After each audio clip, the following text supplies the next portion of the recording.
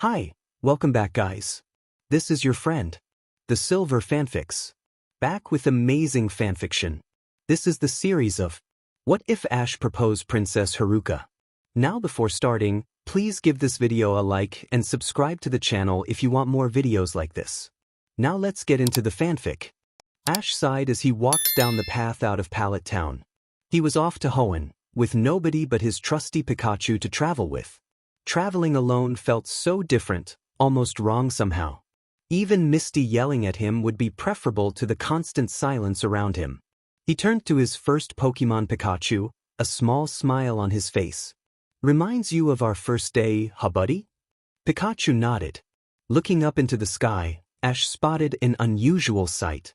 There, flying directly overhead, was Ho-Oh, the same legendary Pokemon he had seen on his first day as a trainer.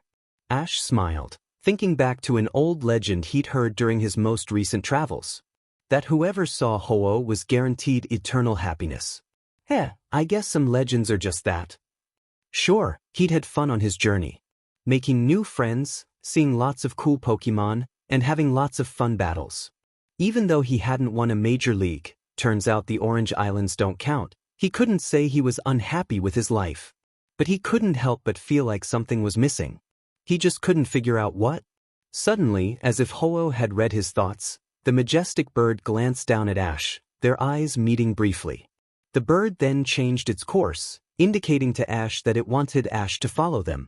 Curious, Ash and Pikachu followed the legendary. The master of the legendary beasts led them to a large clearing in the middle of the forest, where they found a Pokemon they had never seen before. It was a tall, white centaur-like being with a spiky golden ring around its abdomen. Despite its odd appearance, Ash could feel how powerful it was. Definitely a legendary. Ash Ketchum, the creature spoke into his mind. "Thank you for coming." This shocked Ash. "Who are you, and how do you know my name?" The being chuckled. "If you don't mind, I'll answer your questions in reverse. You are quite well known amongst my children, and I have been watching you. I know of your many heroic deeds, and your big heart. As for who I am Arceus, the creator. And I need your help." Arceus. Ash allowed the name to run through his head for a minute. If the creator of the universe said they needed his help, then it must be urgent. "Alright, what do you need me to do? Where do I need to go?" "I appreciate the enthusiasm, I knew you were the perfect candidate for this. But you see, Ash, it's not just a matter of where, but when." Before Ash could ask what Arceus meant, a portal appeared right in front of Ash. A great disaster will occur that the people of the time are not prepared for. They need your help, or the future you know will cease to exist. Ash turned to his partner. "You up for an adventure, buddy?" "Pika." With his partner's determination confirmed, Ash turned to Arceus. "Alright, we're in." "Thank you, Ash." But as Ash was about to step through, he paused.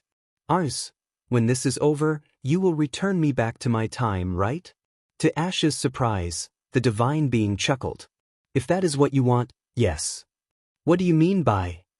"Have fun." Before Ash could respond, Arceus shoved him and Pikachu through the portal, sending them hundreds of years into the past. When Ash exited the portal, he landed hard on the forest floor.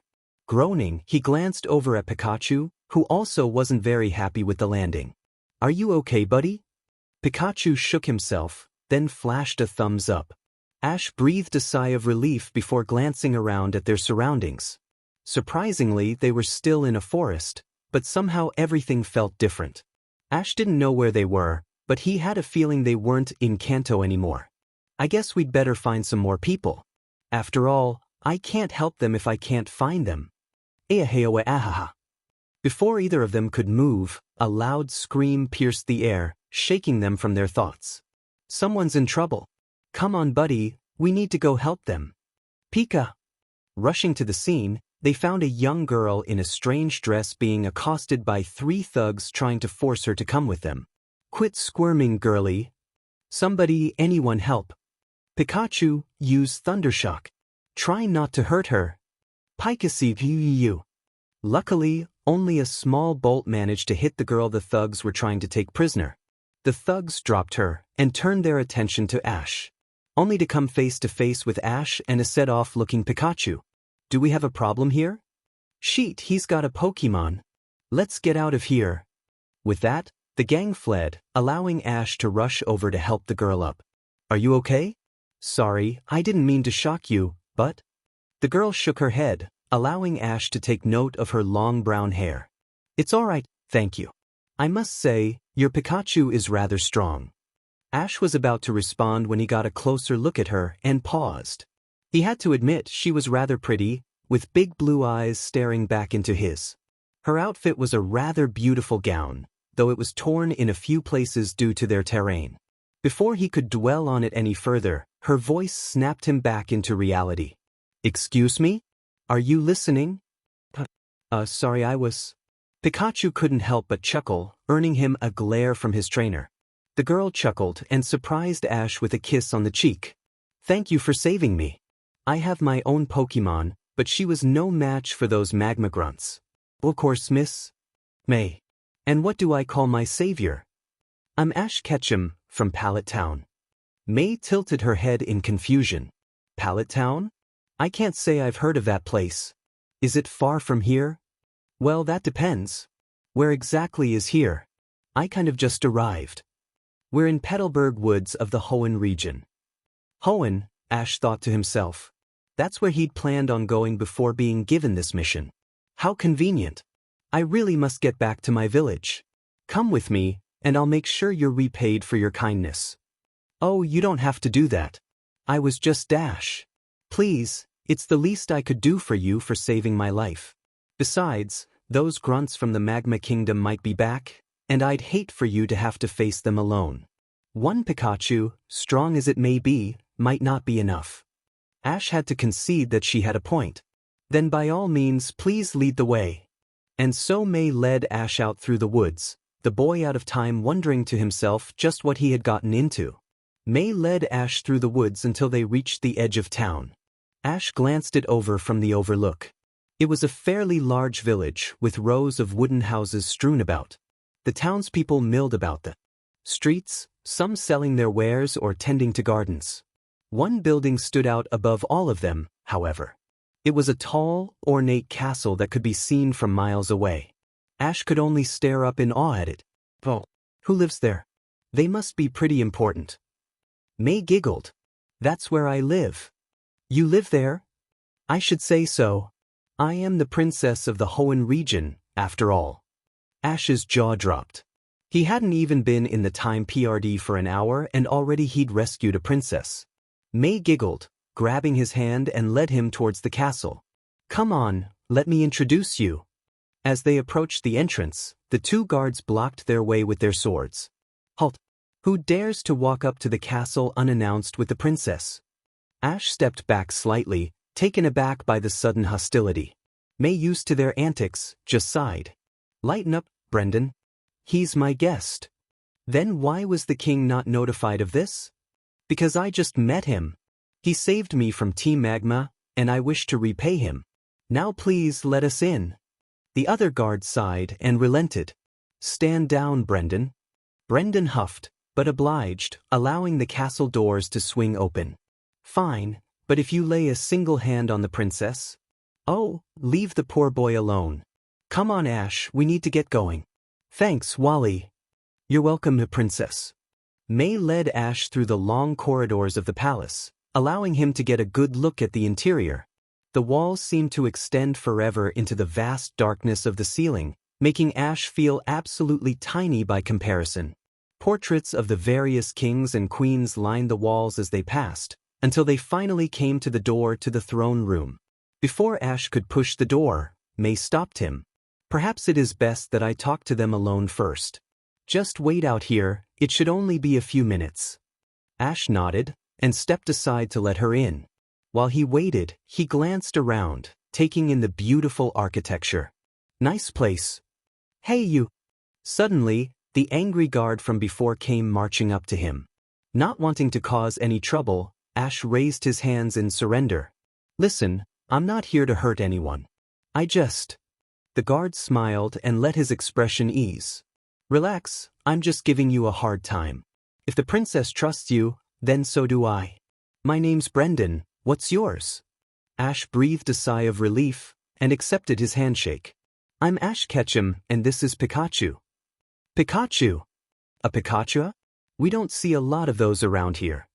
Before anything more could be said, May poked her head out into the hallway. My parents wish to speak with you, Ash. Ash gulped, nervous. He had never spoken to royalty before and was worried he would mess up. May, sensing his worries, smiled and took his hand into hers. It's okay, you can trust them. After all, you trust me, don't you? Ash smiled and nodded. All right, lead the way. May gently led Ash through the doors and into the throne room. The king and queen sat on their thrones, their expressions unreadable as they looked Ash up and down. With a nervous gulp, Ash kneeled before them, Pikachu following suit. It's an honor to meet you, your excellencies. Pika. The king smiled and signaled for him to rise. So, my daughter tells me you rescued her from soldiers from the Magma Kingdom, is that correct? Yes, sire. Then you have our gratitude. However, there is one thing we do not understand. You claim to come from Pallet Town? Yes, sir. From the Kanto region. The queen looked surprised. Kanto? I've never heard of any place like that. Son, I suggest you tell us where you're really from. Ash thought for a minute, trying to decide on whether or not to tell the truth. After all, what were the odds that they'd believe he came from the future? But if he didn't, they might have him thrown in the dungeon, or worse. Well, it's kind of a crazy story. Go on. Ash took a deep breath and explained everything from the mission up until he met May. After he finished, he closed his eyes and waited for the end. It seems like you've had quite the day. Ash opened his eyes, surprised to see that the king and queen were smiling. You believe me? I'll admit it is a little out there, but we have heard stories from our allies of people with strange clothing falling from the sky, so it isn't out of the realm of possibility. Ash breathed a sigh of relief. At least he didn't have to worry about them thinking he was insane. May giggled at his expression. I told you you could trust them. Just then a guard came up. Apologies, your majesties, but dinner is ready. On cue, May's stomach rumbled, making her laugh. I guess being kidnapped works up an appetite. Everyone shared a good laugh. Very well, let us eat. Ash, please come and join us. Oh, I couldn't dash. But May had already dragged him to the dining hall. A huge table lay before him, full to the brim with all sorts of food, from meat, breads, and pies and so much more. Ash could only stare in awe. Wow, is that a Pikachu? Ash jumped, surprised to see a 7-year-old kid with glasses standing behind him, staring up in awe at his partner. May sighed and gently pulled him away. Max, it's not polite to stare. Sorry, Ash, this is my younger brother. Pikachu jumped off Ash's shoulder and ran right up to Max, allowing the kid to slide his fur. Wow, he's so soft. And cute. Pikachu let out a content chew, making everyone giggle. Come on, Max. I'm sure Ash will let you play with Pikachu later, right, Ash? Of course, Your Highness. May laughed and shook her head. Please don't do that when it's just us. May's just fine. Okay, May. Don't worry about Pikachu, I've already told the cooks to prepare an extra helping of Pokemon food. May guided him to a seat right next to hers, and before he knew it she had piled up a huge plate of food for him. Go ahead, enjoy. Ash tried to practice good table manners, but the moment he took one bite of the delicious food he couldn't help himself and began scarfing the food down as fast as he could. By the time he realized what he was doing, his plate was empty and the king, queen, and prince were all staring at him. Excuse me? Suddenly, a burp from right next to him drew his attention. Everyone turned to look at May, who had just finished her own mountain of food. Phew! My compliments to the cooks, as always. Everyone had a good laugh at that, except Ash, who stared in awe. He'd never met anyone who could match his appetite for food before, and it was incredible. I think I'm in love. What was that? Nothing. May shrugged it off and went to go check on the Pokemon. But while she may not have heard what he said, her father had, and it gave him an idea. Ash, Pikachu is your Pokemon, correct? My first, actually. Your first? Does that mean you have more? I do, but they're back home. After my most recent journey, I wanted a fresh start somewhere new, so I set off with just Pikachu. Norman nodded, impressed. Well then, what do you say to a friendly battle? If you're going to be here for a while, I want to see just how strong you and Pikachu are. Ash looked over to his Pikachu, who just smiled and nodded. I'll happily accept your challenge. After dinner, Ash and Norman made their way to the training area of the castle. The rest of the royal family moved off to the side to watch, along with a few curious guards and servants. Brendan stepped forward to act as referee. This will be a one-on-one battle with no time limit. Once either Pokemon is unable to battle, the battle will be over. Norman nodded, drawing out a curious-looking Pokeball. Unlike the ones Ash was used to seeing, which were metallic, this one was clearly made out of wood. Ash had to wonder how it could possibly hope to capture a Pokemon within it. Give us a good battle, Ash. You can count on it, Your Highness. Ready, buddy? Pie. Alright. Pikachu, I choose you. Go, Vigoroth. Ash watched in amazement as a tall, white-furred Pokemon burst out of the wooden Pokeball, swiping the air furiously as he hooted a battle cry. Ash almost took out his Pokédex to scan it for more information, but decided against it. He really didn't feel like having to explain what it was, and felt that he couldn't give an adequate explanation anyway. Battle begin. Pikachu, use Thunderbolt. Vigoroth. Pikachu fired a bolt of lightning right at Slacketh. To Pikachu's surprise, Vigoroth expertly dodged, running right up to Pikachu with lightning-fast speed before slashing him hard across the chest, sending Pikachu flying backwards. Ash was impressed. He didn't think a Pokemon like that could be so fast or powerful. Pikachu, are you alright? Pikachu was quick to recover, bouncing back to his feet with a determined, Pikachu. Ash thought for a moment, realizing he needed a new strategy. Okay, if power won't work, we'll match his speed. Quick attack. Pikachu took off sprinting, ramming right into Vigoroth with breakneck speed. But to Ash's surprise, Vigoroth didn't even flinch. Counter, Vigoroth. Vigoroth grabbed Pikachu around the waist and threw him to the ground, the electric mouse hitting the ground hard. But to everyone but Ash's surprise, Pikachu picked himself up off the ground once more. Incredible! The king remarked.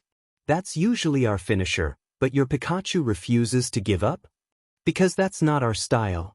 Right, buddy? Pikachu! Impressive, but let's see how far that gets you. Fury swipes, Vigoroth. Without giving Pikachu a chance to catch his breath, Vigoroth pounced once more, slashing at him with his claws. Pikachu managed to dodge a few, but Vigoroth wouldn't let up. Thunderbolt, Pikachu. Luckily, with Vigoroth at such close range it was impossible for the attack to miss, and the shock forced Vigoroth to stop his relentless assault, giving Pikachu some space to work with. Alright, keep him at a distance with Thundershock. Pikachu let loose a series of electric shocks, each one forcing Vigoroth to take steps back to try and regain his footing. Throw him off balance with Earthquake.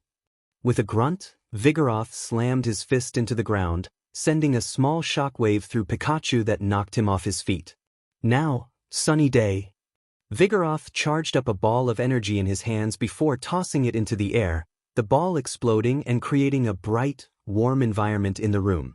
Ash, Pikachu, and everyone but Norman found themselves having to shield their eyes from the bright flash. Now use Solar Beam. Don't let him fire it, Pikachu. Use Agility. Pikachu charged forward, but didn't make it very far before the Solar Beam hit him dead on, blasting him into a wall. Once the dust settled, he slumped over unconscious. Pikachu is unable to battle. Vigoroth and the king are the winners. The crowd clapped as Norman shook Ash's hand. You've trained your Pikachu very well.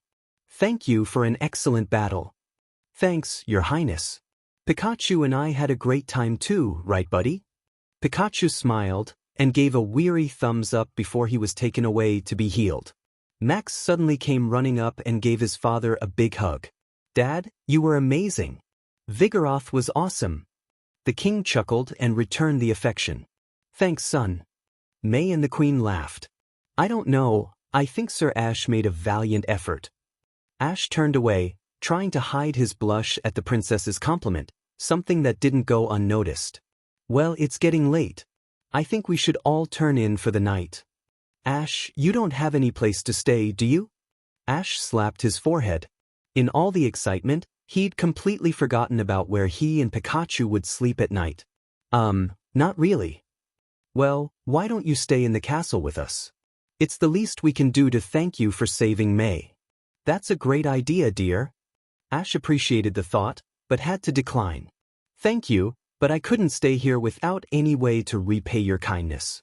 I was happy to help, but I didn't do it because I expected a reward. Norman thought for a moment, before smiling. So, you wish to earn your keep, is that it? Well, I guess that'd be all right. All right then, I hereby appoint you as Princess May's guardian. Ash was about to open his mouth when May protested. Dad, I don't need a guardian. May, sweetie, I know you don't like it, but those magma grunts will be back, and your Torchic just isn't enough to protect you. I just feel better if you had somebody looking out for you. May huffed but didn't object further. Ash considered it for a moment, before turning to May. If Her Majesty would allow me, then I would be honored to protect her. May smiled, giggling before giving him a curtsy. Well, if I must have a guardian, then he should at least be handsome. So yes, I accept your service. Ash blushed before turning to bow to Norman. Your Highness, I promise to keep her safe and protected. Norman nodded, before taking out his sword and placing it over Ash's shoulder. Henceforth, you are given the title of Honorary Knight, in service of the royal family. Rise, Sir Ash. Ash rose to his feet, his mission now clear. Thank you, Your Highness. I promise I will not fail you. After picking Pikachu up from the infirmary, May led Ash to where he'd be staying. Your bedroom will be right next to mine, in case I need you during the night. My father's choice, not mine. Sorry you're saddled with me. If you ask me, I think you're more than capable of defending yourself. May laughed and slapped his shoulder. Quite the charmer, aren't you? It's all right, I understand why my father thinks I need one. After all, I am next in line to the throne. Ash nodded in understanding. Your father is really strong. Pikachu could barely keep up with his Vigoroth. May sighed. Yes, well it surely doesn't make my love life any easier. He already declared that any suitor who wishes for my hand in marriage has to beat him in a Pokemon battle. Something about how the future king has to be able to hold his own in battle, or something like that. Ash nodded in understanding. At last they reached May's bedroom. Here we go, princess. I'll be seeing you in the morning. Ash, wait. Ash turned, only to be surprised by a kiss on the cheek. Thanks for saving me today. You're welcome, princess. After saying goodnight to May, Ash entered the bedroom he had been provided. It was a fairly elegant room, with a large wardrobe, a king-sized bed and a balcony overlooking the town. Ash walked over to the wardrobe, picking out a simple robe to wear to bed. Well, buddy, guess this is our home for the time being. This will be interesting, won't it? Pie. After petting Pikachu on the back, the two climbed under the covers, Pikachu curling up against his side as the electric mouse drifted off to sleep. But Ash stayed up for a while later, thinking back to the mission he had been given. What was the disaster he was supposed to prevent? Did it have anything to do with the Magma Kingdom? And what did Arceus meant by, if that's what you want, when he asked if he would be returned to his own time after everything was said and done?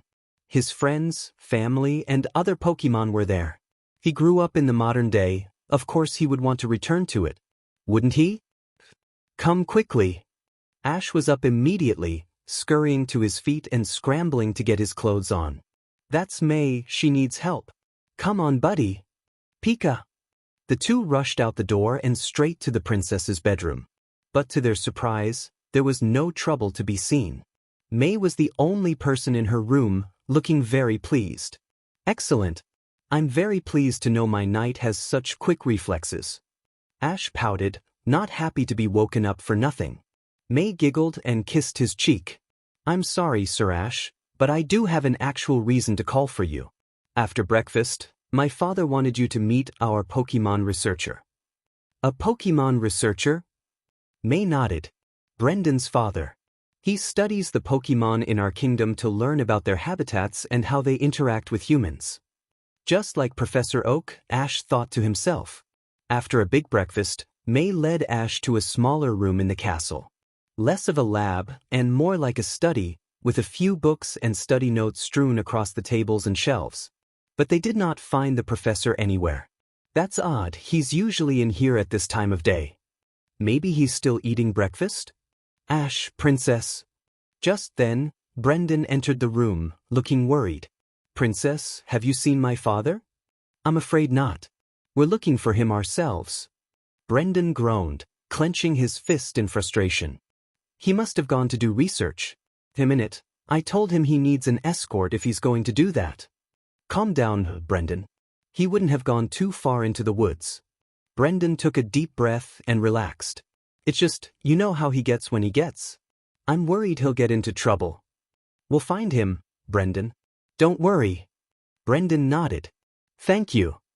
After grabbing a few supplies, the trio set off into Petalburg Woods. What does your father look like? He's got brown hair and wears a white lab coat. Ash nodded. That shouldn't be too hard to find in a forest. Just then. Hey, help. That's my dad. Hold on, Dad, we're coming. The three ran off in the direction of the scream. Sliding down a slope, they found the professor running around a tree, being chased by three gray-furred dog-like creatures. Puccinas. They're very territorial creatures. Dad must have disturbed their den. We need to help him. Right? Use Ember. Mudkip use Water Gun. Two Pokemon Ash had never seen before emerged from the Pokeballs at their trainer's commands. One was an orange chicken-like creature, while the other one looked like a blue frog. The two launched their attacks, driving the Puccina's attention away from Brendan's father. Unfortunately, they then turned their attention towards them. Alright, got any ideas? Not really? Pikachu, use Thundershock. Before the Puccina could pounce on them, Pikachu leapt from his shoulder and shocked all three of them. Once the electricity stopped, the Puccina scampered off, allowing the professor to catch his breath as they approached. Are you all right, Professor? I'm fine, thank you, Princess. Brendan marched right up to his father and slapped him against the face. Oh. That's why you need an escort. I told you to wait. His father chuckled, rubbing the back of his head sheepishly. Sorry, son, but I just couldn't wait. Brendan sighed, knowing exactly how his father was. Did you at least think to take your Pokemon with you? Of course, I have it right here. As it turned out, he did not, making Brendan groan. Figures. Well, anyway, thanks for the rescue. You should be thanking Sir Ash here. His Pikachu was amazing. The professor gasped in shock, grabbing Pikachu and examining him thoroughly, much to Pikachu's displeasure. Incredible. I've never seen a Pikachu so powerful before, and he obeys your commands? How fascinating. Professor, I wouldn't dash.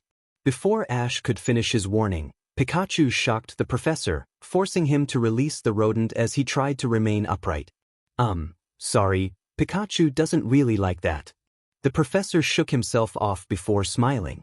I'll keep that in mind. You must be Ash, the person the king told me about. I'm Professor Birch, head of Pokemon research in the Hoenn Kingdom. Birch, Ash thought to himself. Harrison had mentioned getting his starter from a Professor Birch in the Hoenn region. Maybe this was his ancestor?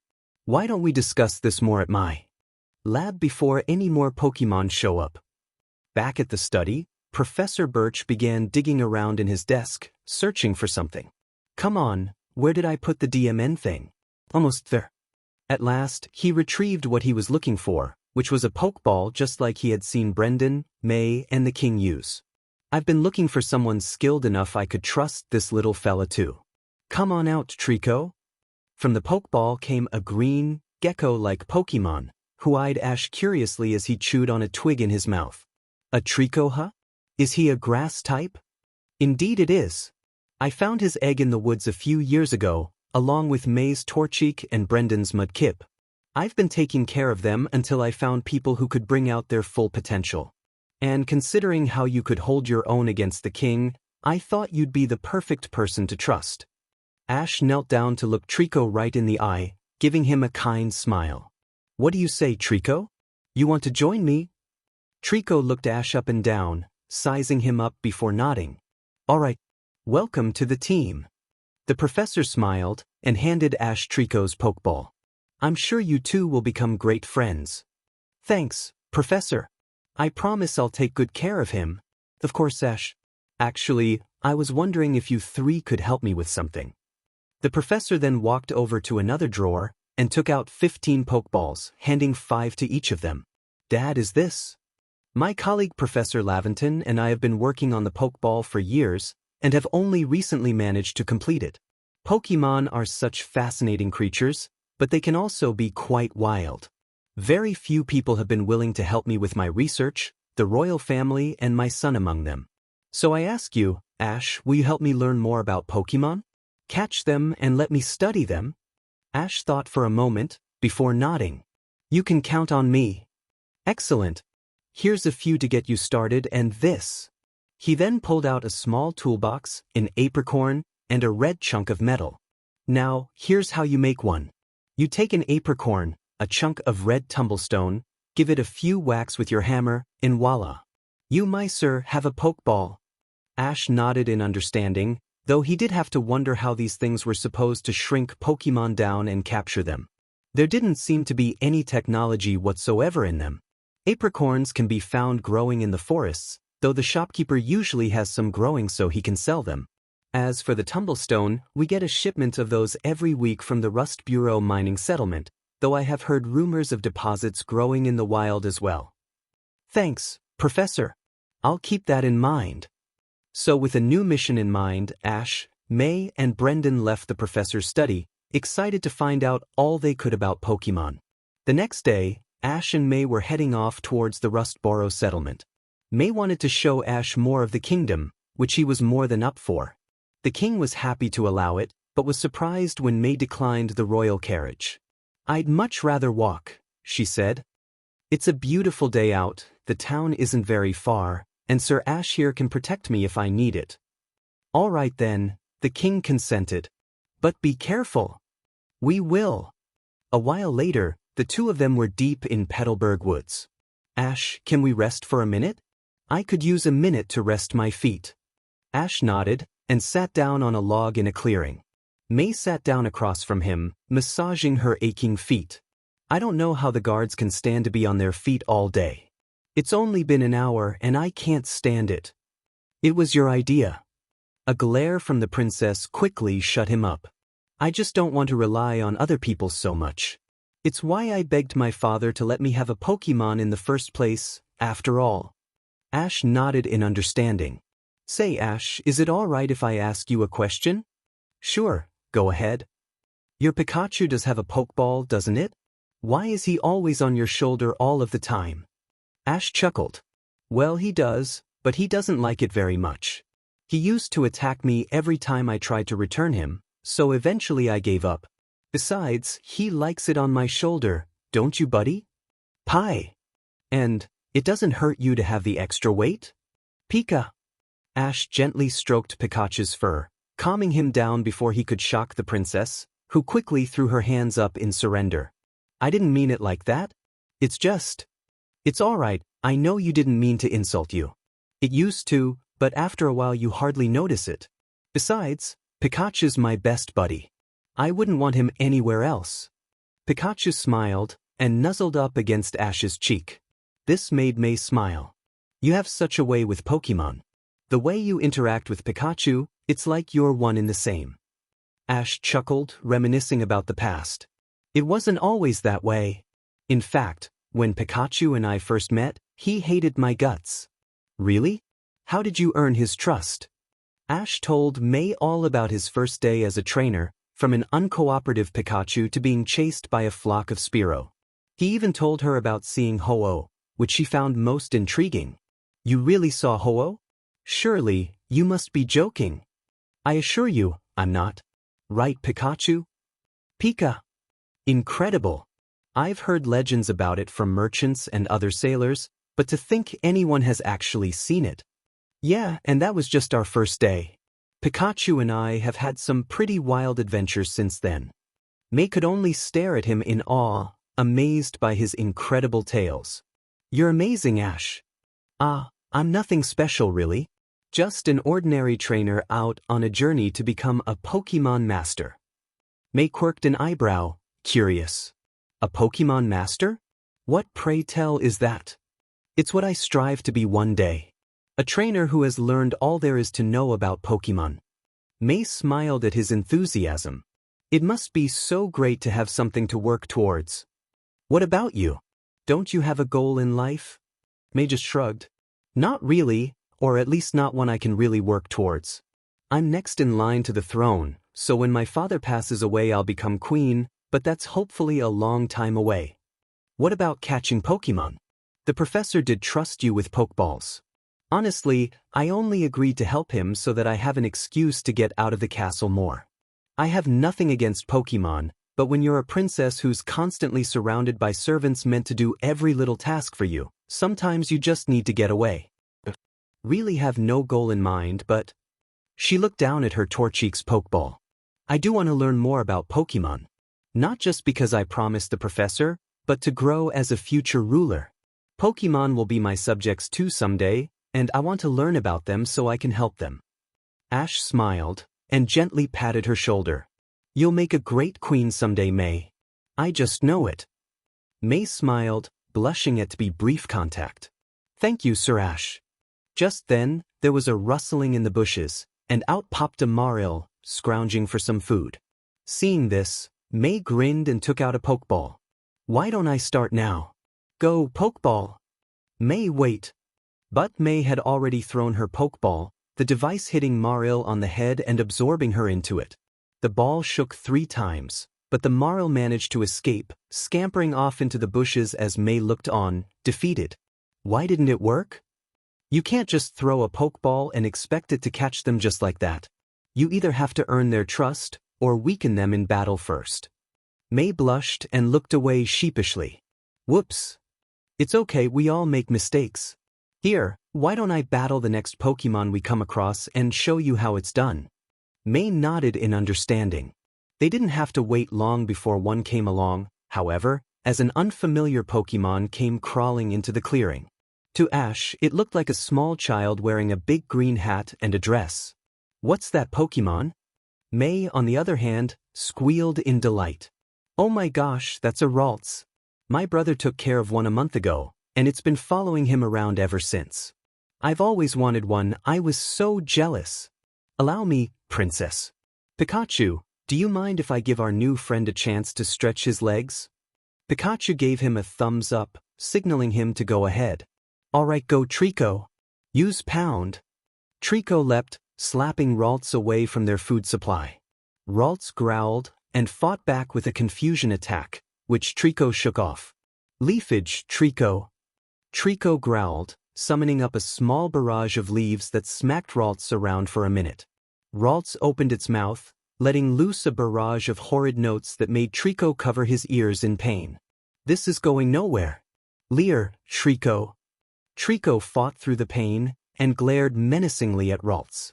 This made Ralts shiver, lowering its guard unintentionally. Now use Pound one more time. Trico pounced, smacking Ralts over the head once again, making the smaller Pokemon tumble over in defeat. Nodding to Trico, Ash pulled out an empty Pokeball. And now for the finale. Pokeball, go!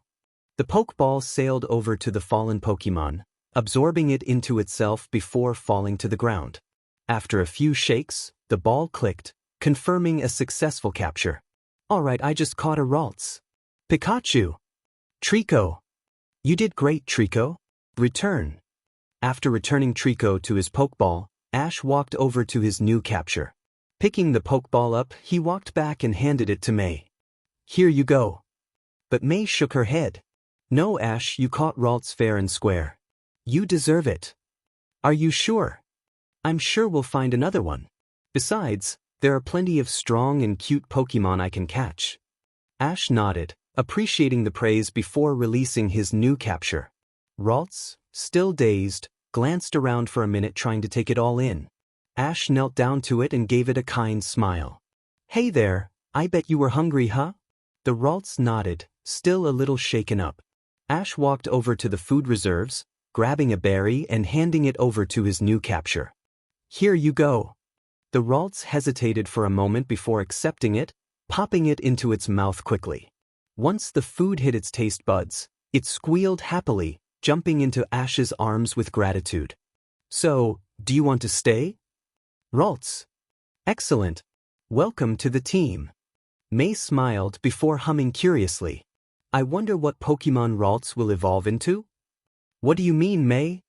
Well, I haven't seen it happen myself, but the professor was telling Max that Ralts can evolve into one of two Pokemon in its final stage.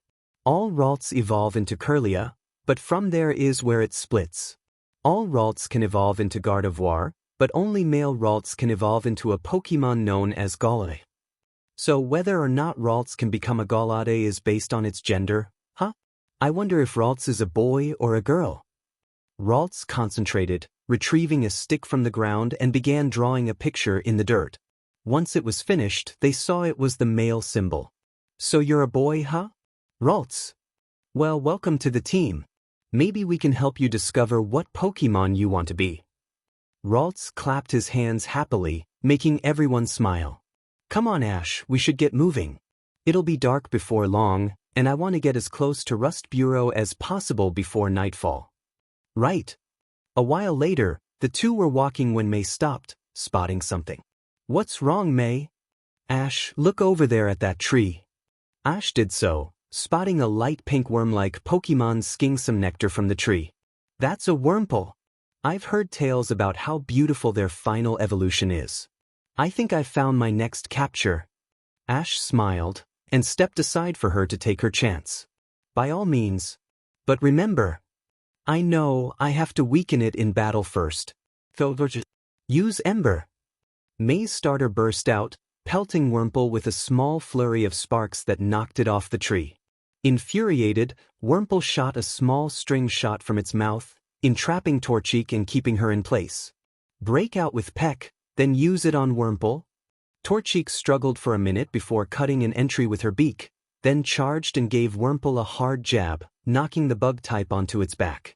Before it could recover, May had already thrown a Pokeball, capturing it almost instantly. Thus, I caught a Wurmple. Torchic tore. May knelt down and patted Torchic on the head, making the fire type chirp happily. You were amazing, Torchic. Chic. Glancing up at the sky, Ash saw that the sun had already set, with the sky beginning to get dark. We'll never make it to Rust Bureau now. We'd best set up camp for the night. May nodded, looking downtrodden. I'm sorry. If I hadn't forced us to stop. But Ash just waved off her concerns. Don't worry about it. This was your first time hiking after all. Trust me, you'll get the hang of it. May sighed, relieved. Come on, let's gather some firewood. Once we have a fire going, we'll have dinner. Sounds good to me. Once they had a fire going, the group of 6 sat down and ate their dinner. Ash and May had sandwiches that the chefs had prepared for them, while their Pokemon had an assortment of berries and roots, which they enjoyed. What a day this has been, huh? May was about to agree before a yawn interrupted her, making Ash chuckle. I'll take that as a yes. Hang on, I'll get the sleeping bags. But when Ash went to collect them, he cursed himself when he realized he'd made a mistake. Ash, what's wrong? I forgot I only packed one. He'd been so used to traveling with others that he'd forgotten he'd only left home with a single sleeping bag in his tent. He hadn't expected to be traveling with anyone else, and now he had to pay the price for his short-sightedness. Oh, well, maybe we can share it. We wouldn't fit. After a moment of thinking, he handed it to May. You take it. Are you sure? I'd hate for you to have to sleep on the hard ground. I'll be fine. Besides, what kind of gentleman would I be if I made a woman sleep in the dirt? May smiled and nodded. If you insist. Thank you, Sir Ash. Of course. Good night, May. Good night. With that, May disappeared into the tent. Once Ash had put out the fire, he laid down and tried to make himself as comfortable as possible, using a log as a pillow. Pikachu curled up on his chest, while Ralts snuggled up underneath his arm. Buddy, I think we're going to have quite the journey, don't you think? Cha! May and Ash were up bright and early the next morning, wanting to get to Rust Bureau before breakfast. So, what's Rust Bureau like? Well, I've only been there once, but it's a lovely little settlement, really. The leader is a good friend of mine, and her letters often speak of how successful the mines are. It was only settled a year ago, but it's become a thriving community. Before long, they saw the gates of the settlement, completely busted down, knocked over by force. May's eyes widened in fear. Oh no! Could it be magma again? No, they don't have the resources for this. But I do know who does. Come on. Before Ash could pull her back, May took off, determined to help in any way she could. Ash followed right behind, not willing to fail his duty to protect her. May ducked behind a wall as she saw a group of soldiers moving from the town, a pack of Pokémon at their command. Ash quickly joined her, catching a quick glance at the invading force before joining her. The enemy was dressed in similar garb to the clothes the magma forces had worn, only blue where red had been. Who are those guys? Forces from the Aqua Kingdom and Trouble. Aqua. A rival kingdom, similar to Magma. They use Pokémon, but they don't have Pokeballs to capture them. If I had to guess, they're here to steal material to make some. Princess, are you all right? Ash turned to see a woman in her 20s coming towards them.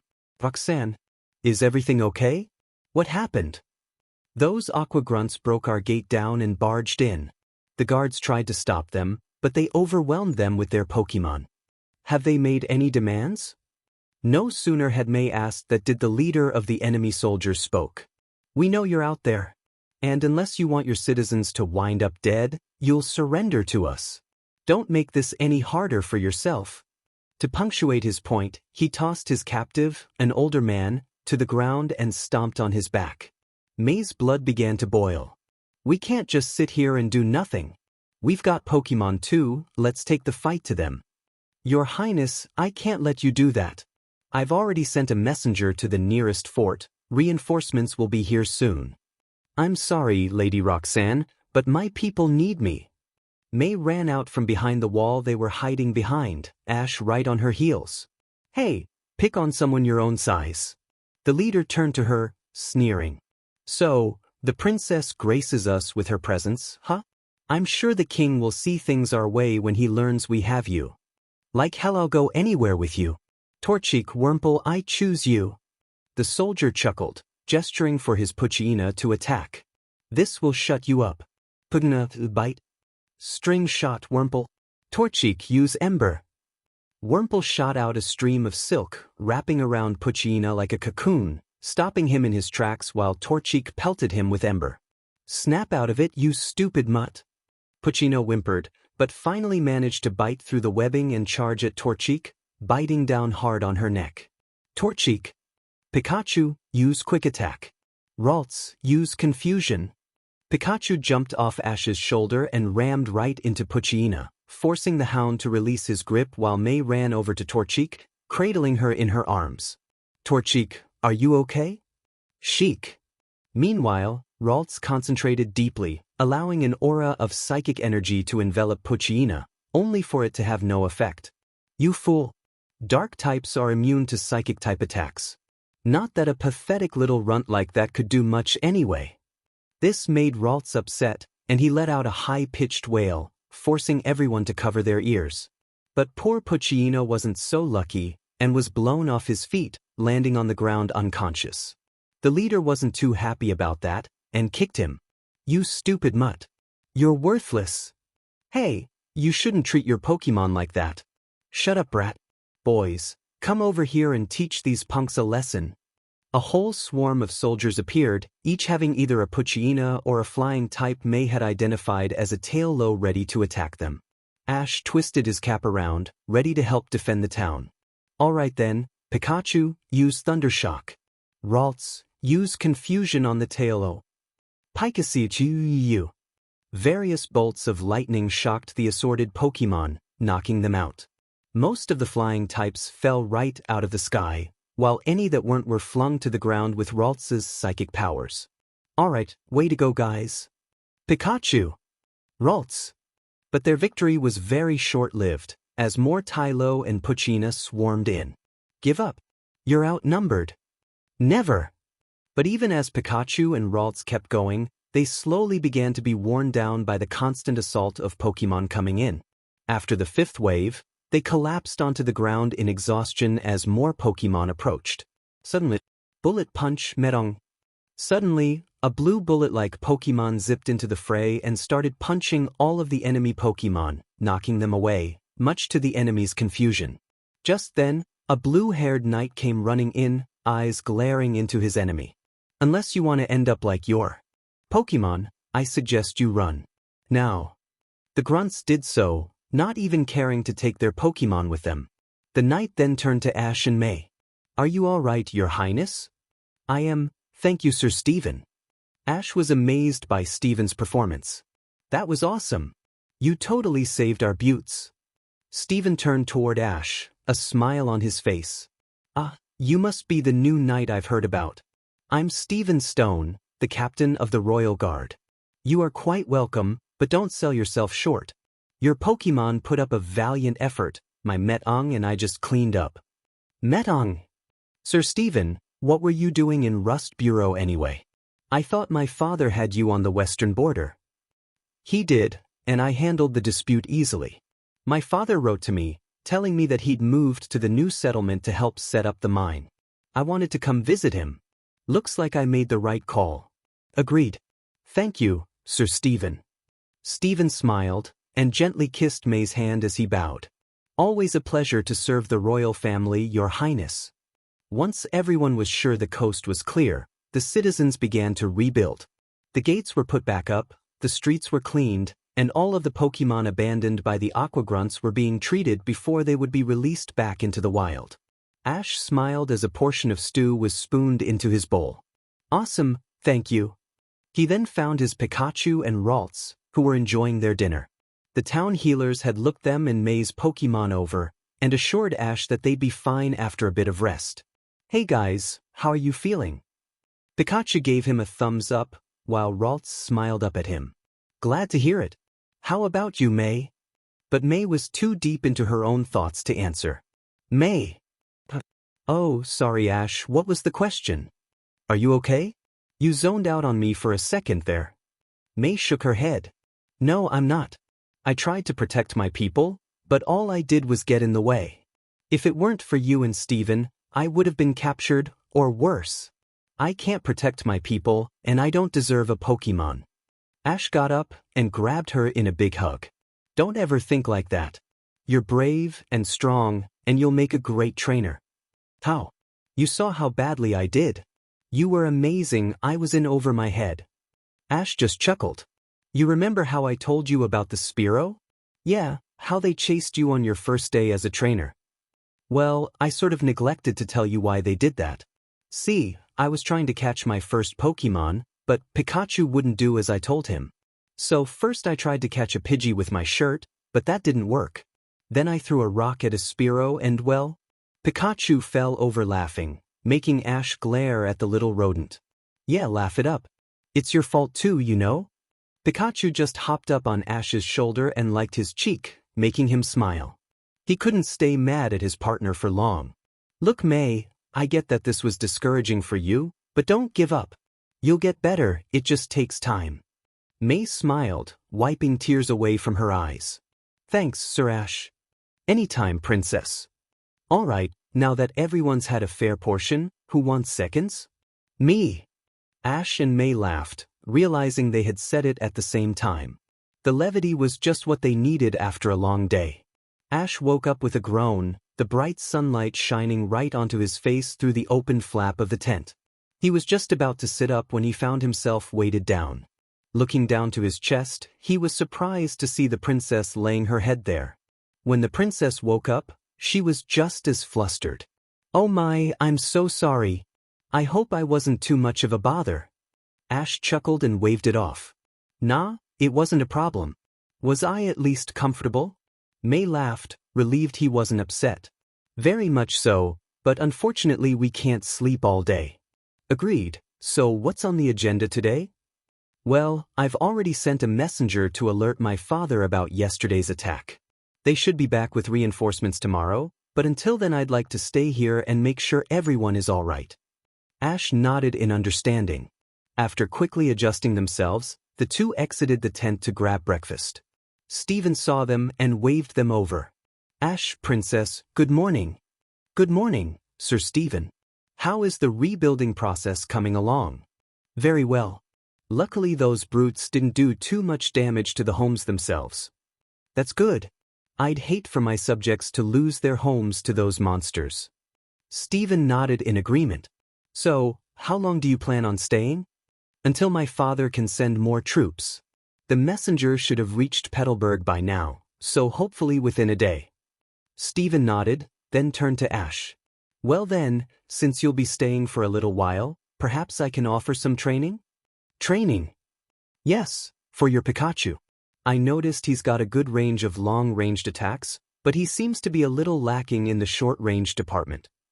Ash paused to think about it for a moment. He hadn't thought about it before, but he did tend to rely on Pikachu's long-ranged attacks in battle. Not out of preference per se, but it's just how they battled. Perhaps that's why Team Rocket was able to steal Pikachu so frequently. I happen to know a move that will be perfect for Pikachu. If you're willing to let me teach him, that is. Ash turned to his partner.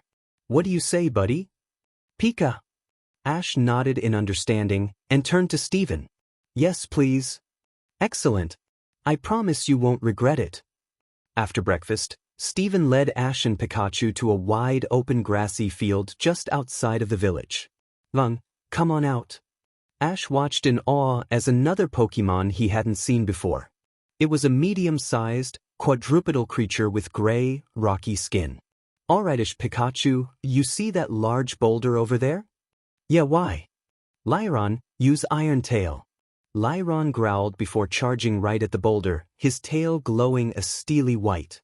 Before Ash and Pikachu's eyes, Lyron turned the boulder into tiny little pebbles with a single swipe of his tail. Wow, that was amazing! Yeah, how did he do that? Iron Tail, it's a steel-type move that focuses all of a Pokemon's inner strength into their tails, allowing them to attack with crushing force. Pikachu may be an electric type, but a good hard thwack with this move will send even the mightiest of foes to the ground. Ash then turned to his Pikachu, the two of them sharing a look of excited determination. Alright buddy, let's give it a go. Iron Tail. Pikachu closed his eyes, allowing energy to build up in his tail as it glowed. But no sooner did it start glowing did the glow fizzle out, much to his and Ash's disappointment. Pika? I don't get it, what happened? Steven stroked his chin, contemplating the events before he gave his answer. Perhaps your Pikachu's tail isn't strong enough. Hey, my Pikachu isn't weak. Pika. I didn't say he was, but there's more to it than that. Steel types tend to be very strong and heavy built, so steel type attacks tend to require a lot of strength. Not just inner, but also physical strength. So when a Pokemon that isn't a steel type tries to use a steel type move, they struggle with the extra effort needed to pull it off. Ash nodded, not fully understanding what was said but realizing that it made sense. Don't worry, even my Lyron had trouble with it at first. Luckily, I know just what to do. Back in the village, May was helping tend to the injured Pokemon abandoned by the Aquagrunts. At the moment, she was wrapping a bandage around a Tailow's wing. Now you just need to keep off it for about a week. If you'd like, I'm sure the people here will let you stay until it's healed. Taillow. We appreciate your help, Princess, but you don't need to. But May shook her head. I don't need to, but I want to.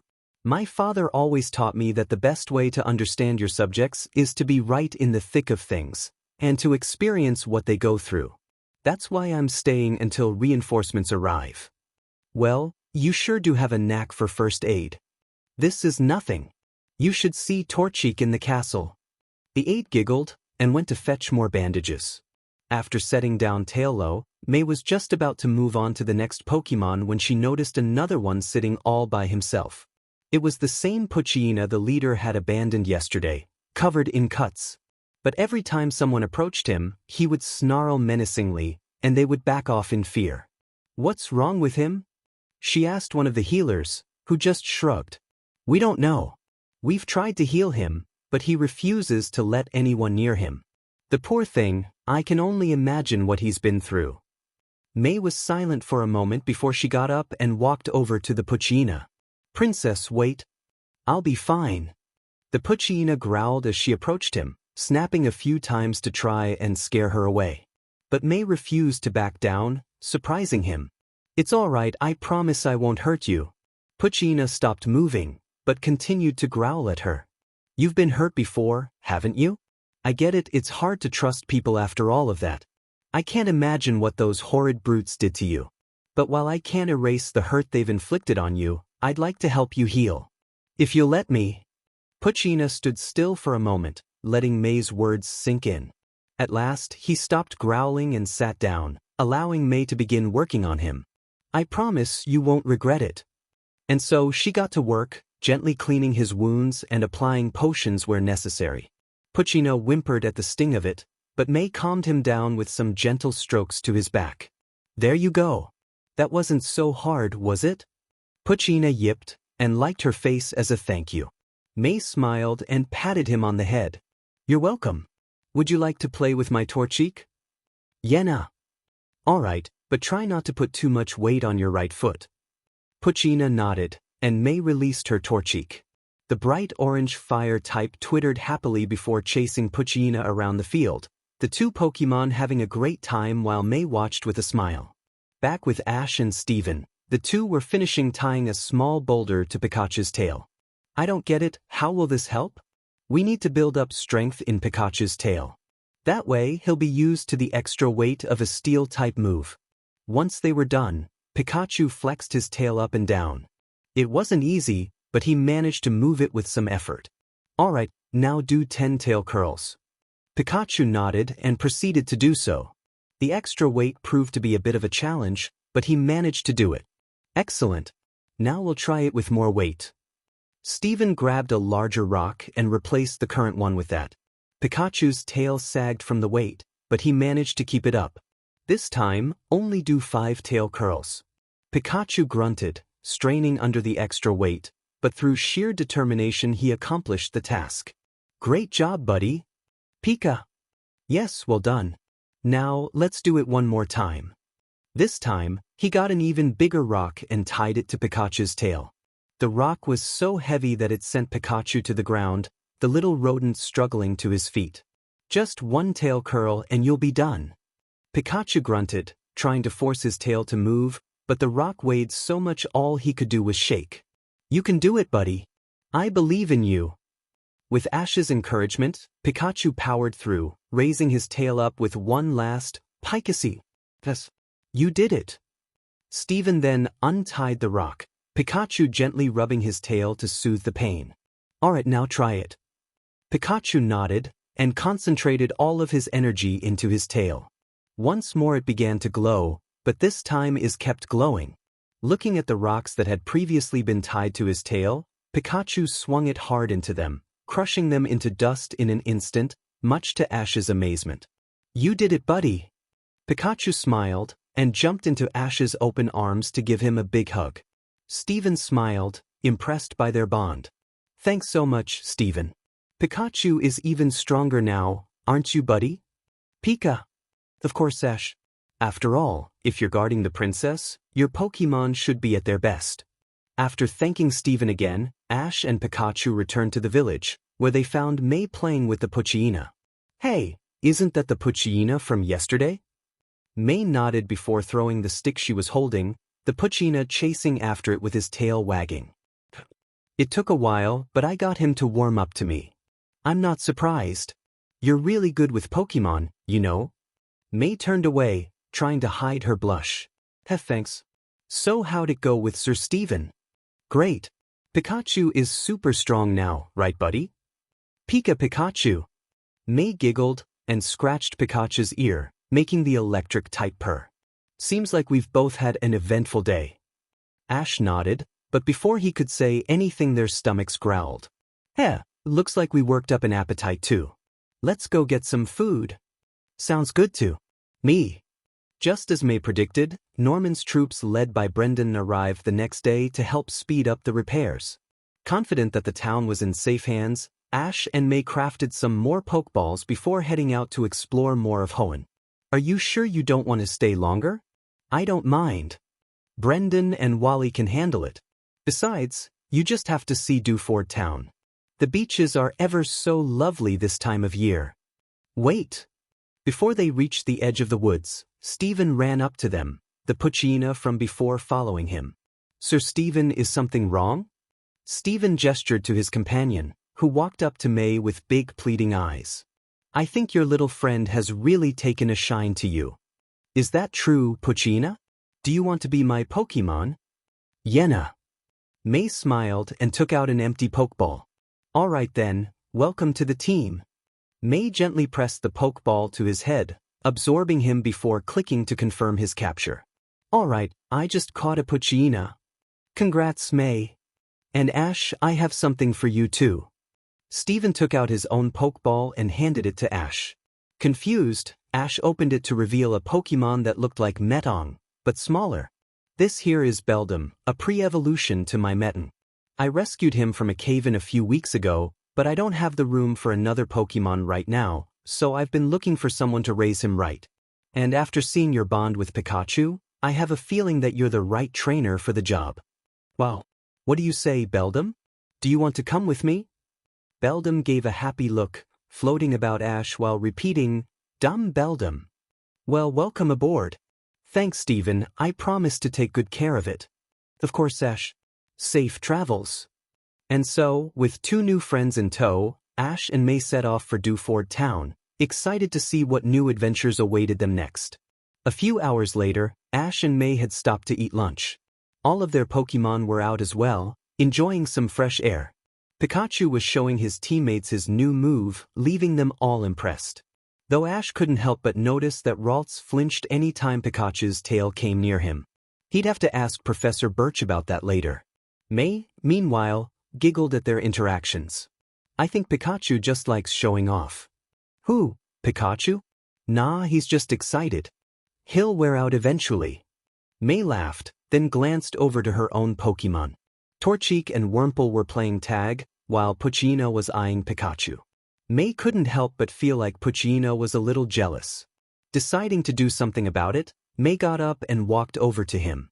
Hey buddy, you feeling okay? Poochyena perked up a bit when he saw her coming, but his eyes quickly went back to Pikachu. Something May was quick to notice. Oh, are you jealous? Yenna. Ah, don't be upset. I think you're great. Poochyena smiled as May stroked his fur. However, he was still a little downcast. Hey May, what's up? May glanced up to find Ash and Pikachu approaching them. I think Poochyena is a little jealous of Pikachu. Pika? Pikachu, feeling guilty, walked over to Poochyena and began patting him on the back. Poochyena growled but didn't do anything more. Ash thought for a minute before answering. I don't think that's quite it, May. You don't? I think it's not so much Pikachu that he's jealous of, but Pikachu's new move. It means Pikachu has gotten stronger, and he wants to get stronger as well. Is that it, Poochyena? Poochyena nodded. May thought for a minute, before smiling. Well, why can't you? Maybe not Iron Tail, but I'm sure you can learn a new move. Poochyena quickly sprung back to life, tail wagging in excitement. Great. And I know just how to do it. Really? Why don't we have a Pokemon battle? That's how Pokemon get stronger, right? Ash smiled. Yeah. How about Poochyena versus Beldum? Yenna. Beldum. Pikachu's ears dropped, disappointed that he wouldn't get any action. Ash knelt down and gently stroked his best friend's fur. Sorry, buddy, but I want Beldum to get some experience too. Don't worry, next time I promise I'll let you battle. Count on it. Pikachu smiled and nuzzled Ash's hand, making Ash and May smile. After a few minutes of preparation, the two were standing a few feet apart in a small clearing, Poochyena and Beldum ready for battle. All right, Beldum, give it your best shot. Beldum. You too, Poochyena. Yenna. Ladies first, princess. Oh, you're too kind. Use tackle, Poochyena. You too, Beldum. The two Pokemon charged, butting heads in the middle of the battlefield, heads bashing into each other before breaking apart. Alright, use Bite Poochyena. Ash opened his mouth to issue another command, only to realize he didn't know what other moves Beldum knew. Unfortunately, the delay was enough to give Poochyena the chance he needed to jump up and bite down hard onto Beldum's head, making the genderless Pokemon cry out in pain. Just keep using Tackle, Beldum. Beldum groaned mechanically, lunging forward continuously into Poochyena's mouth. Poochyena tried to hold on, but eventually he had to let go, dropping to the ground. Keep up with the tackles. Keep biting no matter how long it takes. The two Pokemon went back and forth like this for a while, Beldum headbutting into Poochyena while Poochyena would bite various parts of the Steel-type's body. But as this continued, Ash and May could tell their Pokemon were starting to get worn down. Tackle one more time. Bite as hard as you can. Beldum tried to ram into Poochyena one more time, but Poochyena leapt over it and bit down super hard onto Beldum's back. But somehow this time the attack was different. It seemed like there was more power into it, like Poochyena was tapping into some deeper source of power. Whatever it was, the attack did the trick, and Beldum crashed to the ground unconscious. May gasped, shocked by the outcome. Did I just win? Ash smiled and nodded. Yeah, I think you did. May's face grew into a wide grin, and she ran over to scoop her Pokemon into a big hug. Poochyena, you were great. Poochyena smiled and gave her a few licks. Ash wasn't too upset about his loss, and gave Beldum a few reassuring pats on the head. It's alright, Beldum, you'll learn some new moves eventually. We'll work on it. Pikachu gave Beldum a few pats on the back as well, cheering it up a little bit. Ash then turned to May and gave her a bow of respect. Congratulations, Princess. You were splendid. May giggled and kissed his hand. You and Beldum were good as well. Didn't realize Poochyena's bite could pack that much of a punch. Actually, I don't think that was bite at all. I think Poochyena learned Crunch. May was surprised by this info. Crunch? What's the difference between that and bite? They look the same to me. Ash opened his mouth to speak, only to close it when he realized he didn't have an answer. At last, he just shrugged his shoulders. I don't know, we'll have to ask the professor later. Maybe he'll know. May giggled, before stroking Poochyena's fur. Well, I don't care what the difference is. I think Poochyena was amazing. All of the Pokemon agreed, and began showering Poochyena with praise, making the puppy smile contently. Ash just smiled. Yeah, and so is his trainer. May turned her head, trying to hide her blush. Oh, thanks. We should set up camp, we can reach Mr. Briney's house tomorrow. Good idea. The next morning, Ash and May were once again walking along the forest path. The sun was shining, and there wasn't a cloud in the sky. Ash took a deep breath, enjoying the smell of fresh air. Ah, what a great day to be outside, huh, buddy? Pika. I have to agree. I may never travel by carriage ever again if the weather continues like this.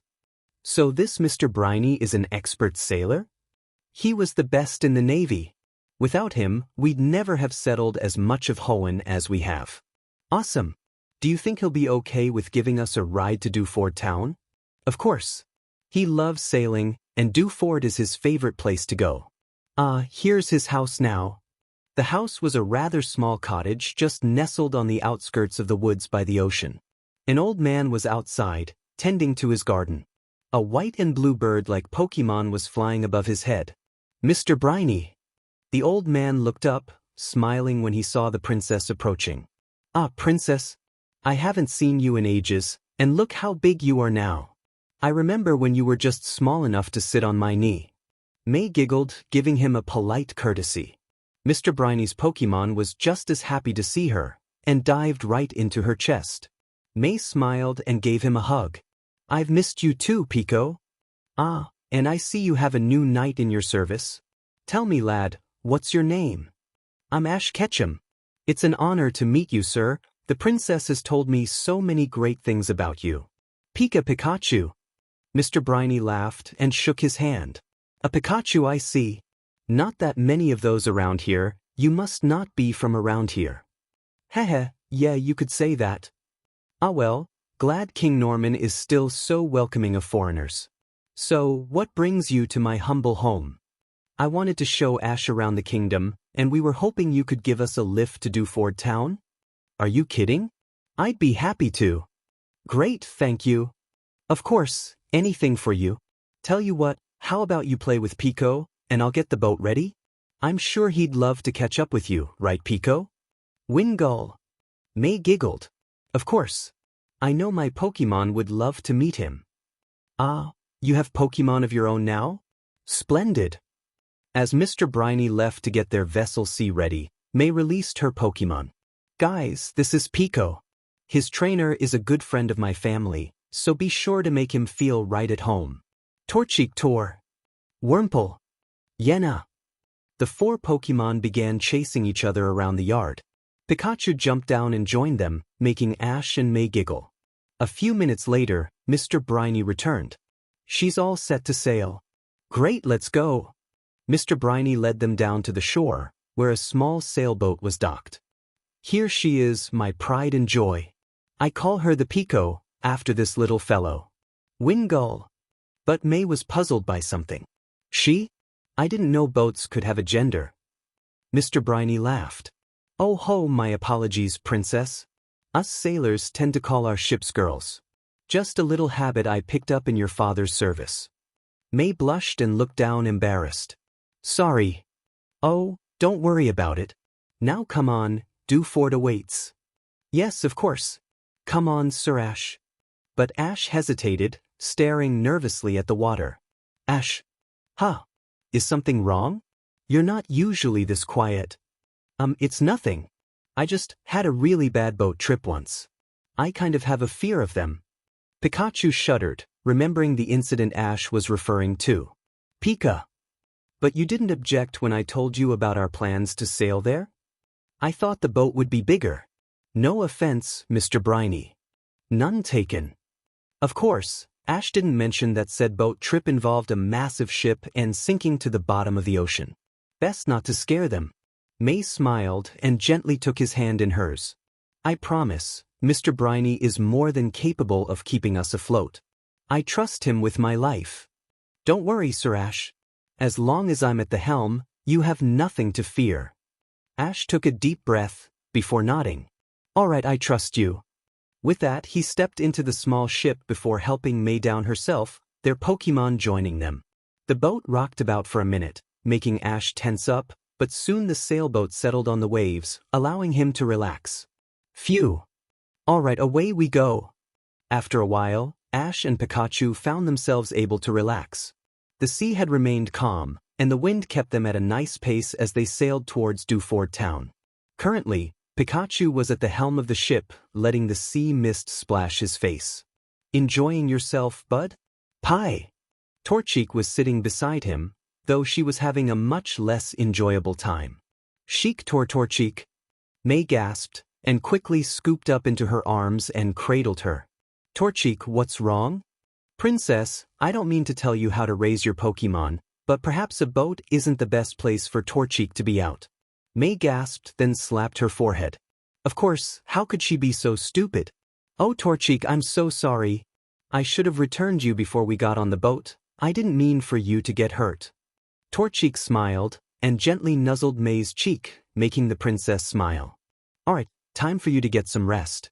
I promise we'll find a place for you to run around when we reach Dewford. Torchic. With that, May recalled her Torchic. Ash smiled and walked over to her. You know, part of being a good Pokemon trainer is listening to your Pokemon. I think you handled that great. Really? But I put Torchic in danger without thinking. Maybe, but you were quick to rectify it. Sometimes we make mistakes, but what's important is that we learn from them.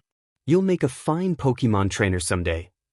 May blushed and turned her head away shyly. Oh my. Thank you for your kind words, Sir Ash. Of course, my princess. An hour later, the sky ahead turned dark and rain began to pour. Ash tensed as the sea began to get rough, May squeezing his hand tightly as Mr. Briny fought for control. Not to worry, I've been through worse. Just need to get. Suddenly, the old man slumped over, clutching his chest. May and Ash quickly ran to his side. Mr. Briny, what's wrong?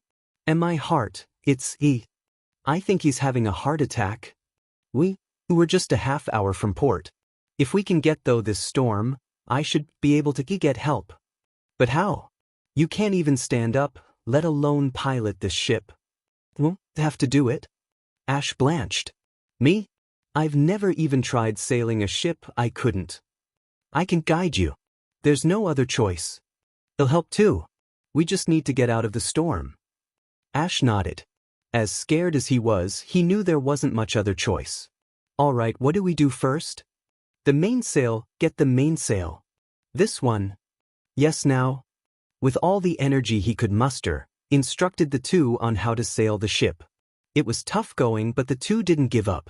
Ash's Ralts helped too, using as much psychic power as he could muster to keep the sail steady. Almost there, just a little bit further. Suddenly, a huge gust of wind blew across the ship, nearly tossing everyone overboard. Pikachu tried to cling to Ash's shoulder, but the wind was too strong, and he flew right off. Pikachu! Pikapi! I've got him!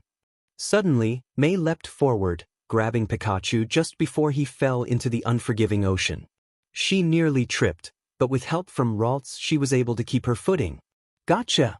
Pikachu smiled at her, glad to be alive.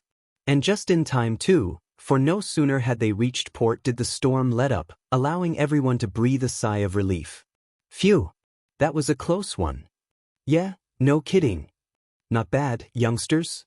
Immediately, Mr. Briny was rushed to a healer's tent, where they quickly got to work. Fortunately, he got there just in time and would make a full recovery, much to Ash and May's immense relief. I'm glad he'll be all right. Me too. I don't fancy having to do that again.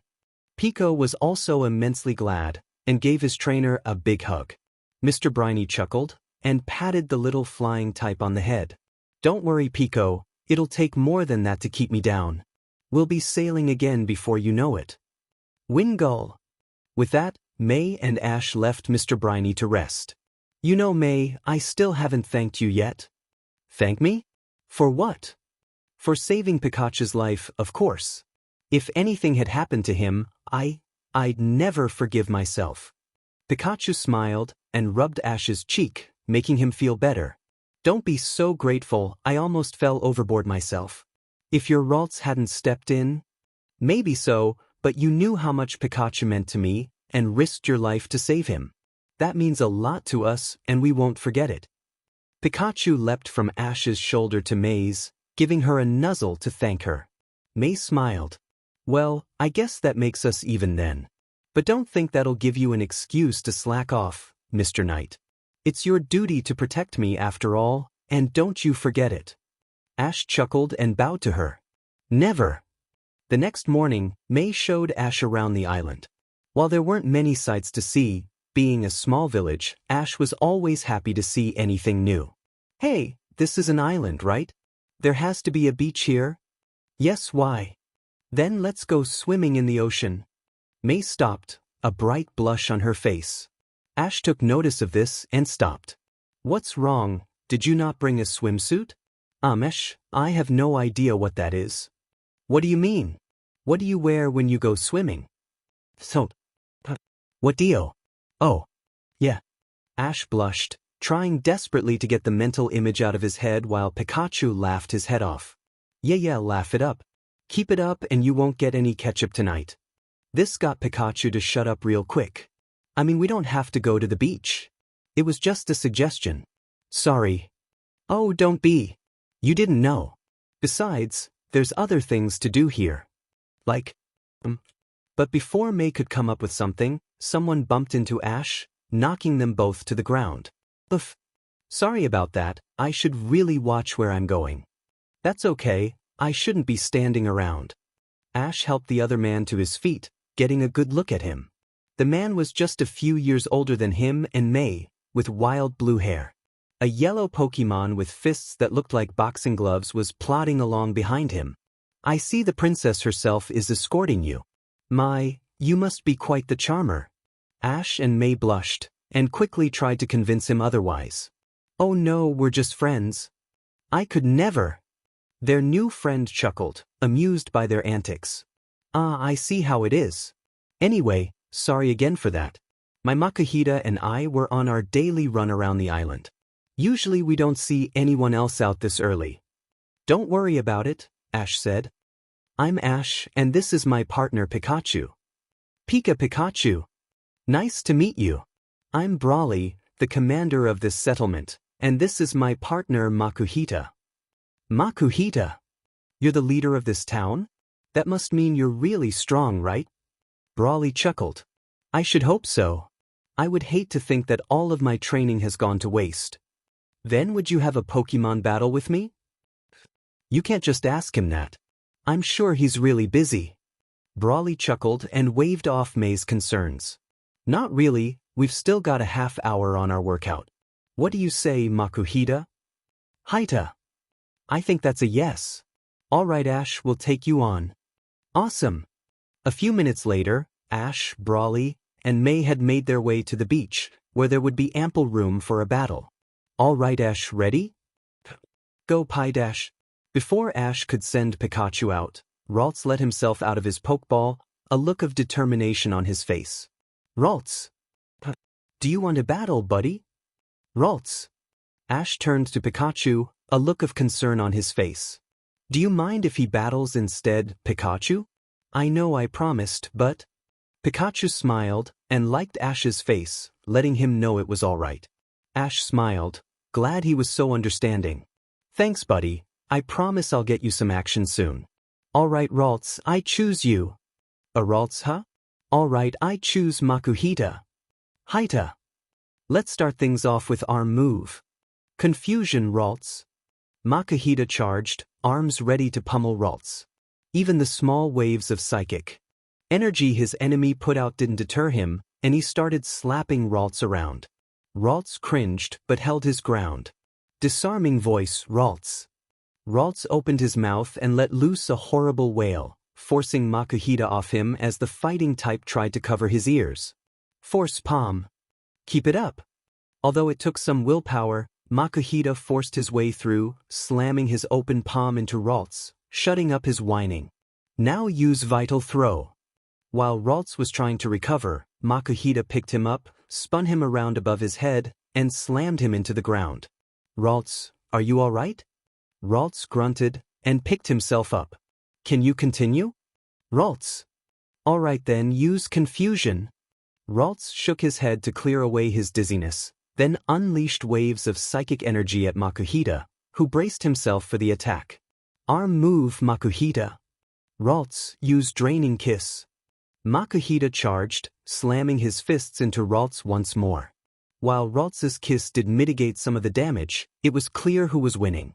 Force palm once more. Confusion. Ralts moved his arms out, summoning all of his psychic energy into one attack. Makuhita cringed in pain, but soldiered through to connect his palm with Ralts's head. But the moment he did, Ralts began to glow, shocking everyone. Whoa, Ralts is evolving. When the light faded, Ralts was taller, with his eyes now visible. Kirlia. Whoa, a Kirlia. Awesome, way to go. Impressive, but we've still got a battle to get through. Makuhita, use force palm. Confusion, Kirlia. Makuhita was about to slap Kirlia again, only to be repelled by more psychic energy. But instead of small psychic shockwaves, he was blasted back by a huge wave of psychic energy, knocking him back to Brawly's side of the field. Awesome. You learned Psybeam, Kirlia. Lia. One glance down at Makuhita confirmed that he was down for the count. With a chuckle, Brawly looked up at Ash. Looks like you win, Ash. You guys were impressive.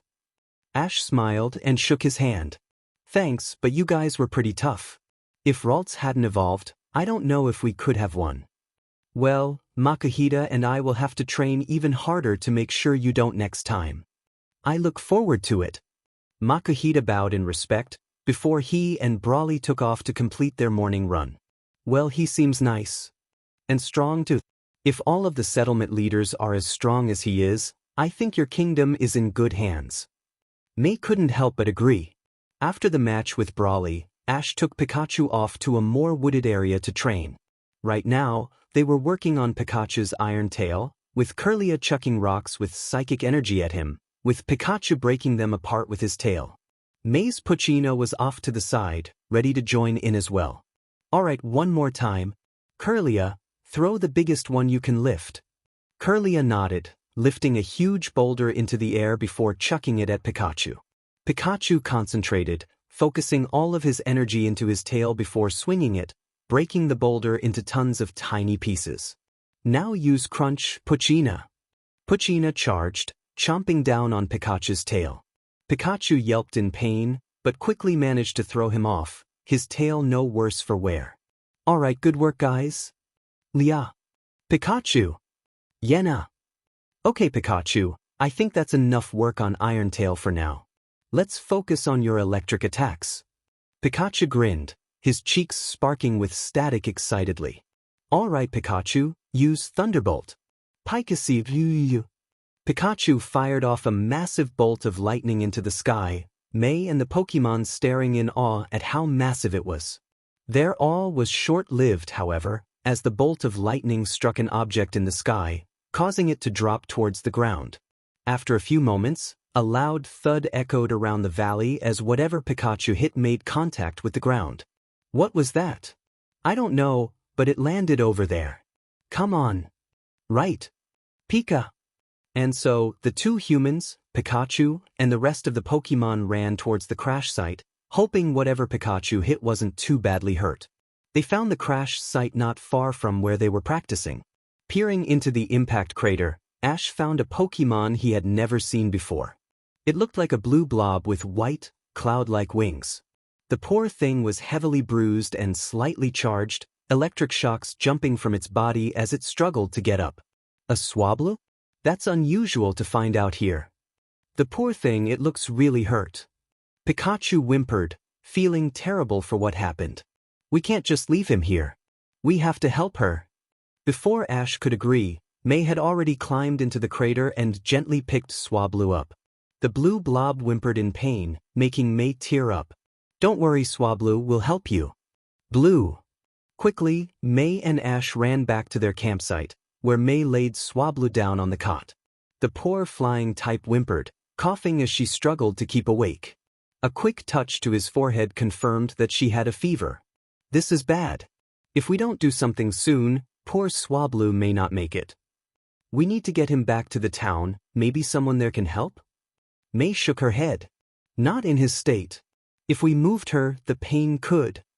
Well, we have to do something. May paused for a moment, thinking back on all of her lessons on medicine. Then she began digging around in her pack for something, before digging out a sherry berry and handed it to Ash. This will cure its paralysis. Keep an eye on her while I go find some roots. Got it. Pikachu jumped off Ash's shoulder, running over to May. Do you want to help, Pikachu? Pika. Alright, come on. With that, the two of them dashed off into the forest, leaving Ash to look after Swablu. Swablu cringed in pain as she lifted her beak, biting into the berry. Don't worry, Swablu, you'll be better in no time.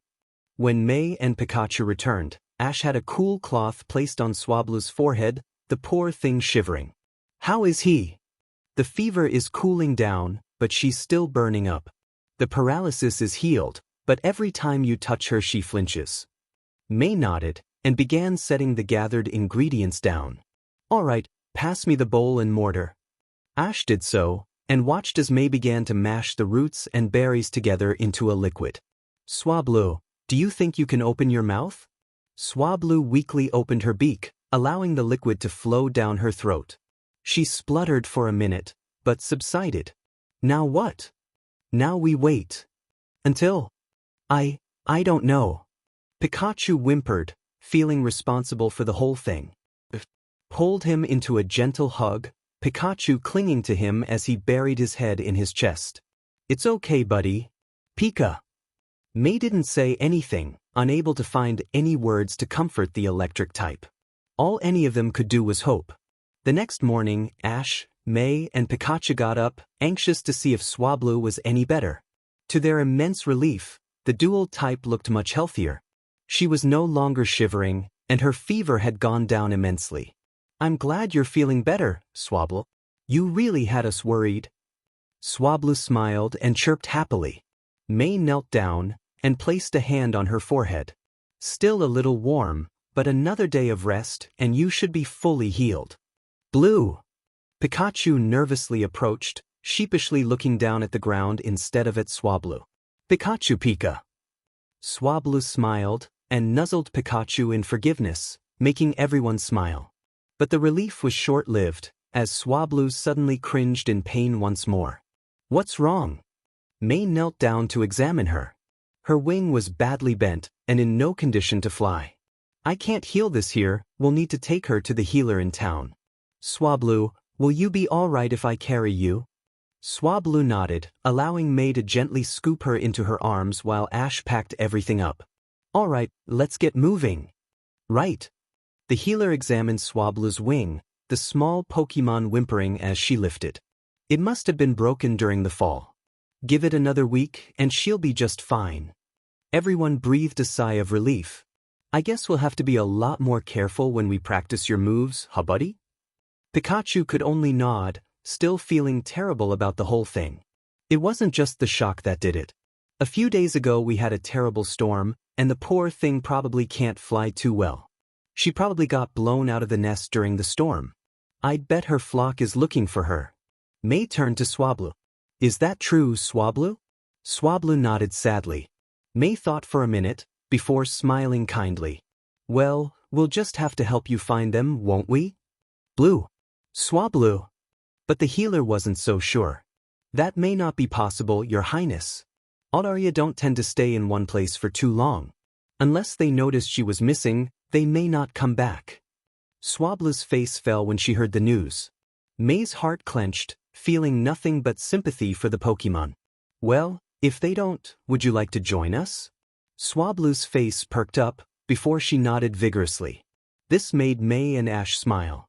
For the next week, Swablu stayed with May and Ash, playing with their Pokemon and resting her wings. The Pokemon were more than happy to play with her, and she felt right at home. At last, the time came for her bandages to come off. Ash and May slowly unwrapped them, revealing 2 healthy wings. Swablu shook them for a minute to get feeling back into them. All right, ready to try and fly? Swablu's face faltered, nervous. What's the matter, Swablu? Ash asked. Maybe she's scared to try again. To which Swablu nodded. The group was silent for a minute before May spoke up again. Swablu, I know you're scared, and you have every right to be. But I promise, we won't let anything happen to you. We'll be right here cheering you on, and if you fall we'll be there to catch you. Swablu hesitated, before nodding. May smiled and gently picked her up, placing her atop a big rock to take off from. All right, just leap into the wind and go. Swablu took a deep breath and jumped, flapping her wings frantically to stay afloat. For a moment, she struggled to stay aloft. You can do it, Swablu. Don't give up. Pika Pika. With her friend's encouragement, Swablu increased her effort, and before long she was no longer struggling to remain in the air. In fact, she began to glide, much to her excitement. Swablu! You did it, Swablu! Way to go!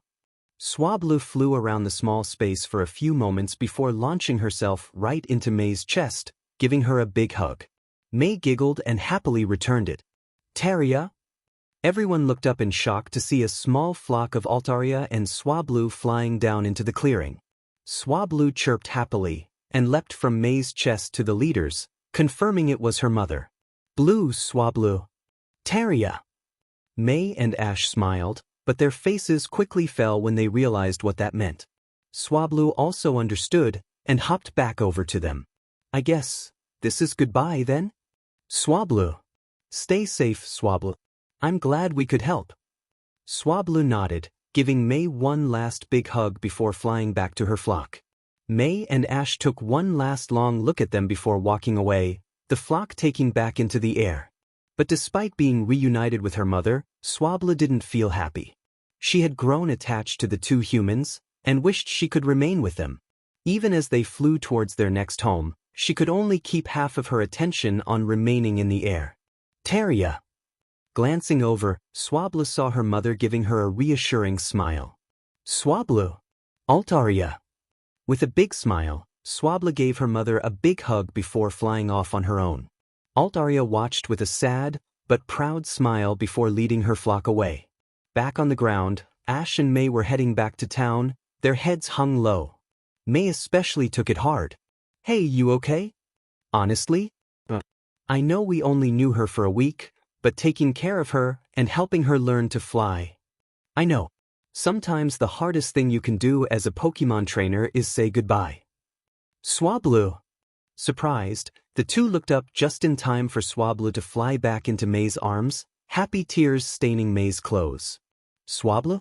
What's wrong? Blue. May, I think she wants to join you.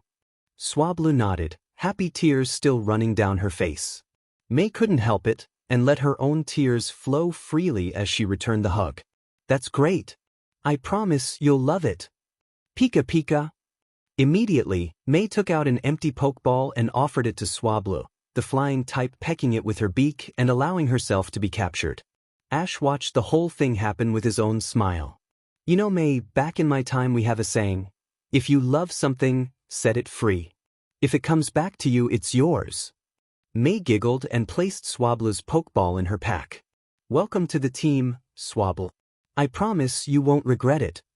And so, with a new friend added to the team, Ash and May set off for new adventures. After a night of camping out, Ash and May returned to Dewford Town the next morning, where they found a surprise visitor waiting for them. Dad. Your Highness. The king chuckled, giving his daughter a big hug. Hey, sweetie. I heard about the attack on Rust Bureau. Are you okay? I am, thanks to Sir Ash. Is everyone all right? They're just fine, and the Aqua Kingdom hasn't been spotted yet. May breathed a sigh of relief. The king then turned his attention to Ash. And Sir Ash, I trust you're protecting my daughter? With my life. Not that she needs it. Everyone had a good laugh at that. So May, have you made any new friends? I have. Come on out, everyone. Norman smiled, patting all of May's Pokemon on the head. Impressive. I'm glad to see you're taking your assignment from Birch seriously. Dad, I'm happy to see you, but why are you here? Oh, right. The summer festival is in a few days. I knew you love going to it, so I wanted to come and get you so you wouldn't miss it. Lady Roxanne told me you were heading to Dewford next, so I came to meet you. May gasped. I can't believe it, I almost forgot about it. What's this spring harvest festival about? May giggled. Sorry, I forgot you weren't from around here. Every year, we celebrate the coming of summer and the crop growing season with a big festival for the whole kingdom. There's music, food, and even performances. Sounds great. When is it? In a few days. You're both welcome to join me if you'd like. Ash turned to May. Well, Princess? Shall we? May laughed and nodded. Yes, please. Once Ash and May were ready, Norman led them to his boat in the harbor. To Ash's relief, it was much larger than a vessel and looked to be more suited for open water. Their captain was waiting for them. Are we ready to sail, Captain Drake? Perfect weather, Your Highness. We should arrive at Lily Cove by sunset. Excellent. The captain then turned his eyes to Ash, looking him over. So, this is the new knight I've been hearing about, the one you entrusted to guard the princess? A little young, isn't he? This is Sir Ash. He saved me from a group of Magna thugs with his Pikachu. He may be young, but his heart is true. The captain nodded and offered Ash a handshake, which the boy accepted. A Pikachu? Not a very easy beast to tame, much less battle with. Anyone who can earn their respect has earned mine. Thanks, Sir Drake. No need for formalities here, kiddo. Just makes me feel old. Drake is fine. Okay then, Drake. The captain nodded, before getting to work on the sails with the help of the king. Once they were unraveled and at mast, he untied the boat from its dock, and the four set sail. True to Drake's word, they reached Lily Cove village as the sun was setting. To Ash's surprise, the village was fairly populated. While it wasn't as big as Petalburg, it was closer to the towns and cities from his own time than any he had seen so far. Wow. Impressed, Ash? Yeah, I didn't expect to see another large town. May nodded in understanding. This is the second largest town after Petalburg. It's intended to be a trading post for merchants, or a resting place for soldiers, so it needs to be large. And since it has a port, it's where we decided to hold the festival. Ash nodded in understanding. Before long, they reached the festival grounds. When they got there, they were surprised to see the rest of the royal family as well. Mom Max. May. It's so good to see you, dear. May ran over to give her mother and brother a big hug. I was worried you'd forgotten about it. Forget the summer festival? As if. Have you caught any new Pokemon? Can I see them? May smiled and released her team, her brother kneeling down to pet each and everyone. Wow, so cool. Will you be competing in the tournament? Tournament? Norman dear, you didn't mention it? The king chuckled and rubbed the back of his head sheepishly. I guess I forgot. Everyone laughed before Norman explained. Well, you know how the knights usually have a jousting tournament during the festival? Well, ever since our Professor Birch helped invent the Pokeball, people have been taming wild Pokemon more often. Thus, we thought we'd hold a Pokemon battle tournament instead. Wow, that sounds awesome. Ash interjected. Can I join? Of course. It's open to everyone. Awesome. What do you say, buddy? Pikachu. May turned to her own team, a little less enthusiastic than Ash. Well guys, do you want to give it a try? Her team yipped excitedly, allowing May to give a small smile. All right then, let's do it. That's the spirit.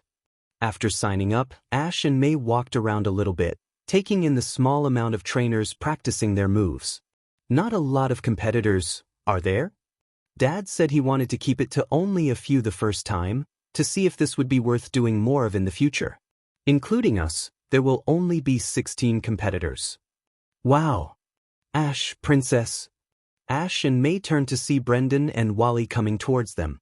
Hey guys. Are you going to compete in the tournament? You bet. I've got a Taillow I caught recently that's just dying for a chance to battle. And it'll be good practice for my Ralts. Awesome. I can't wait to battle you guys. Please. As if any of you actually have a chance. May groaned as a smartly dressed teen in green hair approached them. Oh, not you. Did you miss me, Princess? Hardly, Drew. My father already turned down your proposal, so leave me alone. Drew just waved her off. Relax, I'm not going to try that again. Besides, being the lord of a castle is enough work. I'm just here to show the rest of you how superior I am. And before anyone could retort, Drew walked away, leaving everyone displeased with his attitude.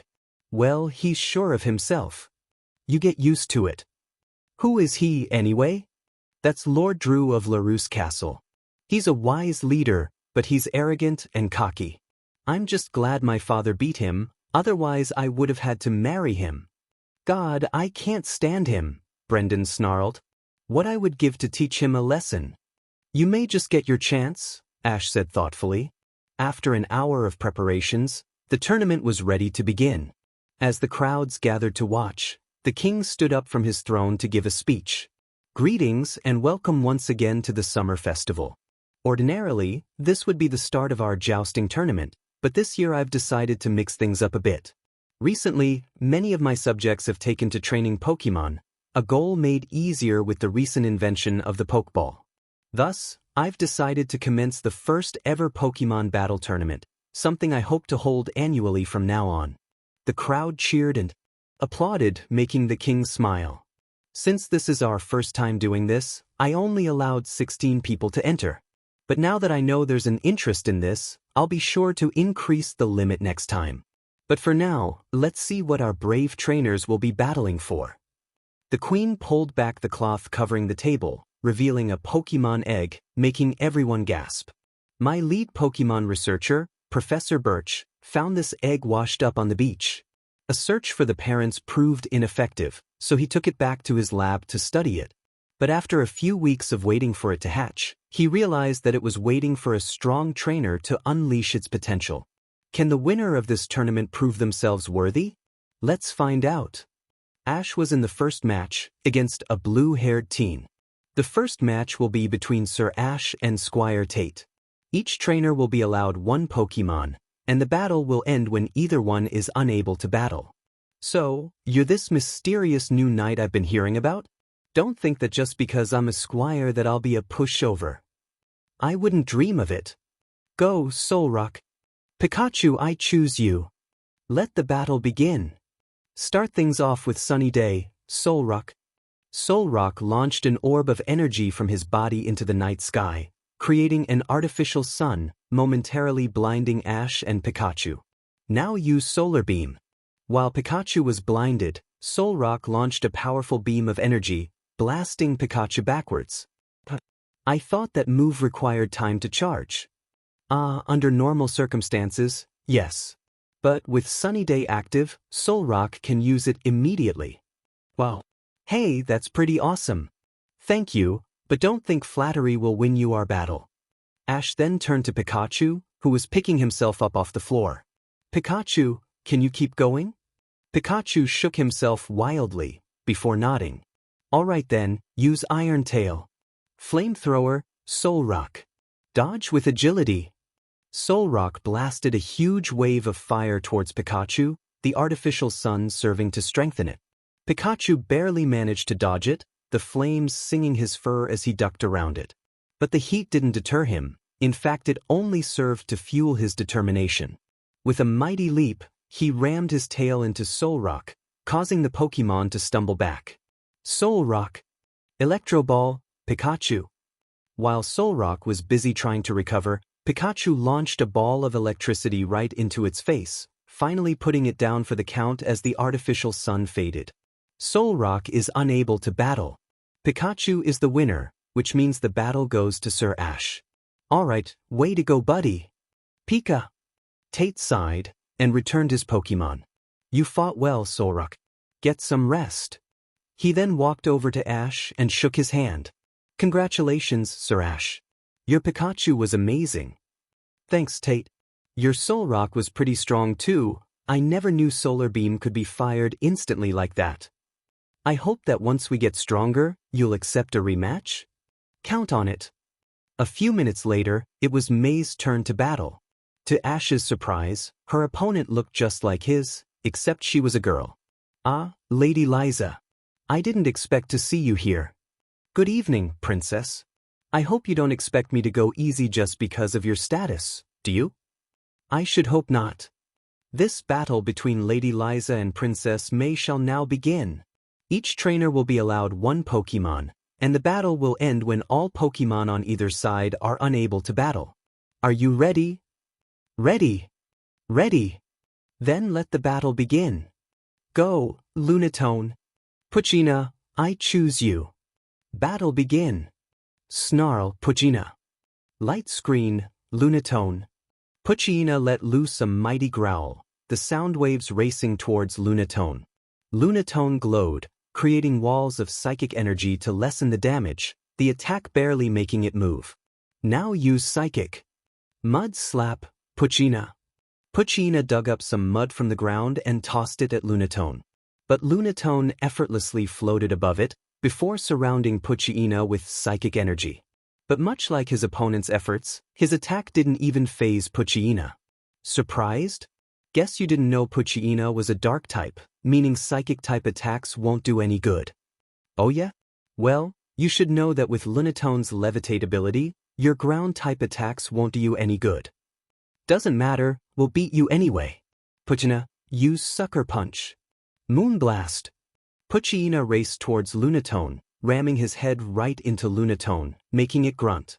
But his victory was short-lived as he was soon hit with energy straight from the moon, knocking him back. Now use Rock Slide. As Poochyena got to his feet, rocks began falling from the sky, trapping him in as they kept coming until he was entombed. Don't give up, Poochyena. Use Snarl once more. Poochyena roared, throwing the rocks off of him, some of them even hitting Lunatone and making it flinch. Now use Crunch. Rock Throw, Lunatone. Poochyena charged once more, ready to strike Lunatone and end this. Lunatone, not one to go down without a fight, summoned a barrage of rocks to pummel him, but Poochyena just bit right through them before leaping into the air, biting down super hard on Lunatone. Lunatone floated in the air for a moment, before crashing to the ground. Lunatone is unable to battle, Puccino wins. Which means the battle goes to Princess May. Lisa sighed, but smiled as she returned Lunatone to its pokeball. Good job, Lunatone. Get some rest. Afterwards, she walked over to May and shook her hand. Congratulations, Princess. You've trained Puccino well. Thank you, Lady Lisa. Your Lunatone was amazing. Tell your brother he fought valiantly. I will. After her battle, May walked over to Ash and sat down, Pikachu hopping into her lap and allowing her to pet him. That was awesome, May. Thank you. You were amazing too. It's nothing. Pikachu and I just did what we normally do, right, buddy? Pika Pika. Ninjask is unable to battle. Roserade is the winner, which means the battle goes to Lord Drew. Ash and May glanced over to the battlefield, where the green-haired lord was taking a bow, one hand petting his Roserade as he caught a bouquet of flowers, which he happily handed to his Pokémon. Looks like Drew made it to round 2 as well. At least he cares about his Pokémon. May nodded in agreement. He's an but I have to give him that. His castle has a big open park for the Pokémon to play in. Still though, I wish I could take him down a peg. Who knows, you may just get your chance. An hour later, round 2 had started, and Ash and Wally were up first. Since Ash didn't plan on using Pikachu in this match, he asked May to look after him, which she was happy to do. Pikachu wasn't particularly happy about this, and moped as May carried him to the audience. Don't feel bad, Pikachu. Ash just wants to give the other competitors a chance. After all, I'm sure you'd beat all of them easily if he used you for every single battle. Not every person with a trainer is as skilled as you two are. This cheered Pikachu up, and his frown turned into a big smile. That's the spirit. Now come on, let's cheer for Ash really loud. Pika. Excuse me, is this seat taken? May looked up to find a stranger standing over her. The stranger was a girl slightly older than her, with black hair, red eyes, and a strange cloak. No, you can sit there. Odd, I don't think I've seen you around before. The girl chuckled. New here. My name is Zinnia. No need to tell me your name, princess. You can just call me May. I know I'm royalty, but sometimes I'd like to just be treated like a normal person. Alright. So, is that guy up there your fiancé? May blushed but tried to hide it. What? And no, he's just a good friend. Pikachu sniggered, though a glare from May was quick to shut him up. Zinnia giggled, and turned her attention to the battlefield. If you say so. Ash was most surprised to see Wally was his opponent, the green-haired boy equally as shocked. Guess we'll be getting our battle sooner than we thought, huh? Yep, but don't think I'll be easy to beat. I want a good battle, understand? I wouldn't have it any other way. After shaking hands, the battle was ready to begin. The same rules from round 1 shall apply here. The battle will be decided when either Pokémon is unable to battle. Knights, are you ready? Ready. Ready. Then let the battle begin. Kirlia, I choose you. Go, Kirlia. Wally was surprised to see Ash using the same Pokémon as him. So you caught your own Ralts as well, huh? Let's see which one is stronger. Sounds good to me. Psybeam, Kirlia. Psybeam as well. The two Kirlias launched their psychic attacks, the energy colliding in the middle and causing a small explosion, pushing them both back. Alright, use confusion. Teleport. Kirlia teleported away before the attack could hit him, his opponent darting her eyes around trying to find where he'd show up. Psybeam. Suddenly, Ash's Kirlia popped up behind her, firing off another Psybeam before she could react, blasting her across the battlefield. Kirlia, are you okay? Ket, yeah. Alright then, use hypnosis. Confusion, Kirlia. Kirlia sent out waves of psychic energy from his mind, hitting his opponent, but it wasn't enough for the drowsiness to come over him. Ash cursed his luck, this wouldn't be easy. Future sight, Kirlia. Just before he fell unconscious, Kirlia managed to set up his future sight attack, putting Wally and his Kirlia on edge. They'd have to win this before that hit. Confusion, Kirlia. As her opponent dozed away, Wally's Kirlia barraged him with mental waves of energy. Ash's Kirlia cringed, but didn't wake up. Kirlia. Now use Dream Eater. A pink aura rose off of Ash's Kirlia and flew into Wally's, healing her while damaging him. Dream Eater? May echoed, puzzled. It's a move that can only be used on Pokemon that are asleep, Zinnia answered. It devours their dreams, while healing the user. A difficult move to use, but a powerful one. However, to Wally's shock, Ash's Kirlia woke up and rose to his feet, worn down but not out. No way, he woke up so soon? That's the thing about sleep, Ash mused. The more damage a Pokemon takes, the more likely it is to wake up. Of course, that Dream Eater helped a little bit too. Wally sighed. So much for that strategy. Well, we're not giving up just yet. Kirlia, use Disarming Voice. Calm mind, Kirlia. Wally's Kirlia opened her mouth and let out a horrible screech, the audience covering their ears in an attempt to block it out. Ash's Kirlia simply stood firm, meditating deeply and blocking out the noise. Alright, now use Dash. But suddenly a bolt of psychic energy hit Wally's Kirlia, freezing her in place. For a moment she remained upright, before falling over, unconscious. Wally's Kirlia is unable to battle, Ash's Kirlia is the winner. Which means the battle goes to Sir Ash. Wally was astounded, but still shook Ash's hand. Wow, I can't say I expected that. Nobody does, Ash said. Otherwise it wouldn't work. Ash walked over to the audience, where May was waiting for him. Amazing finish, Ash. She complimented. I've heard about Future Sight, but I never thought I'd get a chance to see it. Yeah, and I never thought I'd get a chance to use it, Ash commented. But when Kirlia found out he could learn it, he just had to. And who am I to say no to my Pokemon?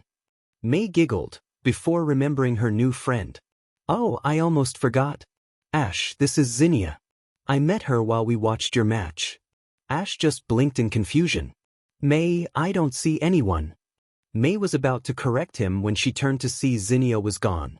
That's odd, she was just here a minute ago. Maybe she went to get food? But before they could dwell on it any further, a guard came over to them. Excuse me, princess, but your match is up next. Guess that's my cue. It's a shame, I think you and her would be good friends. Ah well, maybe I'll see her some other time. Good luck and do your best. Pika Pika. May laughed and gave a thumbs up. Count on it. May stepped onto the battlefield to be met with a black-haired girl wearing a kimono, though one a bit more revealing than others. Oh my gosh, I never thought I'd get a chance to meet the princess. It's a big honor, my name's Phoebe. May chuckled and shook her hand. It's wonderful to meet you. Let's have a good battle, okay? Sounds good to me. With that, the two moved to their own corner of the battlefield. After Norman explained the rules, they each took out their Pokeballs. Go, Duskull. Swablu, I choose you. Use Peck, Swablu. Swablu charged straight towards Duskull, who fired off a quick shadow ball in her face. But to Phoebe's surprise, Swablu wasn't affected at all, but her Peck did a number on Duskull. Surprised? Duskull may look scary, but ghost-type moves don't work on a normal type like Swablu. Aw man, that doesn't leave me with a lot of options. Sorry, them's the breaks. Swablu, use Disarming Voice. Swablu opened her mouth and let loose a terrible shriek, making Duskull cringe as his ears were bombarded with the horrible noise. Don't just sit there and take it. Woo-wisp. Duskull recovered and launched several small fireballs from his body, which entered Swablu and began burning her. Swablu! Icy Wind! Cotton Guard! Despite the burning, Swablu still managed to turn her wings into a shield, allowing her to take the icy blast with minimum damage. But even so, May could tell she needed to end this soon. Dragon Breath, Swablu. Ice Beam, Duskull. The two launched their attacks, the energy beams meeting in the middle as they struggled for control. But although they were evenly matched, Swablu began to weaken, and the ice beam began to win out. You can do it, Swablu. With words of encouragement from her trainer, Swablu found the strength to keep going, pouring all of her energy into her attack, overpowering the ice beam to hit Duskull head-on, sending him to the ground. Duskull! Duskull tried to stand, but he had no more energy to go on and collapsed. Duskull is unable to battle. Swablu wins, which means May is the winner. May smiled and gave Swablu a big hug. You did it, Swablu. Blue. Phoebe sighed sadly, but returned Duskull with a smile. You did great, Duskull. Get some rest. She then walked over to May and shook her hand. That was wonderful, Princess. Thanks for the battle, but we'll get you next time. I look forward to it. After her battle had finished up, May took Swablu to the healer's station so that she could recover from her burn.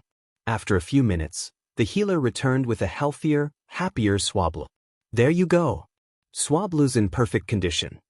Awesome, thank you. Of course, Princess. Suddenly, May felt a tapping on her shoulder. Expecting it to be Ash, she turned around excitedly, only to see Lord Drew. Oh, it's you. What do you want? I'd like to heal my Pokemon, if you don't mind. But first. He took out a rose and handed it to her, surprising May. For me? Drew laughed. Of course not. It's for Swablu. After all, she did all the hard work. All you did was bark orders. May just rolled her eyes. She was used to his pompous attitude. I take it you won your battle? Well, calling it a battle would be generous, but indeed I did. Which means you and I will be facing each other in the semifinals. Good luck, you'll need it. May snarled, but walked away so that he could use the station as well. Eventually, she found Ash and Pikachu, who were waiting for the next round to begin. Oh, that Drew. Easy. You'll get your chance to teach him a lesson soon enough. May took a deep breath and relaxed. Thanks, Suresh. By the way, you haven't seen Zinnia anywhere, have you? Ash shook his head. No, and get this. I've asked a few of the people who live here, and they said there's no one around here who goes by that name. This caught May off guard. Impossible. It's a big settlement, but even in a place like this it'd be difficult not to know everybody. Pikachu, you saw her too, right? Pie. Ash scratched his head, just as confused as they were. I don't get it. Why would she sneak in, just to leave as soon as she arrived? I don't know, and I don't like it. Unbeknownst to them, Zinnia had seen May's battle, and left feeling impressed. As she flew back home on Altaria, she couldn't help but think about the two of them. Ash and May, both talented trainers in their own right. Could they be the ones my people have been waiting for? Only time will tell. After round 2 had finished, the tournament stopped for the night so that the final 4 could rest and prepare, both themselves and their Pokemon. Ash and May were up bright and early the next morning to get some practice in. Torchic and Trico, who they would be using in their respective battles, were having a sparring match. Peck Torchic. Pound Trico. The two starters clashed, Trico's fist smashing into Torchic's beak. After a moment, the two broke apart, Trico wiping sweat off his brow. Ash and May nodded in approval. Great job, Trico. You too, Torchic. Trico. Torchic Tor. Ah, isn't that cute? You're playing with your pets. May's smile turned into a frown as she turned around to glare at Drew, the Lord smirking smugly at them. For your information, we are not playing, we're training. Oh, is that what that was? Well, I hope you get plenty of it. Otherwise, winning just won't be as satisfying. With that, Drew walked away, May barely managing to restrain your anger. Oh, that JRK. Just wait until I beat him, that'll teach him a thing or two. Easy. He's not worth it. May sighed, knowing Ash was right. Come on, the first match will be starting soon. Ash's match was first, against Brendan. The older knight smirked, pleased with the matchup. Ah, so we finally meet on the battlefield? Well, don't expect me to go easy on you. That's fine, just don't expect us to hold back either. Deal. Trico, I choose you. Go, Marshtomp. Ash's eyes went wide as the water type stomped onto the ground. Brendan saw this and chuckled. Surprised? Meet Marshtomp, the evolved form of Mudkip. Wow, your Mudkip evolved? Now I want to battle you even more. Brendan smirked, glad his opponent shared his eagerness. The king lowered his arm, signaling for the battle to begin. Trico used Leafage. Water gun Marshtomp. Trico launched a small barrage of leaves, which battered Marshtomp and pushed him back. But his success was short-lived, as the burst of water knocked Trico back even farther. Mega Drain. Trico closed his eyes, drawing energy from Marshtomp into himself, both healing him and dealing damage to his opponent. Mud Shot Marshtomp. Marshtomp groaned, before spitting chunks of mud at Trico, hitting him right in the face and blinding him. As he tried to scrub the mud off his face, Brendan took his chance to strike. Now use Water Pulse. While Trico was distracted, Marshtomp hit him with rings of water, knocking him back. Things only got worse when Trico got up, for while his vision was no longer impaired by mud, he now had a case of confusion. Don't let yourself get confused. Use Pound on yourself to snap out of it. Trico nodded and punched himself hard in the face. After shaking his head for a moment, he snapped back into focus, much to Brendan's amazement. Hurting yourself just to get rid of confusion? Interesting, but we're just getting started. Whirlpool. Razor Leaf Trico. Muddy Water. Trico's grass-type attack barely managed to hit Marshtomp before he was blasted by a stream of dirty water, sending him skidding back to Ash's feet. Trico. With a grunt, Trico forced himself to his feet. He could still fight, but Ash could tell exhaustion was catching up to him. You may have the type advantage, Ash, but that can only get you so far. Maybe if he evolved. As if the universe was mocking him, Ash's Trico started to glow, evolving before everyone's eyes. When the glow died down, he was now a Grovyle? Brendan exclaimed. Ah man, talk about timing. So you evolve into Grovyle? Ash said, impressed. He really wished he could bring out his Pokédex for more information. Can you still fight? Grovyle turned to Ash and flashed him a thumbs up. Alright, then use Leafage. Grovyle opened his mouth, but instead of shooting out leaves a green orb of energy, the attack striking Marshtomp and forcing them to one knee. No way, Energy Ball? Alright, time to end this. Hydro Pump. Dodge and use Mega Drain. Marshtomp let loose a massive blast of water, intending to blast Grovyle into unconsciousness. Grovyle was quicker though, jumping out of the way before getting inches from his opponent's face. Once he was close enough, his body began to glow bright green, as did Marshtomp's. Before Marshtomp could react, his energy began to drain away into Grovyle's. When the glow faded, Marshtomp stood still for a minute, before falling over in defeat. Marshtomp is unable to battle, Grovyle wins. Which means the battle goes to Sir Ash. The crowd applauded the two knights' efforts.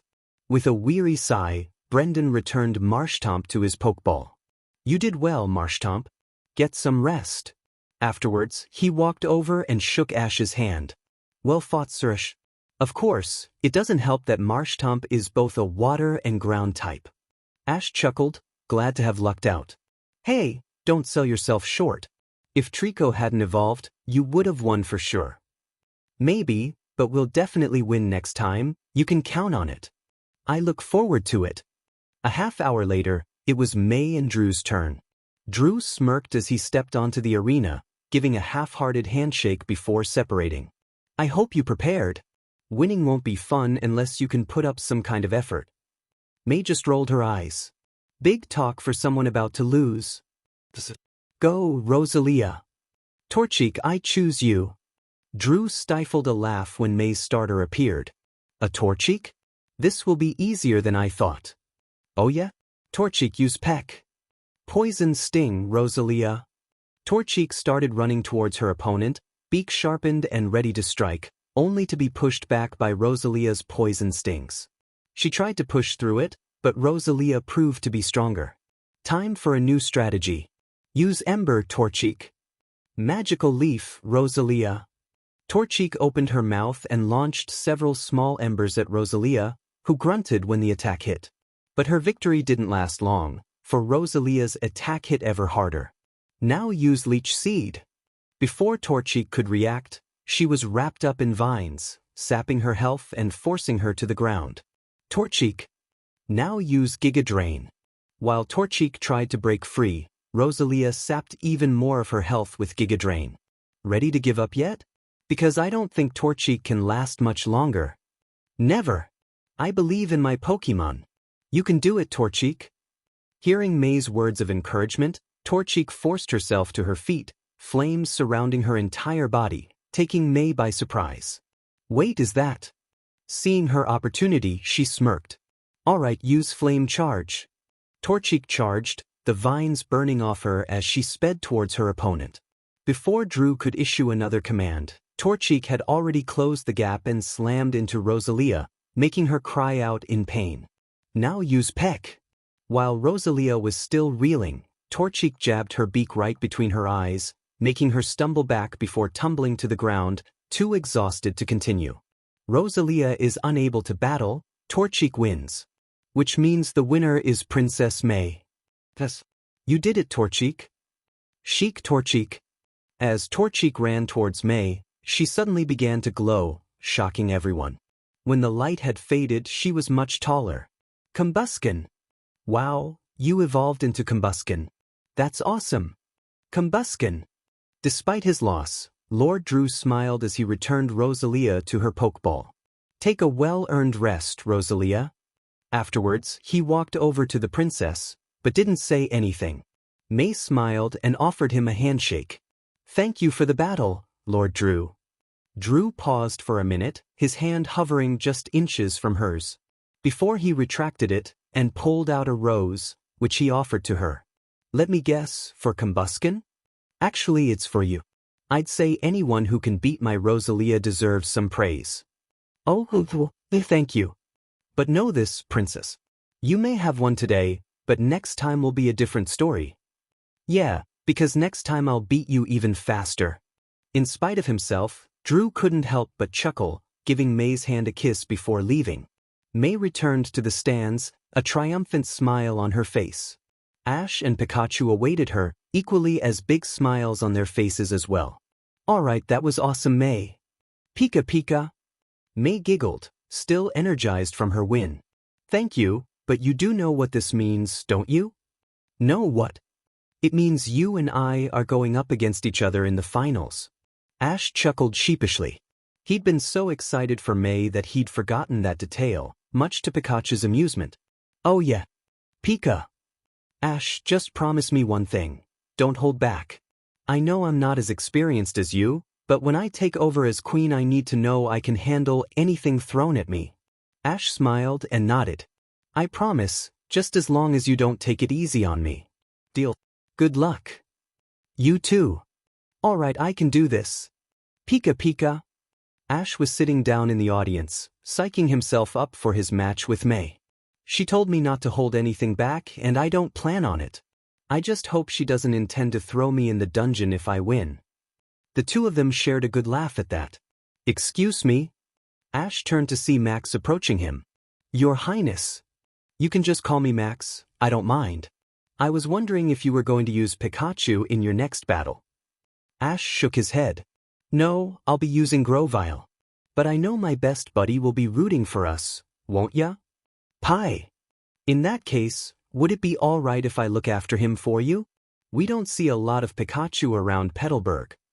Before Ash could respond, Pikachu hopped off his shoulder and ran up to the prince, rubbing against his leg and letting him pet him. Ash chuckled. I think Pikachu answered for me, but as long as he's okay with it, I'm okay with it. Thanks. I promise I'll take good care of him. Ash gave him a thumbs up before heading to the battlefield. That's it, Combuskin, keep it up. Combuskin. Combuskin grunted, continuing to kick the practice dummy May was holding up for her, each kick being stronger than the last, and May could feel it. That's it, keep it up. Combuskin. With one last kick, the dummy toppled over, the princess barely having enough time to jump out of the way as it came crashing down. May smiled, pleased with the results. Great job, Combuskin. Ash won't stand a chance. A few moments later, Ash and May were ready for their battle. After shaking hands, they shared a long look before moving to their respective sides of the arena. Remember, Ash, no holding back. I wouldn't dream of it. This battle between Princess May and Sir Ash shall now begin. This will be a one-on-one battle with no time limit. Once either Pokemon is unable to battle, A victor will be decided. Are both competitors ready? Ready. Ready. Then let the battle begin. Go, Combusken. Grovyle, I choose you. Battle begin.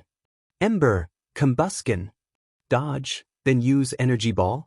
Grovyle jumped out of the way of the flames before launching his own attack at Combusken, forcing her back. Flame Charge, Combusken. Block with X-Scissor, then use Giga Drain. Combusken charged forward, pushing Grovyle to the far side of the arena, though Grovyle managed to slow her down somewhat with his arms. Once Combusken had stopped, Grovyle began to absorb energy from her into his body, making her groan in pain. Now use Bullet Seed. While Combusken tried to recover, Grovyle pelted her with small seeds, forcing her away from him. Now use Leaf Blade. Flamethrower. Grovyle charged, arms at the ready to strike. Combusken tried to knock him out with a flamethrower, but he powered through and hit his mark. Double Kick. Combusken recovered quickly, dealing 2 hard kicks to Grovyle's gut. Bullet Seed. Flamethrower. The 2 attacks zoomed past each other, landing their mark and forcing the 2 apart. Both Grovyle and Combusken fell to one knee, the effects of the long battle starting to take its toll on them both. Solar Blade, Grovyle. Flame Charge, but don't go until I tell you. Combusken took a fighting stance, charging up heat as flames began to build up around her body. Meanwhile, Grovyle raised his arms to the sun, absorbing sunlight into them as they glowed brightly. The 2 stayed like this for a moment, charging up their attacks and waiting for their chance to strike. Now! At their trainer's order, Grovyle and Combusken launched themselves at each other, rocketing towards their enemy ready to strike. They passed each other in the middle, stopping once they had reached the other end of the battlefield. For a moment, they stood still, sweat dripping down from their bodies. After a minute, however, they both collapsed to the ground, unconscious. For a moment, everyone was silent, unsure of how to proceed. At last, however, the king spoke. Both Pokémon are unable to battle. This match ends in a draw. Despite the unexpected outcome, Ash and May were proud of their Pokémon, returning them with a smile. You did great, Grovyle. Get some rest. You too, Combusken. Afterwards, they met in the middle and shook each other's hand. That was a great battle, May. Thanks, Sir Ash. As an attendant made his way to them with the egg, a puzzled look came across the king's face. So, who gets the egg? None of the royal family had a good response. Luckily, Ash had just the answer. Why don't we just let the egg hatch, and let whatever Pokémon comes out choose their trainer? Everyone thought for a minute, before nodding. That's a great idea. How'd you come up with it? May asked. Back when my journey was just getting started, my friends and I came into possession of a Pokémon egg, and we had a competition to decide who would get to train it. I won, but when it hatched into a Togepi, she chose my friend Misty. Ash chose to omit that he was still a little upset that he didn't get Togepi. Really wouldn't help settle this argument. Who knows? May said thoughtfully. Maybe this time will be different. Maybe. After the tournament had wrapped up, Ash and May returned to the stands, where Pikachu quickly jumped out of Max's lap and ran up to Ash, quickly leaping back onto his shoulder. Hey there, buddy. Did you have a good time? Pie. Thanks for keeping an eye on him, Max. He wasn't too much trouble, was he? Not at all. The prince replied with a smile. We had a great time, thanks for letting me watch him. The king and queen arrived shortly, looking happy. The tournament was a success. I've already got people asking to sign up for next year. That's great. May said. Yeah, and once I'm old enough, I'll win it. Max declared, earning a few chuckles. Now that the tournament is finished, we can start planning the ball for the end of the festival. When Ash heard the word ball, his face paled. Ball? As in dancing? Yep. May replied. I can't wait. You kids go and enjoy the festival, Queen Caroline told them. Norman and I have some planning to do. With that, the king and queen left them to their own devices. Max left to play some of the games, leaving Ash and May alone. Sir Ash, is something wrong? Oh yeah, everything's fine. Why?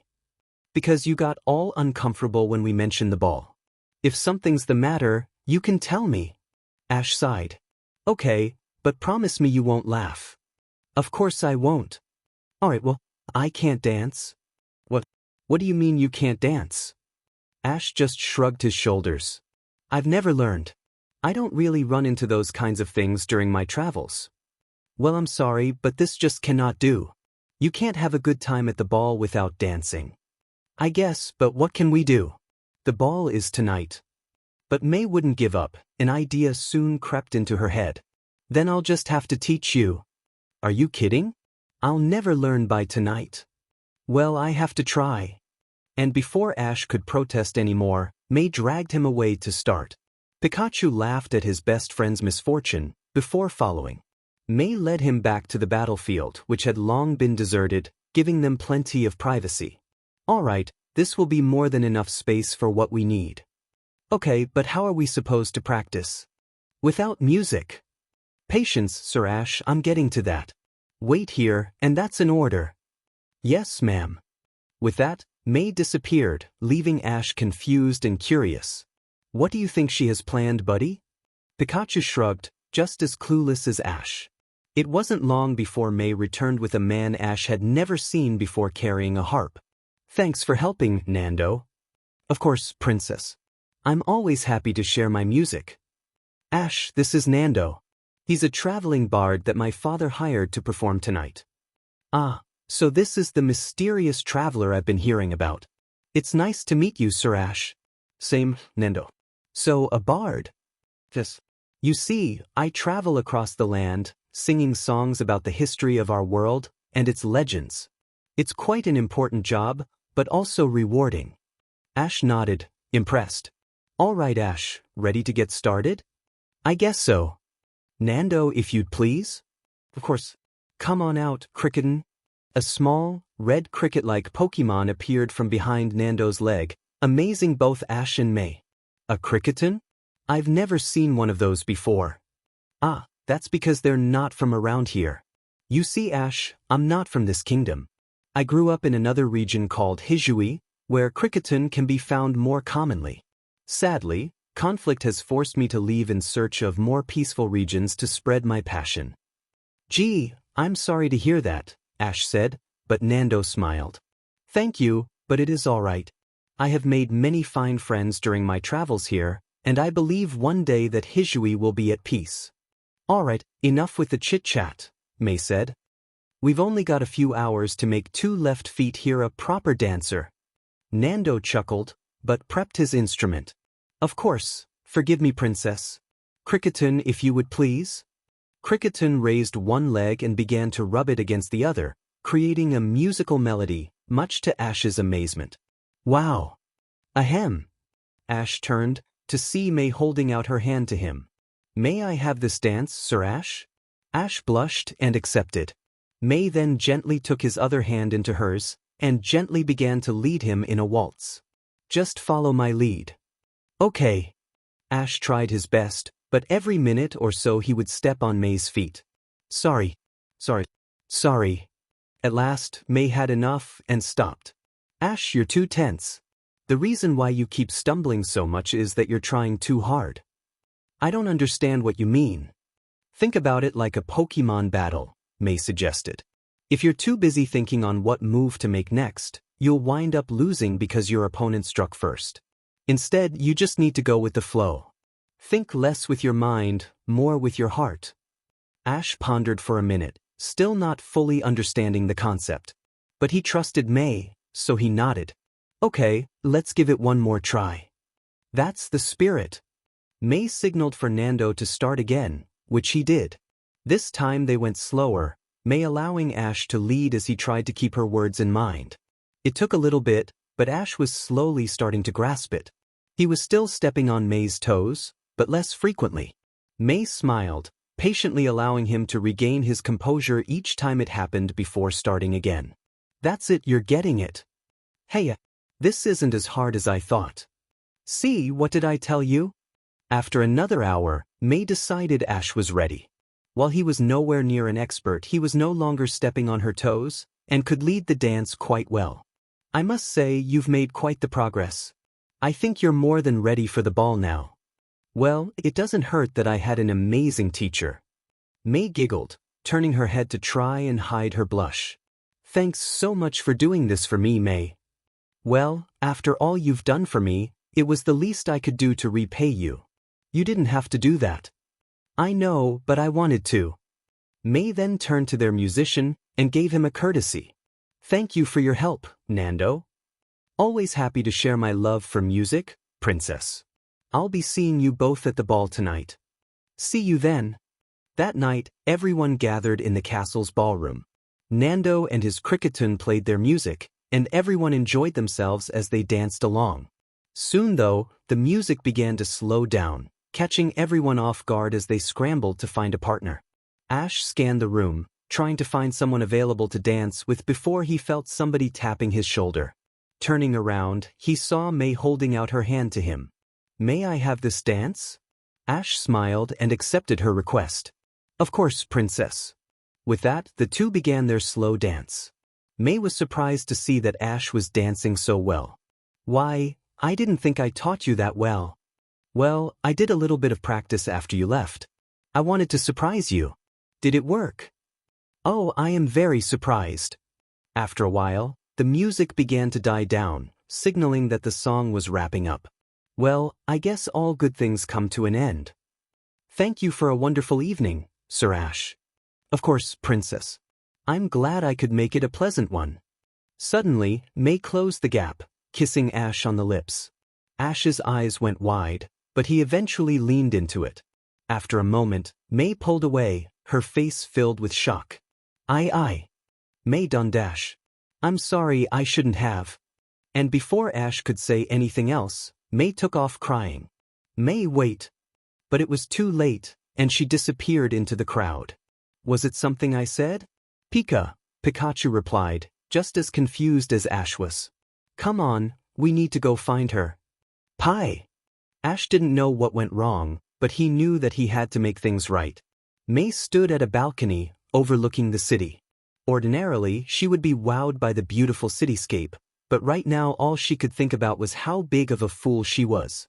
Why'd I do that? Now he'll hate me. And who could blame him?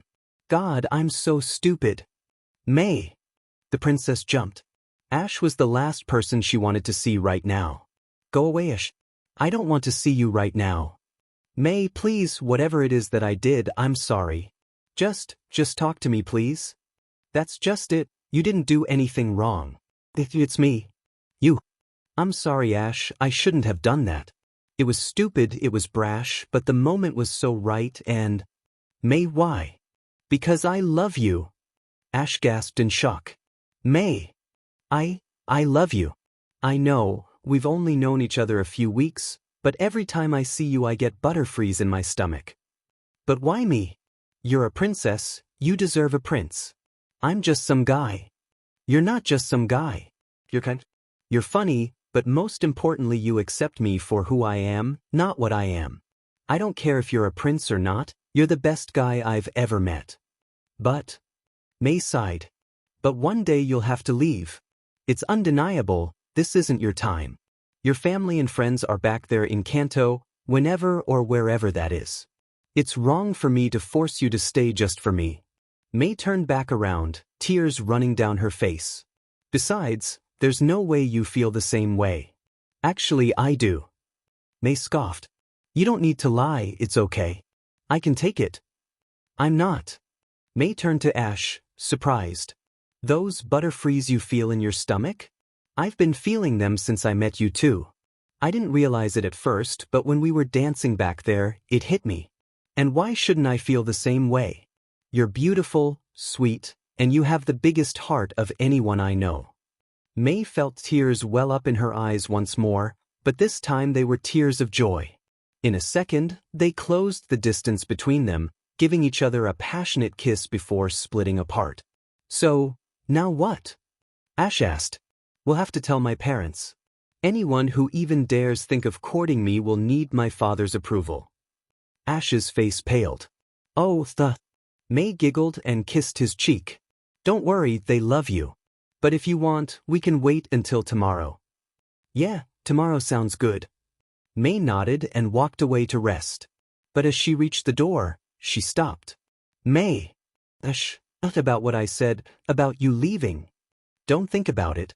Let's just enjoy the time we have with each other until that comes. Ash then chuckled. Besides, who knows? I found my way back in time once. Maybe I can do it again. May smiled. He always knew what to say. All right, I can accept that. The next morning, the royal family gathered for breakfast, discussing what would happen on the last day of the festival and making arrangements for their trip home tomorrow. Once May was sure everyone was in a good mood, she cleared her throat, getting everyone's attention. Everyone, Ash and I have an announcement to make. We're in love. We confessed last night, and we just hope we have your acceptance. The entire table was silent for a minute, allowing dread to fill both May and Ash's hearts. At last, Norman spoke up. Which one of you confessed first? I did. The king's face turned into a smirk, and he turned to his wife. I guess that means I win. Caroline sighed and handed him a few gold coins, much to May's shock. You were betting on us getting together? Oh no, sweetheart, we knew you two were in love from the minute we saw Ash. We were betting on who would confess. The minute Ash. Caroline shouted suddenly, making the boy jump. You were supposed to be the one to confess. That's how it works in Nando's stories. Dear, that was just a story he sang to entertain. I don't think it actually happened, the king said. Well, it felt real to me. She snapped back. But after a minute, her face morphed into a smile. Oh well, all that matters is that they're together. May breathed a sigh of relief, before turning to Ash with a smile. See? I told you they loved you. Ash chuckled, feeling relieved. Although, there is one more thing we need to do. Ash tilted his head in curiosity. There is. Yes. Norman placed a hand on Ash's shoulder. We need to officially instate you as a prince. Everyone else was shocked, including Ash. Are you sure, Dad? Max asked. I mean, it seems a little much for just him. No offense, Ash. None taken. Ordinarily, I would agree, the king responded. But the last thing any of us needs is the nobility trying to use this as an excuse to seize power. Officially, he'll be prince consort, until he and May decide to take it further, that is. Ash and May blushed. I think we've got a while before we think about that. Yeah, what he said. Nonetheless, we'll make the announcement tonight at the end of the festival. The rest of the day, everyone enjoyed the games and music. But despite the happy atmosphere, Ash couldn't help but worry about the incoming announcement. Don't worry, Ash, May said. My parents love you, and I know the rest of the kingdom will. I hope you're right. Hey, come on. Have I been wrong yet? Ash smiled and kissed her. Not once. Good, now stop moping and enjoy yourself. Yes, princess. At sunset, the king called for everyone to meet at the castle for the announcement. Ash stood beside him, nervously. May saw this and took her hand into his. It'll be fine, I promise. Ash gave her a smile, which she returned as the king began his speech. First of all, I want to thank everyone for coming to this year's summer festival. The first official Pokemon Battle Tournament was a huge success, and I'm very happy to announce that it will become a full-time aspect of the festivities from this point forward. This announcement was met with cheers from everyone gathered. Now then, I have one more thing to announce before I bring things to a close. I'm sure you've all met the newest member of my Royal Knights, Sir Ash. Although he has only been with us for a short time, he's more than proven himself by keeping my daughter, Princess May, safe. And in this time, he and the princess have developed feelings for each other and have sought my approval to pursue a relationship. This caused a curious murmur to run through the crowd. And I have granted them such permission. As such, I ask you to please welcome the newest member of the royal family, Sir Ash, Prince Consort. With a deep breath, Ash stepped forward, hands still entwined with May's. For a moment, the crowd was silent, making Ash tense up. Then, something unexpected happened. Lord Drew stepped forward and began clapping. Slowly at first, but he quickly began to pick up pace. Then another person joined in, then another, until the whole crowd was clapping for him, allowing Ash to release the breath he didn't realize he was holding. May giggled and kissed his cheek.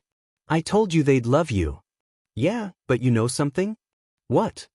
I think my adventure here is about to get a whole lot more interesting. May giggled and nodded. Maybe so, but I'll be there with you the entire time. I wouldn't have it any other way. Life after the festival resumed as normal, but not for Ash and the princess. With their feelings made known to each other and the public, things were different now. Ash was now not just a knight, but a prince, and thus the servants in the castle treated him as such. This made him feel awkward and nervous, not being used to people holding him to such high regard, but May and her family were more than happy to help him maneuver it. Speaking of May, their relationship couldn't be happier. Now that they knew how the other felt about them, they no longer felt troubled by their feelings, and could enjoy their time together. They spent their days on picnics, sparring with their Pokémon, or just enjoying each other's company. And despite his worries about his mission or getting home, there's no one Ash would rather spend time with than her. Presently, the two of them were in Petalburg Woods, having just finished a picnic. The two of them were resting against a tree, May laying in his lap while he stroked her hair. Pikachu rested on May's chest, the girl stroking his fur as he purred contently. Now this is the life. May sighed happily. No lessons, no stuck-up nobles, no annoying brother, just peace and quiet. Amen to that, Ash nodded. I don't think it's been this quiet for Pikachu and I since we got here. I could get used to this. Chew, his best friend agreed. Their peace was short-lived, unfortunately, as a cry for help was heard in the distance. What was that? I don't know, but it sounds like a call for help. Then we'd better go help them. Right. Ash, May, and Pikachu ran through the forest, leaping over branches and logs before they reached the source. But what they found made their skin crawl. A bunch of magma grunts were surrounding a pair of EV who had seen better days. Cuts and other bruises adorned their bodies. The grunts had whips out, and any time the two tried to escape they just got whipped even harder. Come on, you mangy pests. Stop resisting and there'll be a lot less pain. Evoy. Unable to stand by and watch this abuse any further, May and Ash jumped into the fray, standing between the men and the EVs. Stop it. Out of the way, you stupid children. Those EV belong to us. Not if you're going to treat them like that. Pokémon are living things, they deserve respect. Bah, what nonsense. Pokémon are tools, nothing more. And if the tool can't perform, you dispose of it. This made Ash's blood boil. Pikachu, Thundershock. Pikachu, equally as said, let out a massive blast of electricity, frying the grunts and forcing them to drop their weapons. But this didn't drive them away. In fact, it just made them angrier. Alright, you asked for it. Go, Poochyena. Ash and May narrowed their eyes as the soldiers released their Pokémon, surrounding them with an army of Poochyena, with the lead one having its evolved form Mytina. Two can play that game. Go, Grovyle. Use Bullet Seed. Combuskin, I choose you. Use Flamethrower. The two starters started blasted at the opposing Pokémon, knocking them out before they could even move. How do you like that? Not so tough now, are you? But their taunting didn't last long, for more Pokémon replaced the first wave. Another blast of attacks from Grovyle and Combuskin provided the same results. This is bad, they just keep coming. So what? As long as we can keep them at a distance, we'll be fine. Maybe so, but Grovyle and Combuskin can't keep this up forever, and these EV need medical attention ASAP. Knowing May was right, Ash began formulating an escape plan. We need an escape plan, I've got it. Pikachu, use Electro Ball, then Thundershock. Pikachu. The two attacks met in the air, creating a blinding light that stunned the opposing soldiers. When the light faded, Ash, May, and the EV had disappeared. What? Go after them. But the leader had other ideas. No, let them go. Those EV were worthless. Besides, we have better things to hunt for. Right. Ash and May took off running, an EV in each of their arms. The poor things were barely conscious, and each and every jolt or bump made them whimper. Don't worry, little ones. We'll get you the help you need. Evoy. Thankfully, the castle wasn't too far, and the healer was already in the main hall. Princess, Sir Ash, what's wrong? These two EV were being attacked by those magma grunts. We got them away, but they need urgent medical attention. The nurse nodded, and immediately escorted them to the infirmary, where she instructed them to lay the EV on a bed. I'm sorry, but I need you to step out so I can work. We understand. Please, do what you can to help them. Don't worry, they're in good hands. Ash and May stood outside the infirmary, waiting for word from the healer. Those horrible soldiers, how can anyone do something like this? I don't know, May. But I do know that they're safe now. May nodded, but the words did little to ease her mind. After what felt like an eternity, the healer stepped out, a smile on her face. I'm happy to report that those EV you brought back will be just fine. All of their wounds have been healed, and they should be up and walking in a day. Ash and May breathed a sigh of relief. Now come in, they want to meet their rescuers. Ash and May followed her into the room, where the two EV were up and about. Although they weren't moving very fast, they were still on their feet and looked happier. When they saw Ash and May coming, they trotted over, nuzzling their hands. The two smiled. I'm glad you're both all right, May said as the female EV nuzzled her hand. Evoy. They should be fine, but I do want to keep them in the infirmary for a few days just to be sure. Of course, thank you, Miss Joy. Happy to help, Princess. Suddenly, the door to the room was flung open, and Brendan and Wally came in carrying a wounded soldier. Ash and May moved aside, allowing them to help the soldier onto the bed. Oh my! Joy cried. What happened? We got ambushed, Brendan said, clutching his arm. Those Diamond magma grunts got the jump on us and had their Pochina use bite on us. Luckily we had our own Pokemon as well, or we might not have gotten away. Don't go too far, Joy ordered. Looks like you didn't get out unscathed. Brendan and Wally nodded as the nurse began examining the soldier. Did they see what they were after? May asked. They may be ruthless, but even they don't attack soldiers without reason. Just some nonsense about a blue orb. The soldier managed to get out. I'm sorry, but I need space to work. Everyone nodded and left the room. This is bad, Wally said. This is the 5th attack in a fortnight. Whatever it is they're after, they're getting desperate, Brendan agreed. You guys stay here, we'll go inform my father, May. When the king got wind of the attack, he was most concerned. And you say they were after a blue orb? He asked. According to the soldiers, yes. The king's face fell into one of worry. Survivors of the other attacks mentioned that as well. And they have started adding Pokemon to their ranks as well? This is getting out of hand. I'm not worried, Max declared. Our knights will drive them out sooner or later. Even so, the king continued, I can't risk the lives of my citizens like this. We need help from our allies to make sure this is dealt with sooner rather than later. What do you suggest? His wife asked. After a moment of consideration, he turned to May, Max, and Ash. I'm sending the 3 of you to our nearest allies to ask for support, as well as your protection. But Dad, May protested. I want to stay and help. You are helping, he soothed. You're helping make sure we have enough support to end this menace once and for all. And I'd feel a lot better if you were as far away from the fighting as possible. Please, May, the 2 of you are not only heirs to the throne, but more importantly my children. If anything were to happen to you, come on, May, let's go. Max said pleadingly. We haven't been there in ages. May sighed, knowing they were right. All right, you win. I'll keep them safe, Your Highness, Ash said, earning a thankful nod from the king. I know, thank you. Make sure you pack heavy because I don't know how long I'll need you to stay for. Understood. Where are we going anyway? To the kingdom of Rhoda. The very next day, Ash, May, and Max were at the docks, preparing to set sail for Rhoda. Brendan, Wally, and a small contingent of guards were joining them as well, with Captain Drake at the helm. While the guards prepared the ship, May and Max were saying goodbye to their parents. Take care, sweetie, and be safe, Caroline told May. We will, she promised. I just wish we could all go. I hate the idea of leaving you guys here while those horrid aqua and magma people run rampant.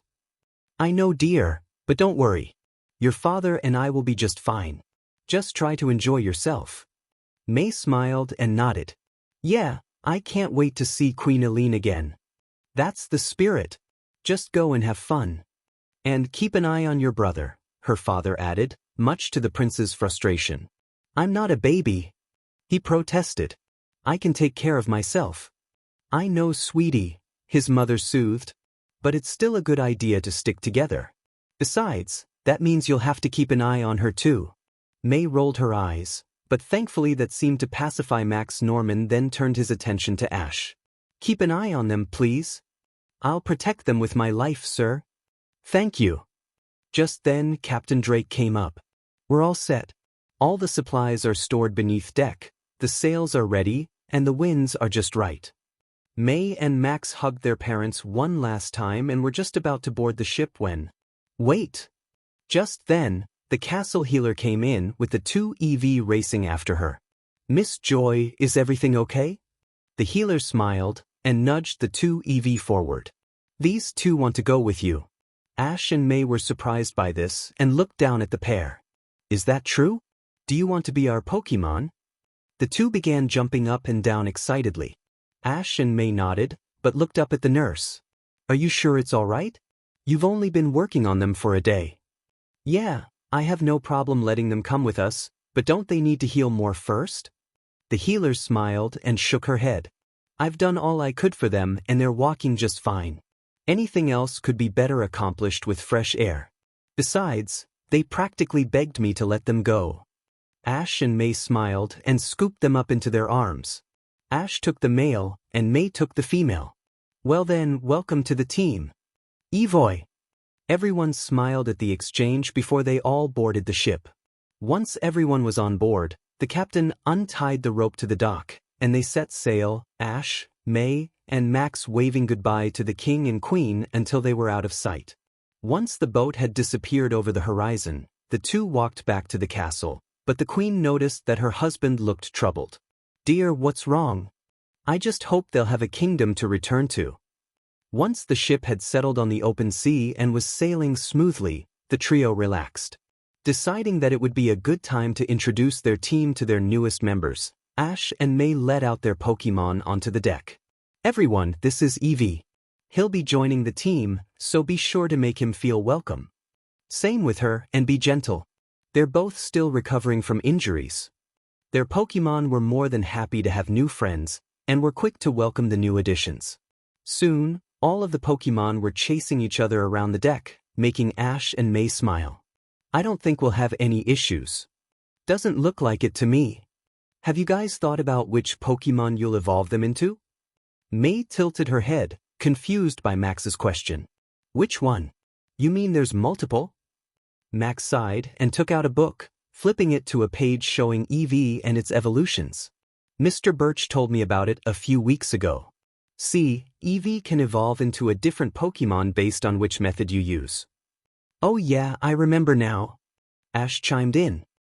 Eevee can evolve into a Flareon if you give it a Fire Stone, a Jolteon for a Thunder Stone, a Vaporeon with a Water Stone, or an Espeon or Umbreon depending on the time of day and how strong your friendship is. Yeah, but according to this, there may be even more. This got Ash's attention. As far as he knew, there was only 5 of them. More? Well, that's what Professor Birch told me. According to him, there have been reported sightings of others seen in Hisui, but the information from that region hasn't been consistent. But still, wouldn't that be awesome? Ash chuckled. Sure, but I won't force Eevee to evolve if he doesn't want to. If ever and whenever he wants to evolve, I'll let him pick. May nodded in agreement. Same here. I don't want to pressure her. This made the 2 Eevee smile, and they ran up to nuzzle their trainers, making Max smile. Well, I guess that answers my question. Later that night, May stood on the deck of the ship, letting the cool breeze hit her face as she stared off into the inky darkness. Penny, for your thoughts? May turned to see Ash coming up behind her, Pikachu on his shoulder. Oh hey guys. It's getting late, May, you should go to sleep. I know, I'm just worried. About your parents? May nodded. Not just them, but the entire kingdom. My subjects are suffering, but instead of helping them, I'm running away. But you are helping. You're securing allies to help us end this war.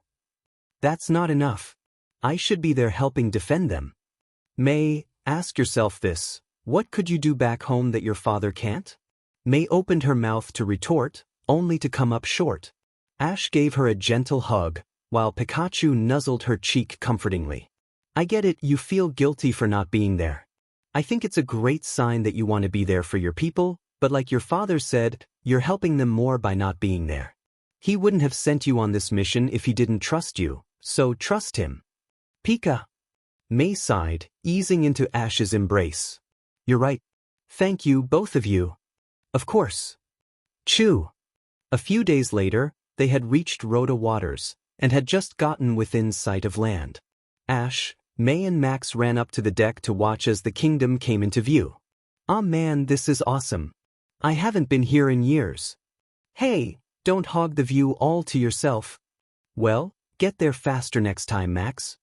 Ash and Pikachu sniggered at their bickering, before turning to enjoy the view. But as they got closer, Ash saw something off in the distance. Pikachu, doesn't that look like MT Moon? Pie. Ash was no expert at geography, a statement that both Misty and Brock would be all too happy to back up, but the shape of Kanto's tallest mountain was unmistakable. On closer inspection, the landmass did seem to resemble Kanto's.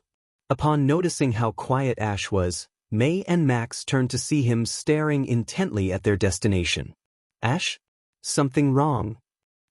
Nothing. Just taking in the beauty. May and Max weren't convinced, but let it slide. But as the ship docked, Ash turned to Pikachu. Looks like we're coming home, buddy. Pika. At last, the ship pulled up to the dock, where a few royal guards were waiting for them. When May saw who was leading the welcome party, she practically ran down the gangway and tackled her in a big hug. Lady Soledad, it's been ages. How are you? I'm well, princess. Hey now, you know you can call me May. Hey, what about me? Soledad chuckled and ruffled the prince's hair. How could I forget about my buddy Max? Max chuckled and gave her a big hug as well. Once the three had properly reunited, Soledad turned her attention to Ash. And who's this handsome fella? This is Sir Ash, he's been with us for a few months now. Ah, so this is the new prince I've heard the merchants gossiping about, the one who stole Princess May's heart. Ash and May blushed. Yeah, something like that. Ah, how cute. Come on, the servants will grab your things. To the castle. Soledad motioned for them to follow her as she led the way, Max and their guards following. Ash and May stayed behind. May, do you trust the people here? What kind of question is that? If I didn't, I wouldn't have agreed to come. Okay, but do you think we should tell them about my situation?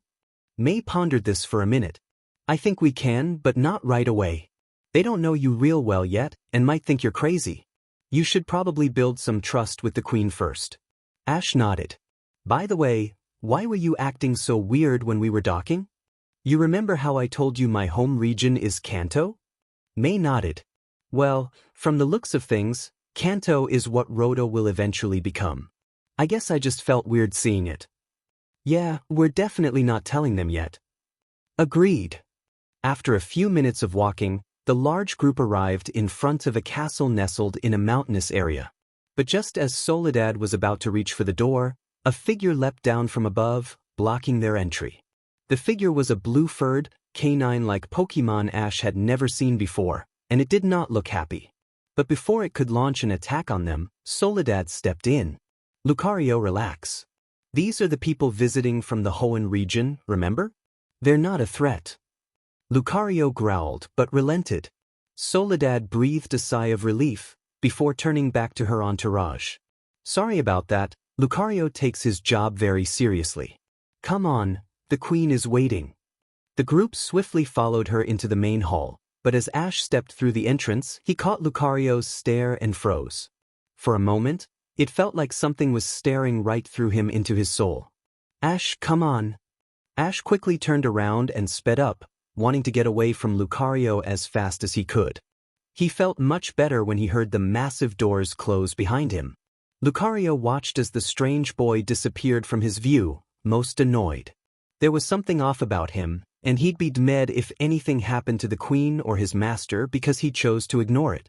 Soledad led them through the long corridor until they reached the throne room. A beautiful blonde woman in an elegant blue dress was waiting for them, sat on her throne. May and the guards all bowed, prompting Ash and Pikachu to do the same. Ah, Princess May and Prince Max, welcome. Thank you, Queen Rin. And I presume this is the Prince Ash I've heard about? I am, Your Majesty. The Queen's face turned into a smile. You may rise. I am honored to have you all as guests in my kingdom. As are we to be here, Your Majesty, but I'm afraid this is more than a simple cordial visit. The Queen nodded in solemn understanding. Let us discuss this over dinner. I'm sure all of you are quite famished. An hour later, everyone was seated at a long table and given plenty of food, as were their Pokémon. Ash and May made sure to keep their ravenous hunger in check as May explained their reason for coming. The Queen listened intently, nodding along appropriately as May recounted their tale. Once she was finished, Rin spoke up. I'm terribly sorry to hear this. In truth, my kingdom has been having trouble with these people as well.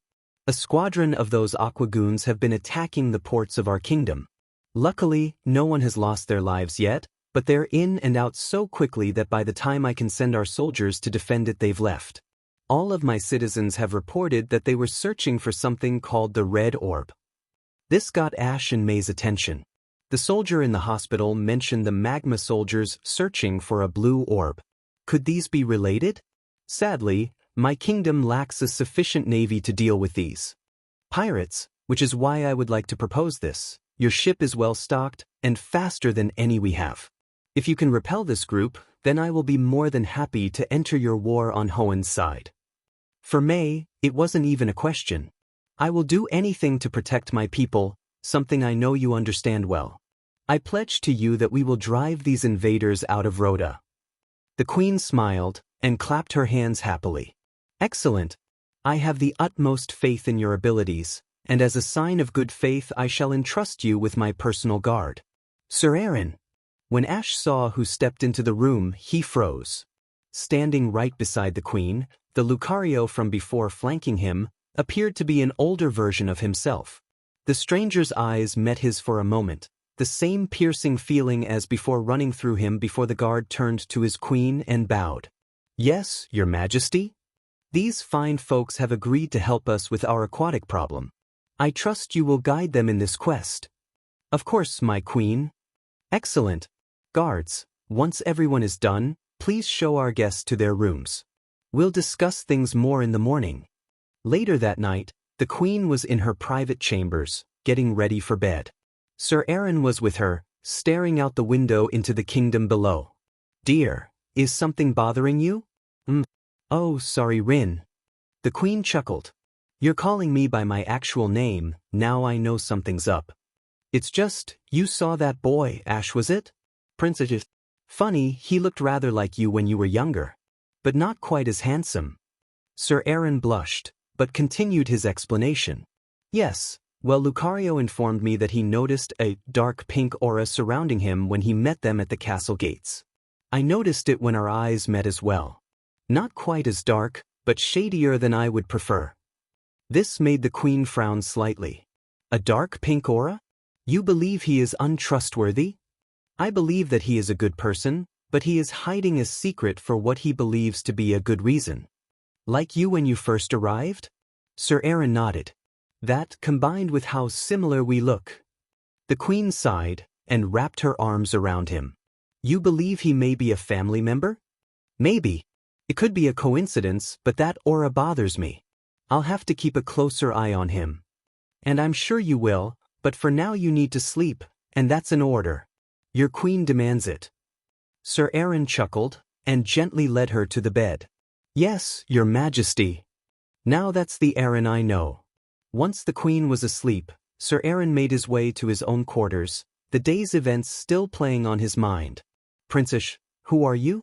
The next morning, Ash, May, and their guard detail joined Sir Aaron in the planning room to go over the circumstances. Once everyone was safely inside, Sir Aaron unrolled a map of Rota, with several locations already marked. All of the pins represent ports that have been hit by these pirates. Looks like all of them, May whispered, shocked by their brutality. Sir Aaron gave a weary nod. They haven't taken any lives, thankfully, but their rampage is wearing our people to exhaustion. You said that they're looking for something called the Red Orb, right? Ash interjected, to which Sir Aaron nodded. Have they attacked the same place more than once? They haven't needed to. They were quite thorough with their searches. Then why are they still here? Interjected Brendan. If they haven't found what they're looking for, and they've already searched every possible place, why not move on? They haven't searched every possible place. Not yet. Sir Aaron pointed to a pair of islands off the coast of the Fuchsia province. The Seafoam Islands are the only areas they haven't attacked yet. The Seafoam Islands? May echoed. Queen Rin herself told me they were uninhabitable, my man, the last time I was here. She did, and they still aren't, Sir Aaron confirmed. But you know what they say about the last place you'd look. The princess nodded in understanding. As far as we are aware, Sir Aaron continued, they haven't been seen near the islands. But given their last known location was Cinnabar Island a few weeks ago, it's entirely possible they may already be there. Then we need to strike before they get their hands on this orb, May said at last. Or take it from them if they've found it already, Ash added, to which Sir Aaron nodded. Once your ship is stocked, we'll head out. I suggest you all make sure your Pokémon are ready for the battle ahead. A few hours later, just after lunch, the group of soldiers prepared to sail for the Seafoam Islands, stocking the ship with as much food, water, and weapons as they could. Sir Aaron was on the dock, saying goodbye to the Queen. Be careful, Aaron. I will, my Queen. And when I return, we will be at last rid of these parasites once and for all. With that, Sir Aaron boarded the ship, and it set sail. The Queen watched it sail into the distance, her face pale with worry. Be safe, darling. The trip would take several days, but despite how beautiful the weather was, no one on board could fully enjoy it, their minds too busy focused on their duty. Some of them did small chores like swabbing the deck, but the idea of an attack was never far from their minds. At the bow, May watched the seas of Kanto pass by them, the egg she and Ash had received held firmly in her arms. I wish you could hatch already, little one, she said with a smile. Then you could see how beautiful this world is. Ash smiled and gave her a loving hug. It'll hatch soon enough, I'm sure. He'll hatch soon enough. This caught Ash by surprise. How can you tell? May shrugged, but her smile didn't fade.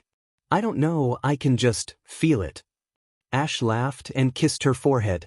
Regardless, I'm glad you're smiling again. Your smile could light up an entire room. May's smile widened, and she gave Ash a big kiss on the lips, which he was quick to return. Well, keep giving me compliments like that, and you'll be seeing a lot more of it. I like the sound of that.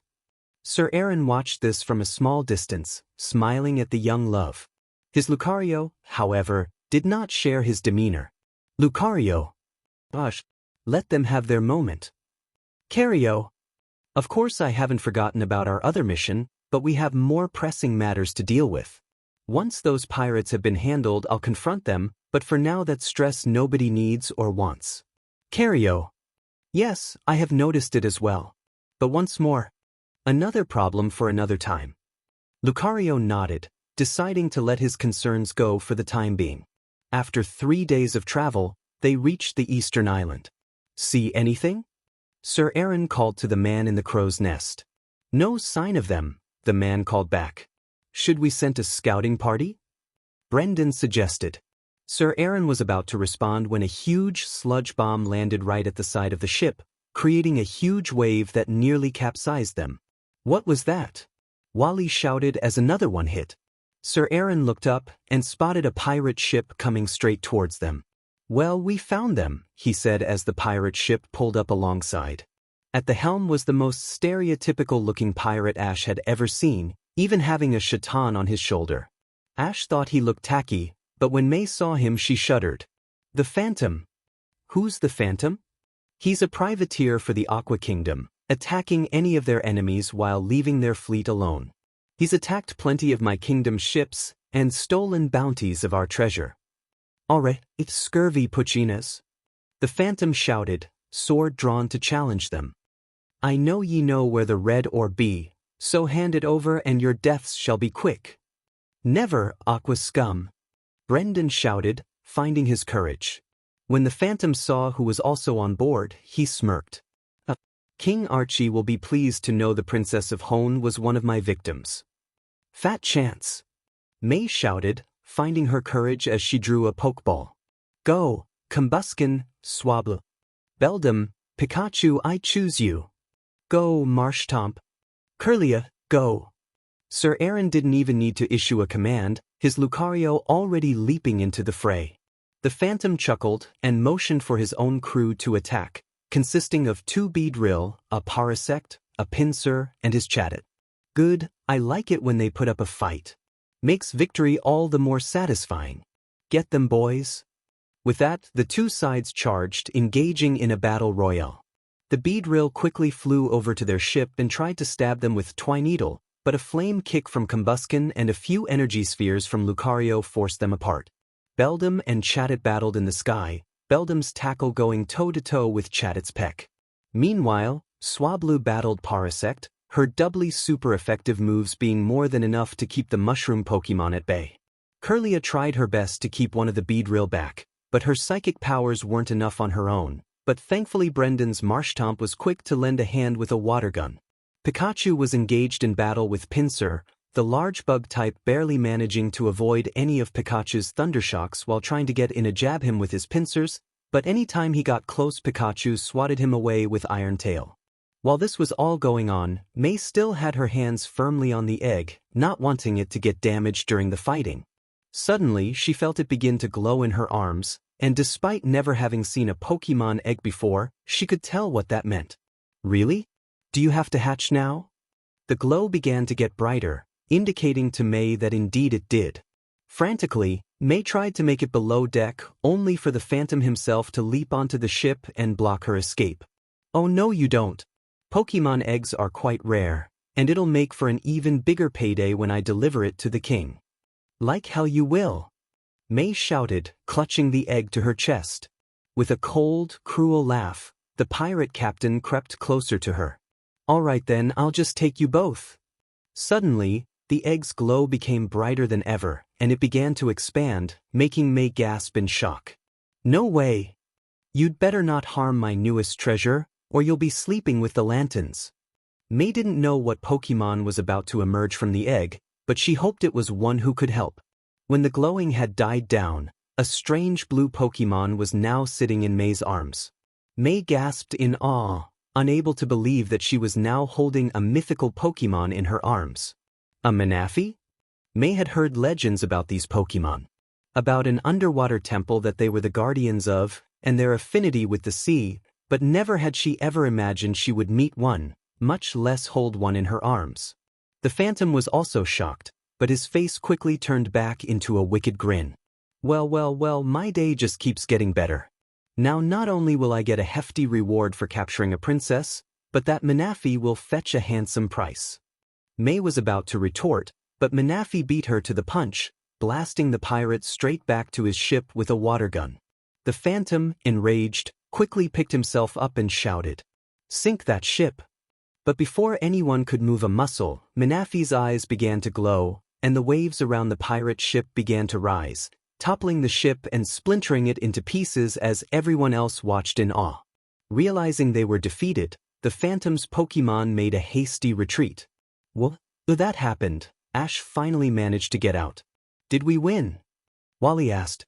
I don't know, but I doubt he'll be making much headway now, Sir Aaron said with a chuckle, prompting everyone else to do the same. Then I suggest we head back and inform the Queen of the good news. May proposed, to which everyone agreed. And so they set sail for the mainland, not seeing the Phantom rise up to the surface and watch the ship leave with a scowl. Those fools haven't seen the last of me. I'll pay them back for that if it's the last thing I do. A few hours had gone by, and everyone was relaxing after the long battle. May held Manaphy in her arms as she introduced him to her team. Everyone, this is Manafi. He hatched from the egg, so everyone please make him feel welcome. Her team was more than happy to greet their new friend, and soon the group were scampering around the deck, making May and Ash smile. Looks like he's making friends. What can we say, we're a friendly bunch. That's true, but we still need to figure out who gets to keep him. May chuckled, a playful smirk on her lips. Well, I think the answer is obvious. I was there when he hatched, so he's mine. Manafi, having heard this, leapt into May's arms, making the princess smile. I guess that settles it, then. Ash sighed but was happy for her. Manafi, seeing his expression, leapt from May's arms into his, making him smile. Or maybe he chose both of us? I can live with that. Manafi giggled as the two rubbed his head, happy to receive the affection. Suddenly, Sir Aaron approached them, a stern look on his face. Ash, I need to speak with you. Now. Okay? Sure. May was about to follow the two of them below deck, but Lucario stopped her. My apologies, princess, but this is a matter I need to discuss with Ash in private. I'll be all right, May, don't worry. May was hesitant, but relented, allowing Ash to follow Sir Aaron into the bowels of the ship. Be careful, Ash. As Sir Aaron led him below deck, Ash couldn't help but feel nervous, the same piercing feeling as before flowing through his body. After what felt like an eternity, they reached the living quarters. Once they were both inside, Sir Aaron whipped around, his face so chilling Ash felt instantly as small as Pikachu before him. All right, who are you really? I am sorry? I knew from the second you stepped in through the castle doors that your backstory was a cover-up. Now, I don't believe that you are here to hurt the queen, but in my experience anyone who doesn't tell the truth very rarely has a good reason to, so I suggest you come clean if you want any aid for Hoenn. Ash was silent for a minute, before sighing.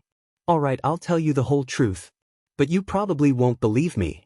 You'd be surprised by what I will and won't believe. So with a deep breath, Ash began his story. All right, just don't hold it against May if you don't. The truth is, I'm not from around here, and I don't just mean Hoenn. I'm from the future, and was sent back in time to prevent some kind of disaster.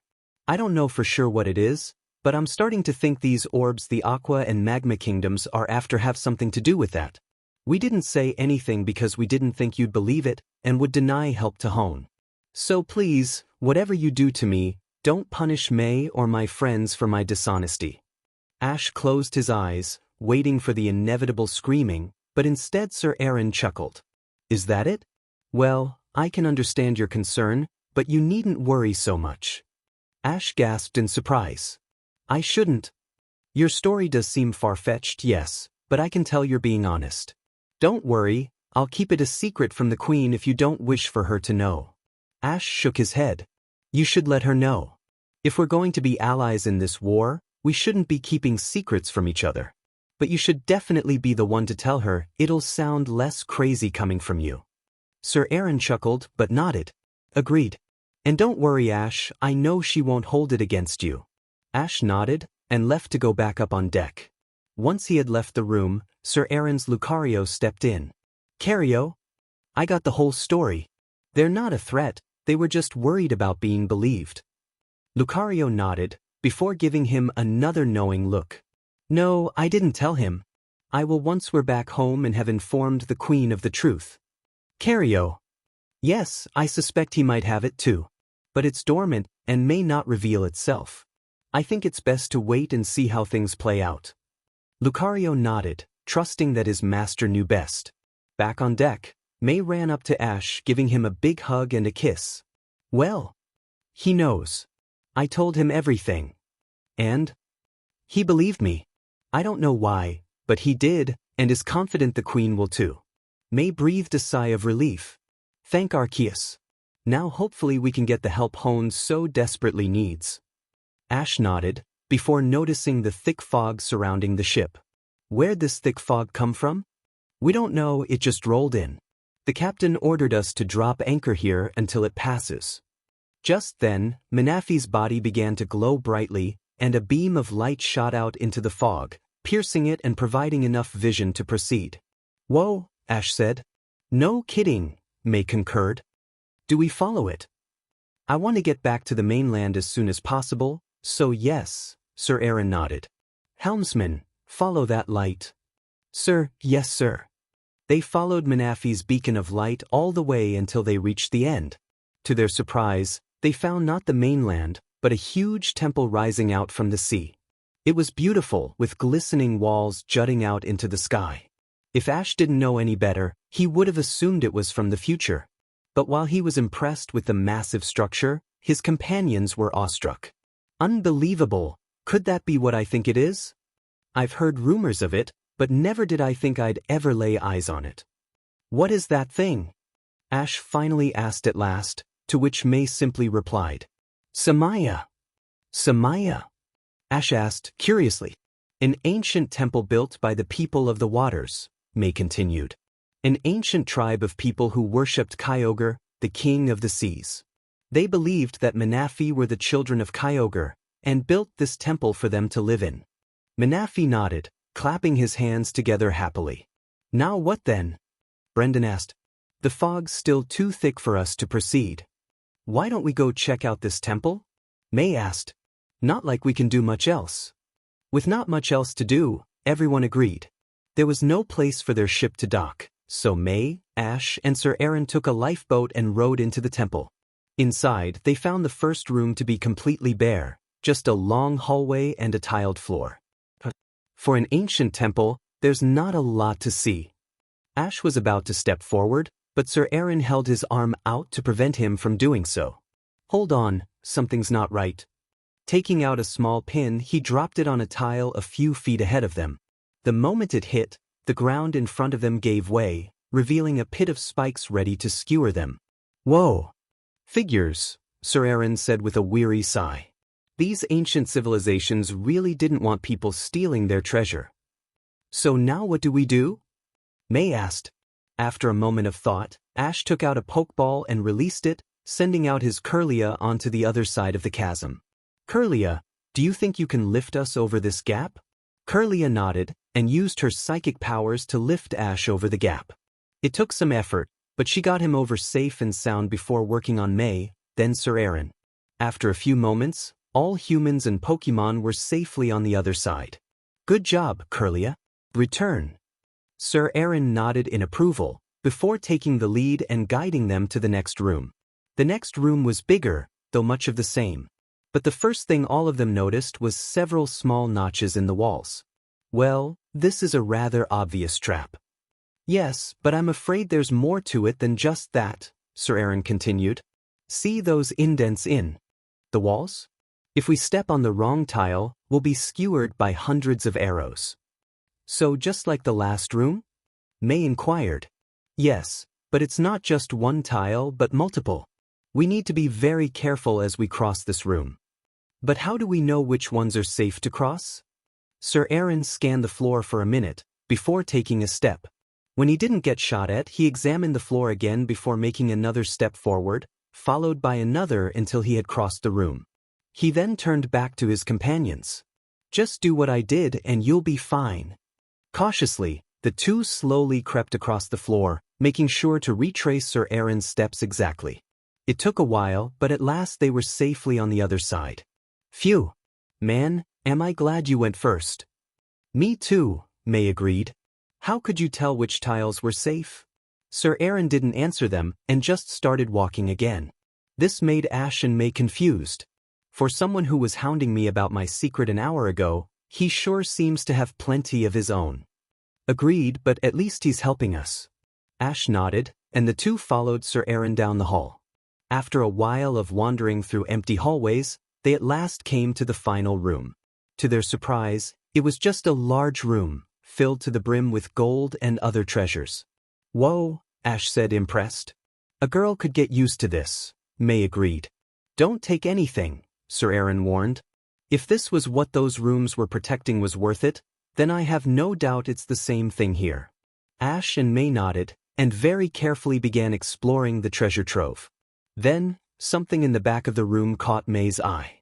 Curious, she walked over to it.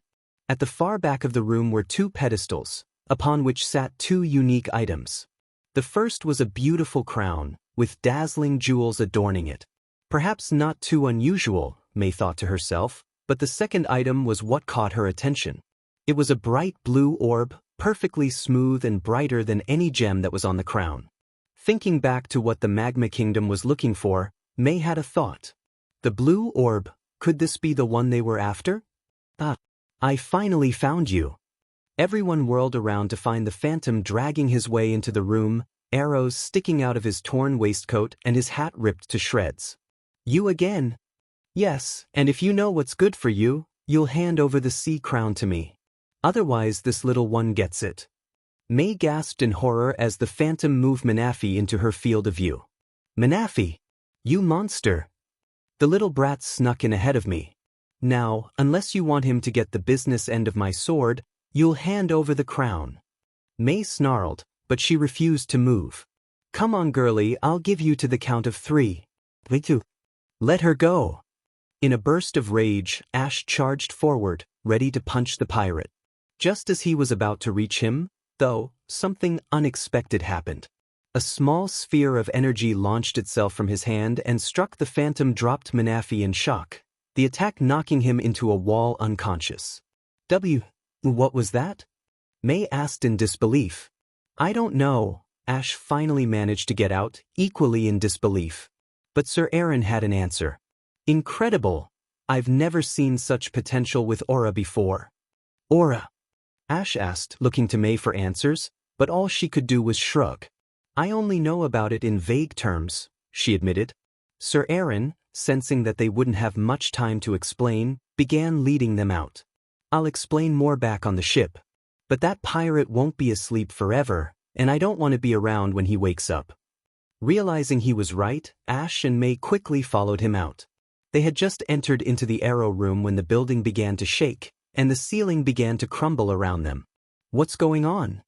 I guess our friend woke up and triggered another trap, my guess being the crown. We need to go now. What about the arrows? Looks to me like the phantom already triggered them, now move. The 3 began running even faster, May clutching Manaphy close to her as they ran for dear life. After a spectacular leap over the spike pit, they ran out the entrance and climbed into their rowboat, getting away just in time before the temple collapsed into the sea, never to be seen again. Is it over? Ash asked.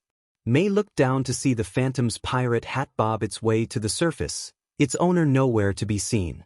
It's over, she said with a sigh of relief. Once everyone was back on the ship, they were given a warm welcome back by the crew. So he went down with the temple? Brendan asked. Serves him right. Indeed, May agreed. Done in by his own greed. She then turned to the ruins of the ancient temple with a sad expression on her face. Still, for this beautiful temple to have lasted for thousands of years, only to collapse because of an idiot like him, and now the Manaphy have nowhere to go. Everyone bowed their heads in respect. Suddenly, Manaphy glanced up into the sky in awe. Seeing this, everyone else looked up to see a huge group of Manaphy gathered in the sky, much to their amazement. Wow! To think that before this day, I thought they were a myth, and now I'm seeing dozens of them. The Manaphy floated above their former home, their faces fallen. They then turned their attention to the ship, and they did not look happy. I think they might blame us for the temple's destruction, Ash said. Luckily, Manaphy flew out of May's arms and over to the others, and in their own language tried to explain what happened. Luckily, whatever he said worked, and the other Manaphy subsided, allowing everyone to breathe a sigh of relief. Phew, May said. The last thing we need is for them to attack us too. Just then, 2 objects floated up to the surface. Upon closer inspection, they were the crown and blue orb from the temple. Upon spotting the crown, one of the Manaphy floated down and picked it up, before offering it to Maze. What is it doing? If the legends are correct, Sir Aaron, the sea crown is given to the one the Manaphy trust to lead them as Kyogre's chosen. I believe they see potential in your Manaphy, and want him to join them as their prince. May's heart clenched. Despite only knowing him for a day, she'd already grown close to Manaphy. But despite that, she knew how important this was, and waited for Manaphy to make his choice. Manaphy remained frozen for a minute, glancing down at the crown before looking back at May, who tried her best to hold back tears as she smiled. It's okay, don't worry about me. Follow your heart, and make the choice you think is right. For a long minute, Manaphy floated in the air, trying to make his decision. And flew right into May's arms. The princess was shocked, but happy. Are you sure, sweetie? Mama. May gasped in shock, but hugged him close to her chest as happy tears fell down her face. The other Manaphy smiled, and nodded in understanding. They turned to leave, but before they did one of them retrieved the blue orb and offered it to Ash. Do you want us to take this? Manaphy. Ash nodded and accepted it. Thank you, we'll take good care of it. The Manaphy nodded, and the group set off for a new home. Once everything was all said and done, everyone breathed a sigh of relief. Man, what a day! Ash sighed in relief. Pie. Pikachu nodded in agreement. I'm just glad it's over, May said. Not quite, Sir Aaron interjected as he walked over to them, making them look at him in confusion. I do believe I promise you an explanation, and I intend to keep it. Tell me, have you ever heard of the Aura Guardians? Sir Aaron nodded. An ancient order of knights sworn to protect Rhoda and its royalty, he explained. With the power of Aura, we keep our people safe. Aura? Ash asked, confused. Sir Aaron chuckled. Perhaps a visual demonstration would help. He stretched out his hand and produced a similar energy orb to the one that Ash did, only larger, much to Ash and May's amazement. Sir Aaron extinguished it before continuing. To put it simply, Aura is the energy that surrounds everyone and everything. It dictates who we are, our emotions, and our thoughts. Most people can't see it, but a select few like Ash and I can. Not only can I see it, but as you can see, I'm able to manipulate it. Incredible, Ash said. Is that how you were able to sense those traps back there? May asked. Yes, and how I could tell Ash wasn't being truthful. But that's only the tip of the iceberg. Just then, the captain approached them. Pardon me, sir, he interrupted. But if we want to get back to the mainland anytime soon, then we should get going. Sir Aaron nodded. Set course for home, then, he said before turning back to the young royals. I'll explain more later. I want to inform Queen Rin about our discoveries before I continue. Okay. Ash watched Sir Aaron walk away, his mind still processing all of this information. 3 days later, the group reached mainland Rhoda and headed straight for the castle. Once they arrived, they told the queen all about their adventure, as well as telling her the truth about Ash. To his and May's relief, she was very understanding about it all. I must admit, I don't know if I would have believed that story if you had told me right away, she said. But my loyal knight Sir Aaron vouches for you, so I trust you. And I must thank you for ridding my kingdom of those horrid pirates. To her and her people's relief, Queen Rin smiled and nodded. After everything you've done for us, how could we not return the favor? Besides, I don't think I'd like any trade agreements either Magma or Aqua would put forth. Everyone chuckled at that. Give us a few days to prepare, and we'll send as much support as you need. Thank you, Your Highness, May said with a bow. Of course, dear. Excuse me, my queen, Sir Aaron interjected, but I wish to accompany them back to Hoenn. Are you sure? Queen Rin asked with a raised eyebrow. I'm sure Sir Jackson can handle the mission. As am I, Sir Aaron acknowledged, but Prince Ash here has the ability to manipulate aura. It may be weak now, but if I train him he could be as strong as I am. Oh, Queen Rin said with a smirk. Well, I'd be happy to allow it, but it's up to Ash if he wishes to go through with it. I don't know, said Ash. It's a lot to take in. I promise it'll be worth it, Sir Aaron said. By the time I'm through with you, you'll be a fine aura adept. If nothing else, it'll give you extra power against the Magma and Aqua kingdoms. Ash thought for a minute, before nodding. All right then, I accept. Excellent. We'll begin training tomorrow. That night, Ash and May were getting ready for bed, the events of the past week still fresh on their minds. Manaphy was snoozing in a small bed Sir Aaron had provided, with Pikachu keeping his tail around him to keep him safe. Man, what a week this has been. May agreed. I'm just glad Queen Rin agreed to send reinforcements home with us. Hopefully we'll be able to end this menace once and for all. We will, Ash said. And it was all thanks to you. May giggled before scooting over to Ash. So, first a knight, then a prince, and now an aura guardian, huh? Heh, I guess, Ash chuckled nervously. I don't think I'll be very good at it.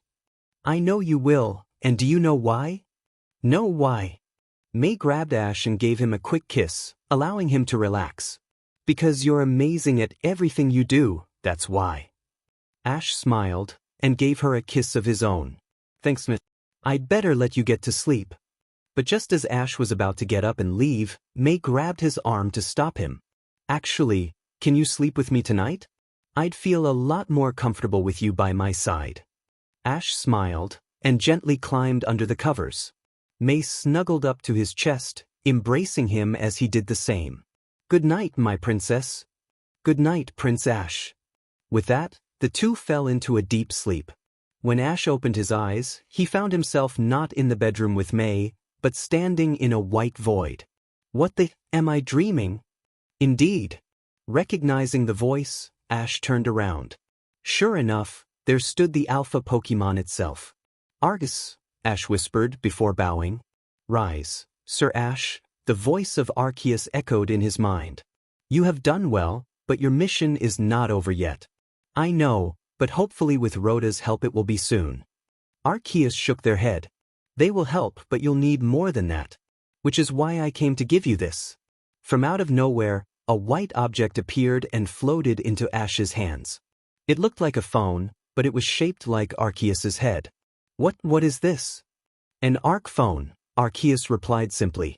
In time, you will discover its power. But you must always remember to use it wisely. Goodbye, and good luck. Wait. But in a golden flash of light, Arceus disappeared, leaving Ash to wake up. Ash woke up with a start, the dream still fresh in his mind. His jump also woke May up, but luckily it was morning. Ash, is something wrong? They had the weirdest dream, that's all. Sorry I woke you. May yawned, stretching her arms out as she walked over to a waiting Manaphy and picked him up. Ah well, I had to wake up at some point. Pika Pie. What is it, Pikachu? Pikachu gestured to the nightstand, and when Ash saw what he was pointing at he gasped. Ash, what's wrong? Ash picked it up and stared at it. There in his hands was the Arc phone from his dreams. That dream, it was real. Something told Ash that his mission was going to get a lot more interesting. After breakfast, Ash followed Sir Aaron out to the castle courtyard to begin his training. He had considered telling him about the Arc phone he had received in his dreams, but decided against it until he knew more about it himself. All right, Ash, are you ready to begin? Yeah. This sounds awesome. Sir Aaron chuckled and motioned for him to sit down. The first thing I want to teach you is how to see aura. Okay, how do I do that? First, close your eyes. Confused, Ash did so. Empty your mind of all thoughts. Pikachu sniggered, and although Ash couldn't understand him, he got the feeling that Pikachu was mocking him. A quick glare from Ash was enough for him to shut up, allowing Ash to go back to his concentration. Just relax your mind. Clear it of all thoughts, and focus on your surroundings. Ash took a deep breath and tried to focus. He tried and I can't do it. I'm just not that good at sitting still. He wasn't sure, but he thought he heard Pikachu snickering quietly beside him. Sir Aaron chuckled. A lot of Aura Guardians have that problem when they first start out. Even I did. Really? Sir Aaron chuckled fondly. Thinking is easy, but actively trying to not think is difficult. What did you do to make it easier? Well, it's not so much that I mastered it, but I did find an alternative method. Instead of emptying my mind of all thoughts, I focused on a single thought. A cherished memory, something that makes you happy. Ash smiled. He knew exactly which memory to choose. All right, I'll give it a try. Taking another deep breath, Ash closed his eyes and began concentrating again. This time he focused on his memories, tuning out the rest of the world as he narrowed his focus, replaying the events over and over in his mind. All right, now open your eyes. Ash did so, and was surprised by what he saw. All around him, people and objects were surrounded by a strange glow that he couldn't see before. Whoa! Amazing, isn't it? Yeah. But how do I turn it off? Just close your eyes and relax. Ash did, and the auras went away, much to his relief. Phew. That would have been weird seeing those all of the time. I'm curious, what did you choose to focus on? Oh, that's easy. It was the day I met Pikachu. Pikachu smiled and nuzzled his cheek against Ash's. Sir Aaron smiled and nodded. A good choice. I can see you two have a strong bond. Yeah, we've been through a lot together. We may not have had the best start, but I wouldn't trade him in for anything in the world. Pika. Yes, Lucario and I are the same, Sir Aaron added. Now, let's move on to the next lesson, learning to use Aura for offense.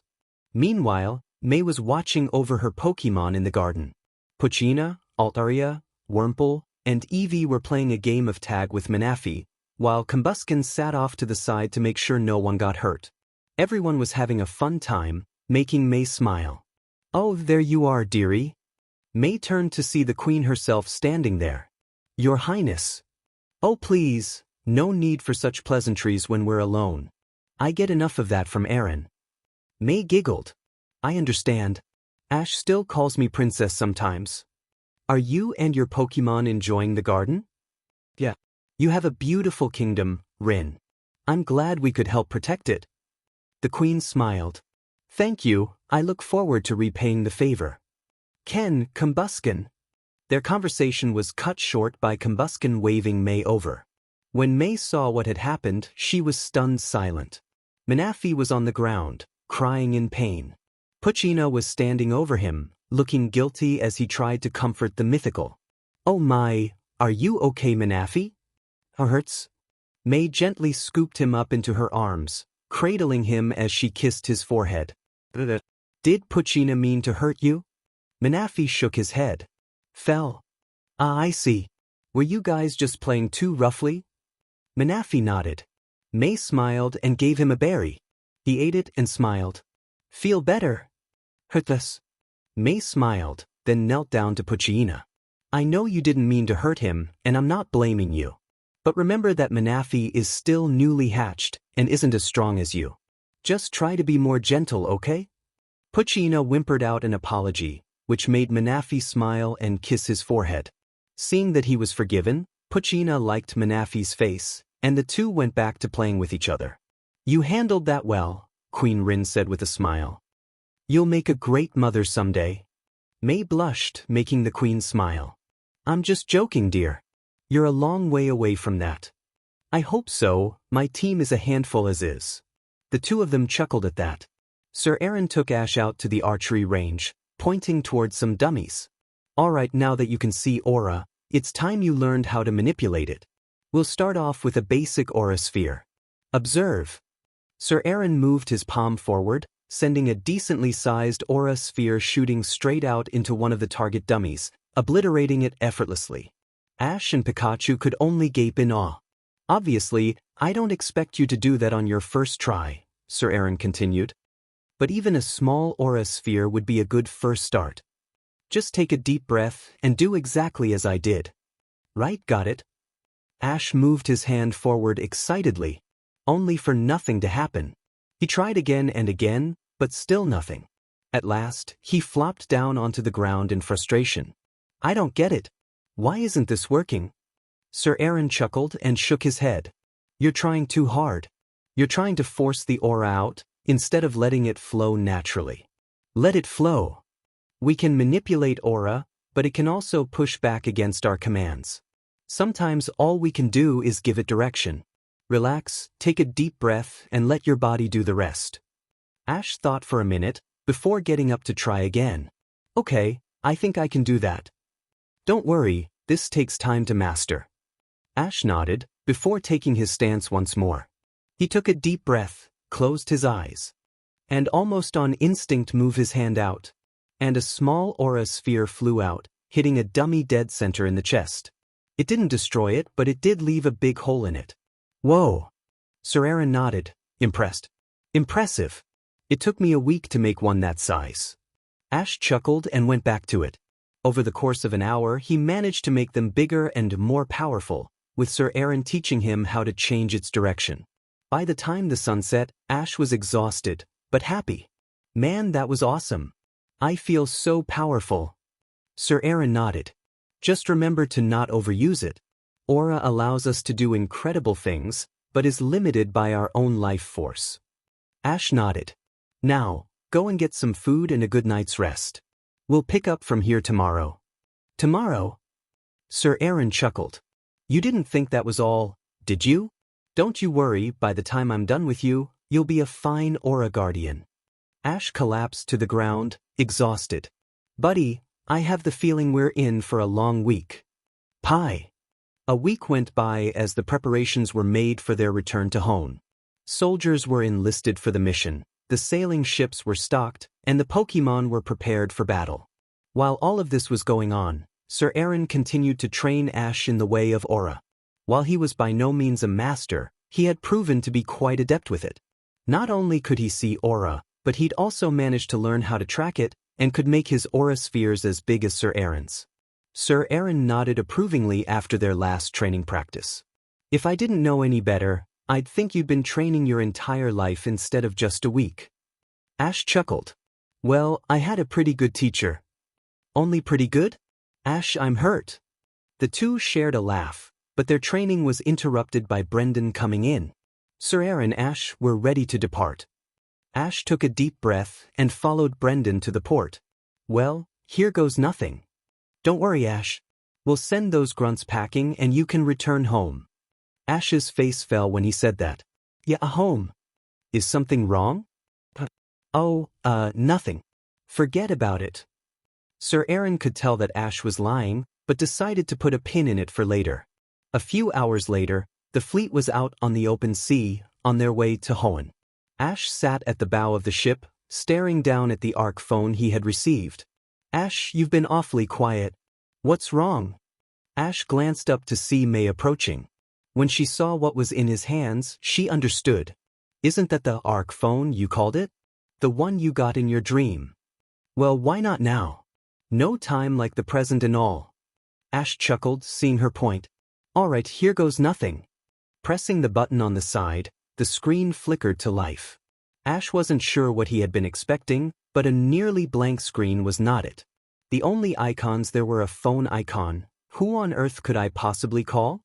He thought to himself, and a Pokeball icon. Well, this is interesting. You said you could use these phones to call people, right? You could talk to someone else, no matter how far away they are. Yeah, but the other person would need a phone of their own, and I doubt there are any others in this timeline. What about the other symbol? The Pokeball one? I have no idea. Well, let's check it out. Cautious, but equally as curious, Ash clicked on it. What popped up was a list of Pokémon, almost like a Pokédex, but only including the images of the Pokémon's face. What surprised Ash was that the list was just what Pokémon made up the list, something May was quick to make note of. Ash, something wrong? Nothing, it's just, all of these Pokémon are ones I caught back during my travels. You mean back in your own time? Yeah. May looked down at the phone, impressed as he scrolled through it. Did you really catch 30 Tauros? Yeah, that was an experience. I wonder what'll happen if you click on one of the pictures? I guess there's only one way to find out. Ash clicked on the icon of Bayleaf, expecting nothing more than a Pokédex entry. Instead, what he got was the leaf Pokémon herself to materialize in front of him. The grass type looked around in shock, before her eyes landed on her trainer. With an excited cry of, "Bay!" she pounced on him, knocking him over as she began to nuzzle him. May could only stare in confused awe as Ash laughed, gently stroking Bayleaf's neck. Yeah, I missed you too, Bayleaf, but you're kind of crushing me. Bayleaf climbed off of him, but remained close as he got up to his feet. Ash, is this? My Bayleaf is... Bayleaf, this is May, my girlfriend. May smiled and offered a handshake. It's a pleasure to meet you, Bayleaf. Bayleaf shook her hand with one of her vines, though May could feel some tension coming off of her. Ash then looked down at his ARC phone in amazement. What other secrets are you hiding? Just to make sure it wasn't a fluke, Ash selected a few other Pokemon to see if the phone was connected to his Pokemon at Oak's lab. Sure enough, it was, with Totodile, Phanpy, and Kingler all being happy to see him. His experimentation also gave him 2 other bits of insight into his new acquisition, that only one of his Pokemon from the future could be there at any one time, and he could also send his current choice back by clicking on the icon again. But even so, he still had so many questions about it and so much more. That night, he stood at the bow of the ship once more, watching the stars in the sky as they continued sailing. Beautiful night out, isn't it? Ash turned to see Sir Aaron coming up to him. Yeah, breathtaking. You seem troubled, Ash. Is something wrong? No, nothing. Ash, you should know by now that you can't keep secrets from me. Ash, it's just, I do miss home and my friends. My mom, hell even Gary. I truly love May, and the people of Hoenn have been nothing but kind to me, considering I came out of nowhere. It's like no matter what happens, I'll lose. And seeing my other Pokemon today didn't help. Sir Aaron nodded sympathetically. I understand completely. No offense, Master, but I doubt you can. My situation is a rather unique one. Rare, yes, but not unique. There's a reason why I didn't tell the Queen to throw you and your people out when I saw that you weren't telling the truth, Ash. Yeah, and why is that? Because like you, I've also lived in another time. This got Ash's attention. You're not just pulling my leg, are you? Let me put it this way, I know Rhoda will eventually be called Kanto. This got Ash to believe him, and Sir Aaron continued. My story is actually the reverse of yours. I was out on a mission one day when I stumbled across a strange portal out in the woods. When I went to examine it further, I was Yin. When I woke up, I was in a world I didn't understand, yet at the same time familiar. I was disoriented and lost, but a kind woman took me in. And in time Sir Aaron smiled reminiscently. That we fell in love. I would have married her one day, but after a year I was sent back in time by Shelebi. I miss her, but in time I fell in love again. He then turned to Ash. I can't give you the answers you want. I can't tell you what will happen when your mission is over, or what the right choice is if you get one. But I can give you this bit of advice. Whatever happens in the end, make the most of your time here. Ash nodded in understanding. Thank you. Of course. By the way, I'm curious, what town do you come from? Pallet Town, why? Sir Aaron's face paled. Pallet Town? What's your last name? Ketchum, why? Before Ash could finish, Sir Aaron turned and walked away, leaving Ash very confused. Something strange was going on, and he didn't like it. A few days passed, and soon they were within Hoenn waters. Everyone gathered at the head of the ship to see the kingdom come into view. I hope Mom and Dad are all right, Max said. I'm sure they are, Wally said comfortingly. Your parents wouldn't fall to these thugs so easily. May nodded in agreement. And now we can put this conflict to rest for good, she said hopefully. You've got that right. Ash said confidently. Something tells me things will be smooth sailing from here. Ugh, stupid sisters.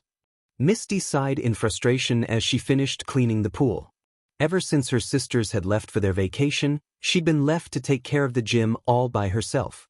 Which meant not just battling trainers, but also maintaining its facilities. And unfortunately for her, today that meant cleaning the pool. When they get back, I'll teach them about responsibility. She was stirred from her thoughts by the phone ringing. Perplexed, she walked over to it and answered, the caller being her old friend Brock. Brock, long time no see. Hey, Misty. The moment she heard her friend's tone, Misty knew something was wrong. Brock, is something wrong? Have you heard from Ash at all? I wanted to surprise him in Hoenn, but no one's seen him. This took Misty aback.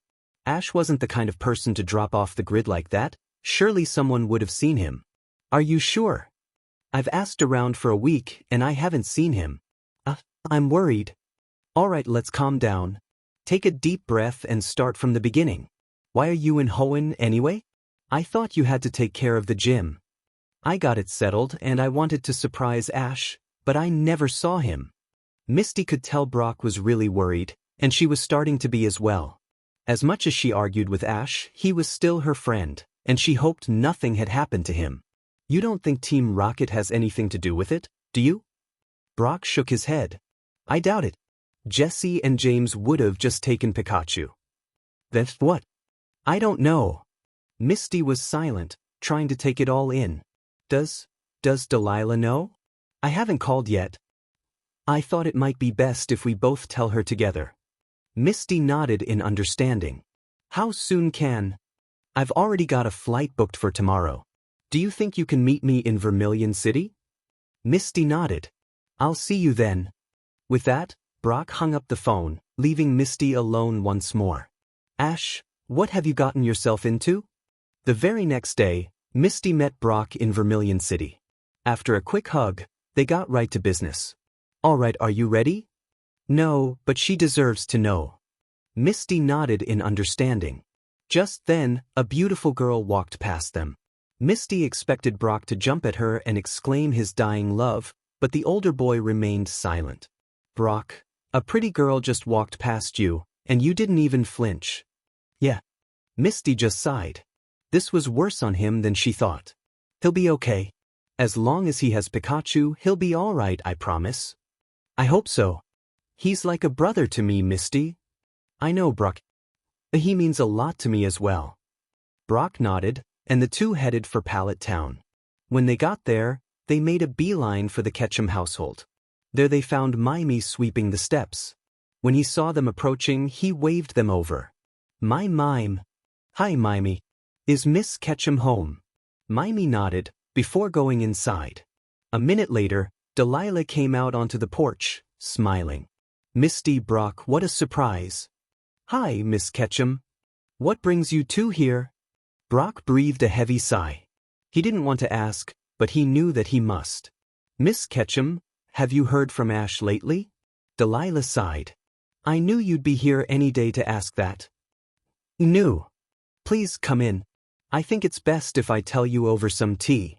Confused, Misty and Brock followed her into her house. A few minutes later, Mimey set 3 cups of tea in the living room for them.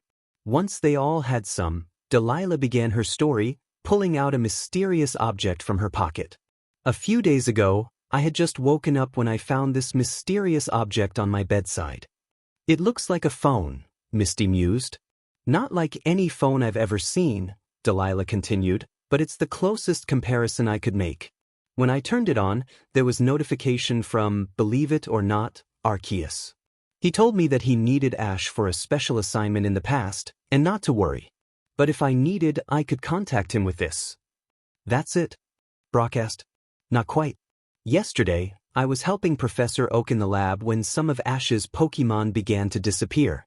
Gone, just like that, only to reappear a minute later when another one vanished. It only lasted a few minutes, but... Delilah chuckled. Somehow I think they found their way to Ash and he'll be just fine. Miss Ketchum? Please, dear, call me Delilah. Misty nodded. Delilah, you're taking this all very well. Aren't you worried? Of course I am. Delilah said with a straight face.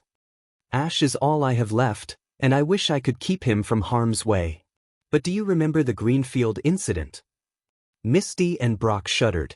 If that incident taught me one thing, it's that Ash is always going to put himself in danger if it means helping others.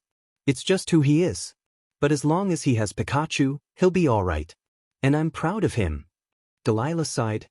Reminiscently. He reminds me so much of his father. Misty and Brock nodded. Thank you, Delilah. We should get going. Don't be a stranger. Misty and Brock walked back in silence. Neither of them were really sure how to take all of the information until Misty finally spoke. We need to find a way back there. Misty. Brock began, but Misty cut him off. Brock, we both know just how much trouble Ash can get into just by himself. For all we know, he'll die and none of us will ever know. Brock was silent for a minute before he spoke again. Misty, do you have a crush on Ash? What? Are you kidding me? Me have a crush on him? 'Tis. Misty, I may not be able to get a girlfriend, but I know love when I see it. Realizing there was no point in arguing with him further, Misty relented. Yes. I didn't really know it when we were traveling together, But I do have a crush on him, and I wish I had said something before we left. Brock nodded. How long can you be away from the gym? Huh. Misty, you're the only active gym leader for Cerulean at the moment. If you're insisting on doing this, you need a replacement, and your sisters are on a cruise ship in the middle of the ocean. I'd need to call the league, but I'm sure they can send a temporary leader. Brock nodded in agreement. Alright, once they do, we'll leave. And Misty? Yeah. Brock pulled her into a big hug. We'll find him. I don't know how, but we will. Misty smiled and hugged him back. Thanks, Brock. A few days later, the league sent a replacement for Misty. Thanks, Lorelli. I know it's a bit of a step down from being a member of the Elite Four, but I appreciate it. Of course, sweetie, the older woman replied. I hope you get better. I will. I just need a change of scenery for a little bit. Being the only gym leader has really been stressing me out. I understand, dear. Misty waved goodbye and headed off to meet Brock at the town's entrance. You ready? Yeah. I just wish I knew how we were going to go back in time.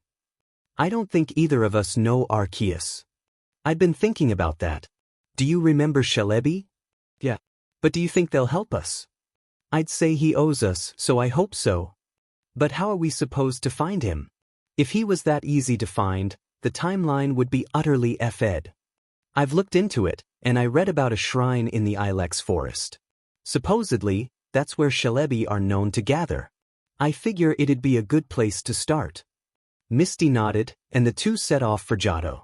Later, they were deep in the Ilex forest, searching for the shrine.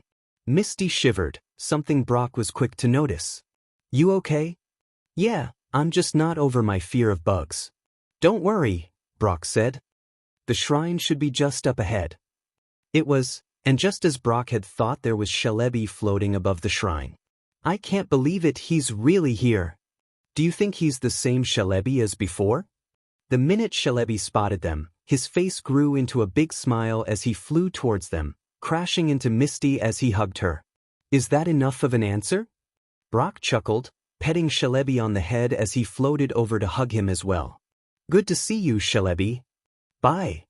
Listen, Celebi, we need a favor, Misty said, cutting to the chase.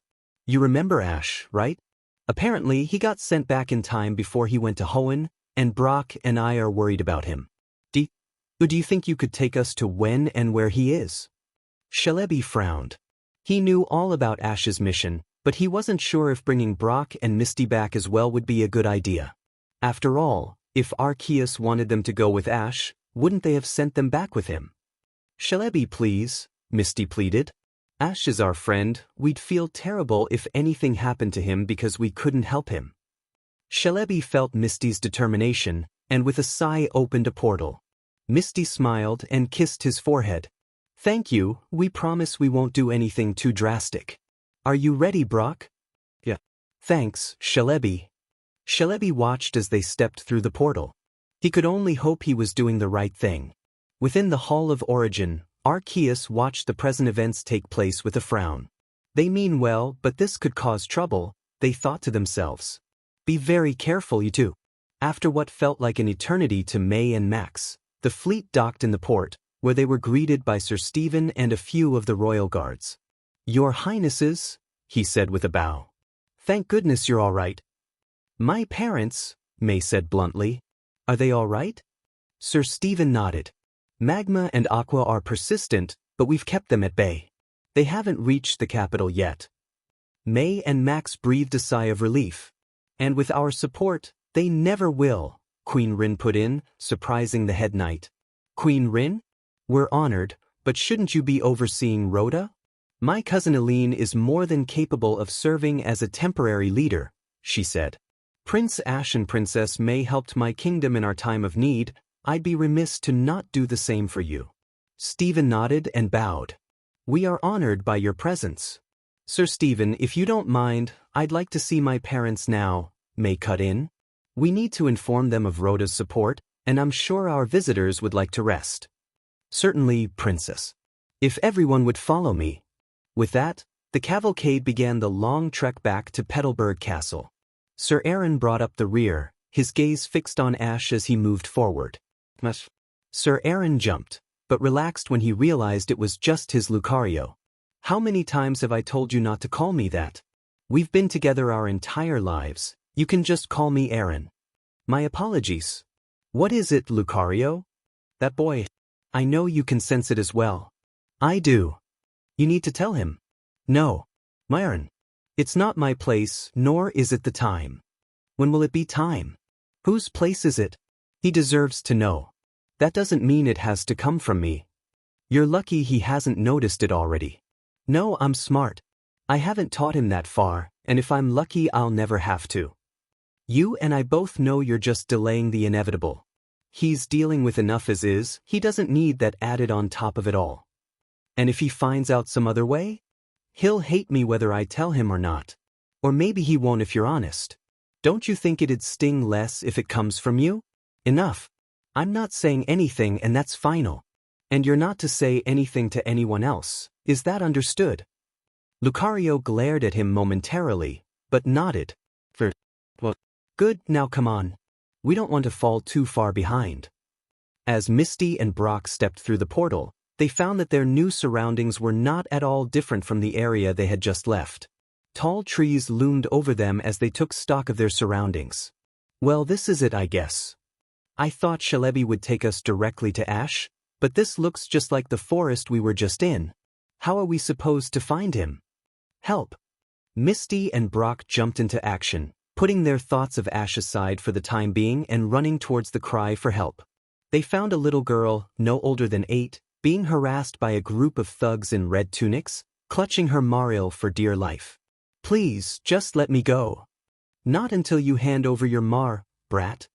Misty and Brock, enraged by their actions, stepped forward. Hey, leave her alone. The leader saw them and sneered. This doesn't concern you, so why don't you run along? It does when you're bullying a defenseless little girl. Leave her alone or you'll be sorry. The thugs laughed. Oh really? You and what army? Alright, you asked for it. Go, Starmie. Onyx, I choose you. Brock and Misty didn't even need to call out any attacks. The thugs took one look at their Pokemon and, knowing they were hopelessly outmatched, the three booked it. And don't come back. Misty yelled at their retreating forms, before turning to their intended hostage. Are you okay, sweetie? They didn't hurt you, did they? The little girl shook her head. No, you got here before they could do anything. Thanks for saving me. Of course, my name's Misty, and that's Brock. What's your name? Vivian, but you can call me Vivi. You really shouldn't be out here by yourself, Brock said gently. Are you lost? Vivi shook her head. No, I know where I am. My father sent me out to collect some berries for the feast tonight, but those magma grunts cornered me and Mariel. But I'm all right now thanks to you. At this moment, Togepi squealed, making Vivi coo at her. Misty smiled, and let Vivi take Togepi into her arms. Togepi smiled and giggled, making Vivi feel better. Ah, you're just the cutest thing. Togepi! Excuse me, Vivi, Brock interjected. But we're not from around here. We're looking for a friend of ours, maybe you've seen him? He's got black hair, travels with a Pikachu on his shoulder? Yes, Princess. He should be returning home today. This got Misty and Brock's attention. Come on, you can wait for him in the castle. And with that, she turned around to lead them home, her Mariel bouncing along after her. Misty and Brock followed, but kept a quiet conversation between themselves going. Prince Ash. Don't look at me, I know just as much about it as you do. Misty sighed, rubbing her head in an attempt to relieve her headache. Ash, just what have you gotten yourself into? When May saw her parents waiting for her, she quickly ran into their waiting arms, as did Max. Mom, Dad. Thank goodness you're all right, I was so worried. We're fine, dear. We could do without all of the attacks, though, her father added, though he did smile when he saw their guests. Although I get the feeling that won't be a problem for much longer. Your daughter helped my kingdom in our time of need, Queen Rin said, bowing. I intend to repay the favor. We're grateful, Caroline replied. And honored to have you. Please, let us discuss more over dinner, the king suggested. I'm sure you're all very hungry. That would be lovely, thank you. The feast was delicious, and soon the two kingdoms had an alliance and plan of attack drafted, allowing everyone to relax for the first time in a long time. Just then, one of the castle guards approached Ash. "Pardon me, Prince Ash, but there are some visitors at the gate who wish to see you." "Visitors? For me? Who are they?" "They wouldn't say, only that it's urgent that they see you." With a sigh, Ash pushed himself to his feet to go and see them. "Ash, it's all right, May, I'll just be a minute." Despite his reassurance, May still got up to follow him. "May, if these people won't give their names, they could be trouble. It'd make me feel better if I went with you." Ash nodded in understanding, and the two made their way to the throne room. When Ash saw who was there waiting for him, he stopped dead in his tracks. "Brock? Misty?" The minute Misty saw Ash, she ran over to him and gave him a bone-crushing hug, crying her eyes out while scolding him. "You dumbass. Do you know how worried I was when Brock called me saying you had disappeared?" Ash could only awkwardly hug her as she continued sobbing. "I'm sorry, Mist. I didn't exactly mean to do that, it just came up." Misty sighed and let him go. "Well, still. But I'm glad you're all right." "Thanks, Mist." Brock chuckled and patted him on the shoulder. "It's good to see you, Ash." "Same, Brock. Sorry I gave you a scare." "Well, I wanted to surprise you and Hoenn, but I guess you surprised me instead." Everyone shared a laugh at that, before May spoke up. "Aren't you going to introduce me?" "Right. May, this is Misty and Brock. They traveled with me before I left for Hoenn." "Misty, Brock, this is Princess May, my girlfriend." Misty and Brock's jaws dropped. "Girlfriend? It's nice to meet you both," May said with a curtsy. "Ash has told me so much about both of you." After recovering from their shock, both Brock and Misty bowed. "And a pleasure to meet you as well, Princess." "Oh please, no need for that when it's just us," May said, waving it off. "I'll never make friends like that." "I think we should inform your parents about this," Ash interrupted. "We don't want them to be mistaken for invaders." "Agreed," May said. "Come with us, they should still be in the dining hall." Misty and Brock nodded, and followed Ash and May. But as they walked, Misty couldn't help but feel jealous, something Brock was quick to take note of. Luckily, Ash was able to put in a good word for them, and they were allowed to stay. After dinner, one of the servants showed Misty to a spare room. "I hope you'll find it to your liking." "Yes, thank you." The servant bowed, before leaving Misty alone. With a sigh, she laid down on the bed and stared up at the ceiling. Togepi could sense something was wrong with her mother figure, and began to coo to get her attention. Misty smiled and picked her up. "Hey there, Togepi. I'm just thinking." "Pay. It's about Ash, I don't know, with him and May." Togepi just tilted her head in confusion. Misty giggled and gave her a hug. "Never mind, you'll understand when you're older." Just then, there was a knock at the door. "Misty, can I come in? I wanted to check on you, make sure you're all right." "Yeah, you can come in." Brock opened the door, patting Togepi on the head before turning to Misty. "You okay?" Of course I am. Why wouldn't I be?" "Misty, remember what we talked about before we came here?" Misty sighed. There really was no hiding this from Brock, was there? "All right, you got me. I'm jealous of May." "I mean, seriously? A princess? How?" Brock nodded in understanding. "By being himself, I guess," he suggested with a shrug. "I mean, that's how he got you to fall for him."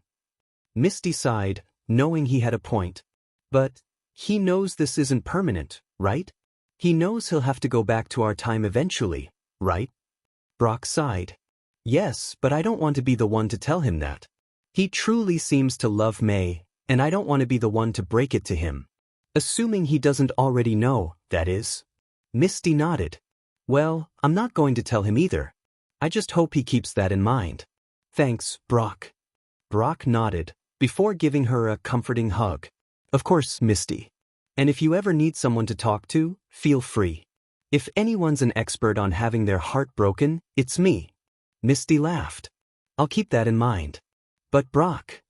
Brock stopped before leaving. "Yeah. Is it wrong that I want it to happen? So I can be there to comfort him and maybe..." Brock sighed and shook his head. Don't go down that route, Misty. Ash will be absolutely crushed. The last thing he'll need is someone else trying to hit on him. Misty nodded. That doesn't make me a bad person, does it? No. You're young and in love, you just don't know how to process all of this. Just give it all some time. Mist nodded and smiled. Thanks, Brock. You know, for someone who can't get a girlfriend, you sure seem pretty knowledgeable about this. What can I say? It's a gift.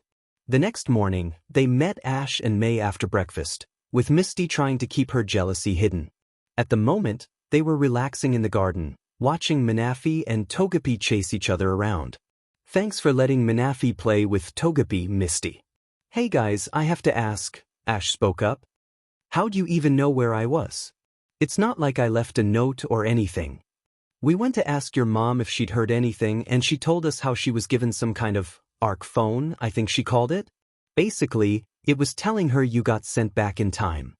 This got Ash's attention, and he took out his own ARC phone? So Mom has one too. Wait a minute, you mean you've had means of contacting us the whole time, and you didn't? Ash Ketchum-Aldash. Ash threw his hands up, trying to back out of it. Not the entire time. I just got it a week ago, and it's not like I knew anyone else had one. Phones require 2 people to work, you know. Brock, seeing that Ash was about to be in for one of Misty's mallet assaults, pulled her back. Easy, Misty, I'm sure he would have contacted us if he knew he could. Still angry, but knowing they had a point, Misty sighed and relented. Well, what are you waiting for? She said at last. Call her, I'm sure she'd be glad to know you're all right. Ash nodded, before pressing the phone icon. Sure enough, the only contact read, Mom. Nervously, he pressed it, and a minute later, his mom appeared on screen. Ash, sweetie? Is that you? I'm sorry I haven't called sooner, but dash. But Delilah just smiled and shook her head. Don't worry about it, I'm sure you've been busy. But have you been changing your underwear? Mom. Everyone, aside from Ash, laughed at the question. So you're Ash's mother? He's told me a lot about you. Oh, and who might you be? Princess May, at your service, May said with a bow. I'm pleased to finally meet my love's mother. This got Delilah's jaw to drop. Huh? Ash, do you mean to tell me that you've got a girlfriend? Ash chuckled, and sheepishly rubbed the back of his head. Well, they don't call them that in this time, but yeah. Oh, my little boy is all grown up. I'm so happy for you. Thanks. May smiled and kissed Ash on the cheek. You don't need to be embarrassed, Ash. I think it's sweet that your mother is so supportive. Yeah, she's amazing. Just then, Sir Aaron came over, his Lucario not too far behind. There you are. I was wondering if... But when he saw Delilah's face, he froze, as did she. Dee Delilah? Aaron. Ash's head shot up. You two know each other? Sir Aaron sighed. He should have known this would happen. Yes, well, you can say that. Aaronadesh. Delilah, we need to tell him. Delilah sighed and nodded. You're right, I held this conversation off for too long. As have I. Tell me what? Ash, you know how I've always said your father was away on a journey? Yeah. Well, the truth is I lied, or at least I wasn't telling the truth. Truthfully, he disappeared before I knew I was PRNT with you, and I assumed he'd returned home. I had no idea he was still alive until now. Delilah, I'm so sorry. Don't be. We both knew this could happen. It was only then that Ash began to piece it all together. His missing father, Sir Aaron's story, his reaction when he told him about where he was from. Don't tell me. I'm afraid so, Ash. I am your father.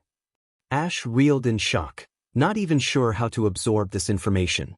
May gently pulled him into a hug, trying to keep him calm. No, that's not true, it can't be. Ash, I assure you we're telling the truth. A quick reading of Sir Aaron's aura confirmed it, but Ash didn't want to. Chow. Why? Sir Aaron let out a long sigh. It happened years ago, back when Lucario was still just a Riolu. Back then I was just a young aura user, learning the ins and outs. One day, I was returning to the castle from training when it began pouring down rain. Before long, lightning began to strike, and I needed to find shelter quickly, though I couldn't find any. Suddenly, I saw a glow off in the distance. There must be a house over there. I'm sure they won't mind if I stay. With no other course of action, I headed towards it. But as I got closer, I began to feel a strange sensation, almost as if reality itself was changing around me. But, how did you meet my mom? Sir Aaron turned to Delilah. I think you should take it from here. Delilah nodded and began her side. I'd just come out to check on my garden when a strange flash of light appeared off in the woods. What the dash? Curiosity got the better of me, so I went to investigate. What I found was a man dressed in odd clothing lying face down in the dirt as the rain poured down on him.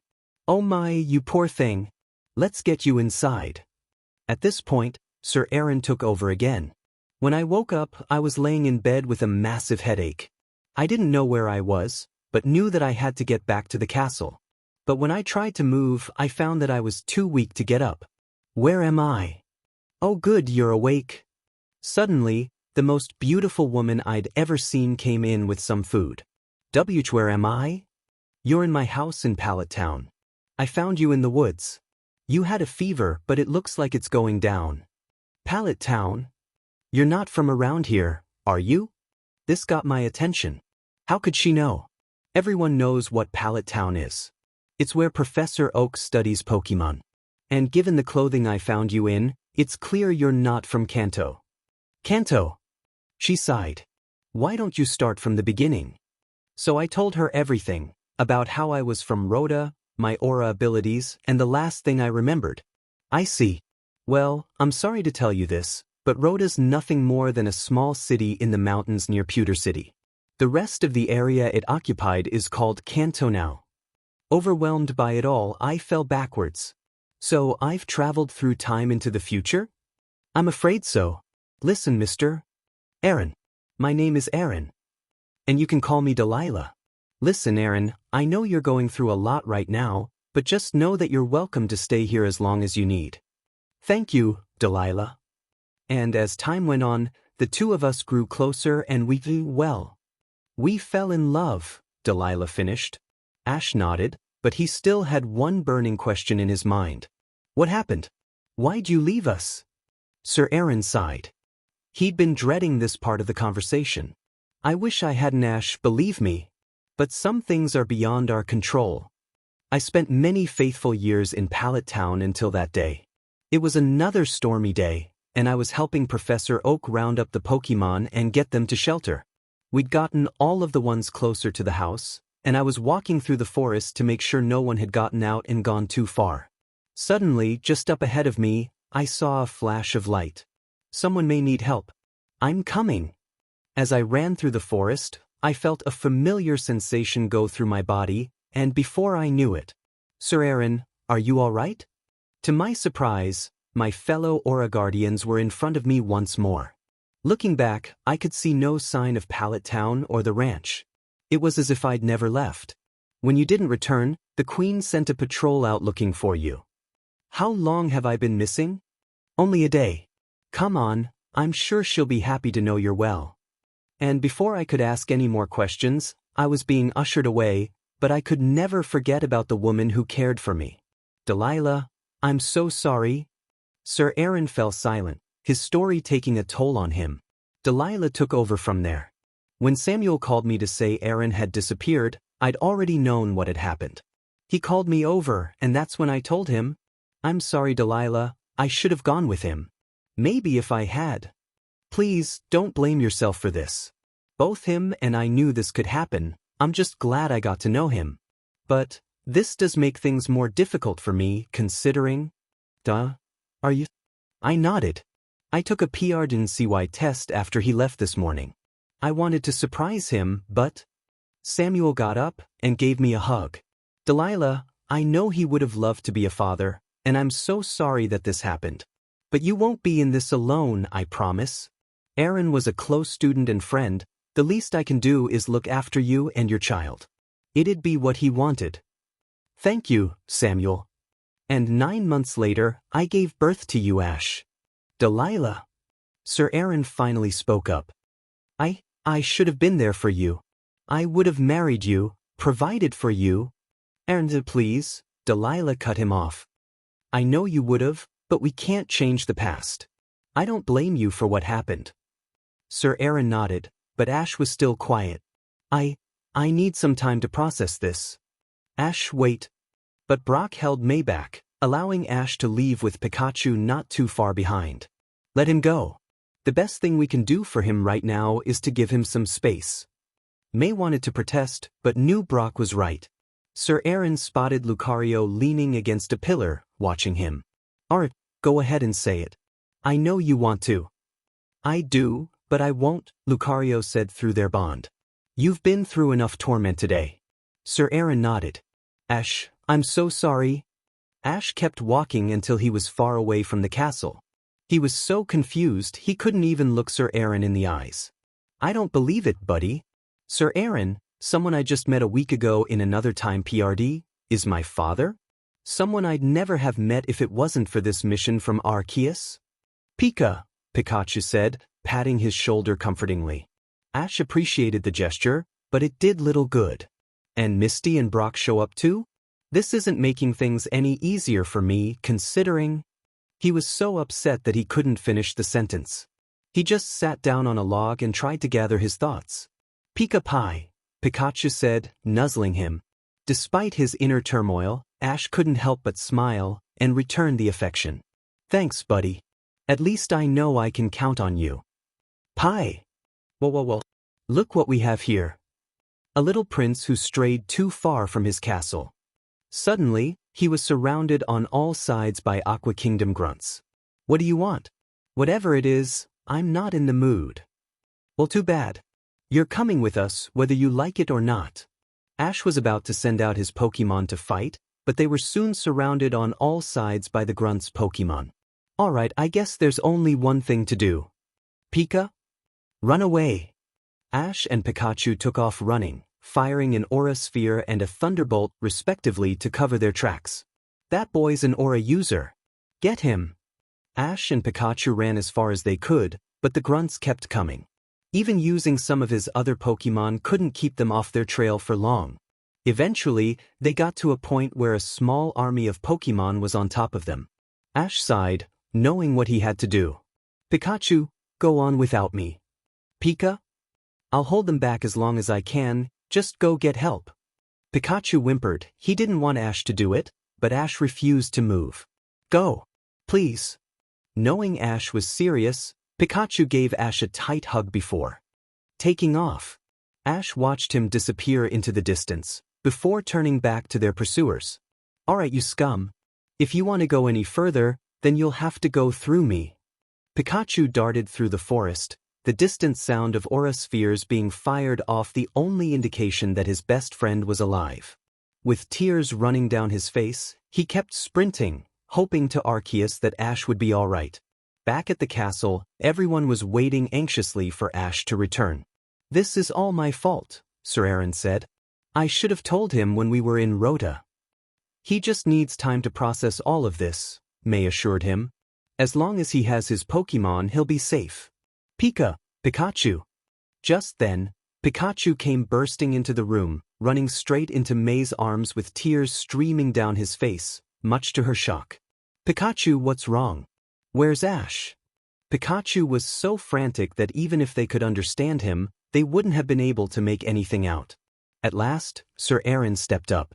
Pikachu, will you allow me to read your thoughts? I need to know what happened to Ash. Pikachu was still a little wary of the man, but knew that this was the only way to get Ash help, so allowed him to. After a minute, Sir Aaron gave the others the grave news. Ash has been taken by the Aqua Kingdom. He held them off long enough for Pikachu to escape. Everyone gasped in shock. This is all my fault, Misty said as tears began to roll down her face. If I had trusted him and stayed in the present. Misty, we can't think like that, Brock said. Playing the blame game isn't going to save him. Brock is right, Sir Aaron agreed. Besides, if anyone is responsible for this mess, it's me. Regardless, May interrupted. We need to save him. But how? Misty asked. We don't know where they took him, or if... She couldn't bear to finish that thought. Sir Aaron concentrated deeply before finally speaking. He's alive, I can sense it. How? His aura, I can sense it. It's faint, but it's there, which means they're keeping him alive. If we act fast, we can save him. Everyone nodded in understanding. Where are they headed? They're headed towards MT Pyre. By my estimates, they'll be there in half a day. Why would they take him there? May wondered. It's mostly just a gravesite for people to bury their dead. I don't know, Sir Aaron replied. But we shouldn't underestimate them. Gather whatever you need and we'll leave in 10 minutes. Everyone nodded and began preparing for their mission. Please be safe, Ash, May pleaded. Pikachu could only whimper in agreement. Keep moving, brat. Ash grunted as the soldier pushed him forward, not really knowing where he was being led. If he could just free his hands, he could reach his Pokémon and escape. But any time he tried, he was jabbed in the back with a spear and forced to keep marching. Where are you taking me? Shut up and walk. At long last, they came to a tent in the forest, from which their leader stepped out. So, you're the upstart that's been causing my men trouble? What should we do with him, sir? According to my men, the kid's got aura capabilities. That should come in handy. Bring him with us to MT Pyre. Once more, Ash was forced to his feet to march, keeping as quiet as possible. After a while of walking, they reached another camp at the base of MT Pyre, where another man was waiting for them. Ah, Archie, I see you've brought company. This boy here is going to help us find the red orb, Maxie. I see. Well then, I guess it's your lucky day, boy. I guess we can't kill you yet. Ash spat at him. I'll never help you. Once Hoenn finds me, you're toast. Oh, I'm sure they'll come after you. In fact, I want them to come so I can see the look on their faces when we finally bring them to their knees. Maxie then turned to a few of his own soldiers from the Magma Kingdom. Throw him in a tent and keep an eye on him. Only feed him as much as to keep him alive. Perhaps a little starvation will make him see sense. Sir, yes sir. Once more, Ash was gruffly dragged to his feet and taken to an empty tent, where they threw him in. Enjoy your stay, brat. And with a heartless laugh, they left him to his thoughts. But despite his situation, Ash wasn't worried. He knew his friends would be there soon to rescue him. He just hoped it wouldn't be too late when they did. Once they got a sizable enough force ready, everyone set out to rescue Ash. The mood was tense, all of them trying to keep their minds off of what may have befallen their friend. Excuse me? Misty, right? Misty jumped, her thoughts being interrupted by May walking up to her. Oh, hi, May. Is something wrong? I wanted to talk to you about Ash. Sure, what's up? I couldn't help but notice you seemed to be uncomfortable when Ash introduced me. Is something wrong? Misty took a deep breath. The thing is, I have a crush on him. I was in denial when we were traveling together, but when I had to leave it finally hit me. Then I got word that he was missing and then... She trailed off, but May got the point. With a weary sigh, Misty concluded her story. I've had one heck of a week, let's put it that way. May nodded in understanding. I'm sorry, I hate to think that I've put you in an awkward situation. You didn't. I'm glad Ash is happy with you. And it looks like Pikachu likes you as well. Pikachu, who was riding on May's shoulder trying to keep his mind off things, happily purred as May stroked his chin. He's a great guy, Misty continued. He is, May agreed. I'm glad he has such good friends like you too. Misty nodded, glad they had reached an understanding. Ash grunted, scanning the tent he was in. If he could just free his hands, he could reach his Pokémon. The soldiers had either been too stupid or too cocky to take them. Unfortunately, they were bound too tightly for him to easily shift out of them. Diamant. If I could just find something sharp. Just then he spotted a knife sitting on the table, just slightly poking over the edge. Carefully, he walked over to it and began sliding his wrists up and down against it, being extremely careful not to cut his hands. Come on, just a little further. Finally, the ropes slipped off, and his hands were free. Ash groaned, rubbing his fists to get feeling back. All right, step 1 is complete. Now to get out of here. He knew the front was a no-go, there would be guards waiting outside. There were no other ways out either. No other ways for someone without a psychic type, at least. Go. Kirlia. Teleport us to a safe distance out of here. Kirlia nodded, and concentrating hard got Ash out of here. Once he was on solid ground again, he got a look at where they landed. To his surprise, he was just outside of MT Pyre's cave, being able to see the soldiers mingling in the distance. From what he could see, they didn't know he had escaped, and with any luck he'd be long gone before they found out. I don't see their leaders anywhere, so they must have gone after the orb. After a brief glance towards the cave, he began walking, using his aura to guide him to it. So I'd better grab it first.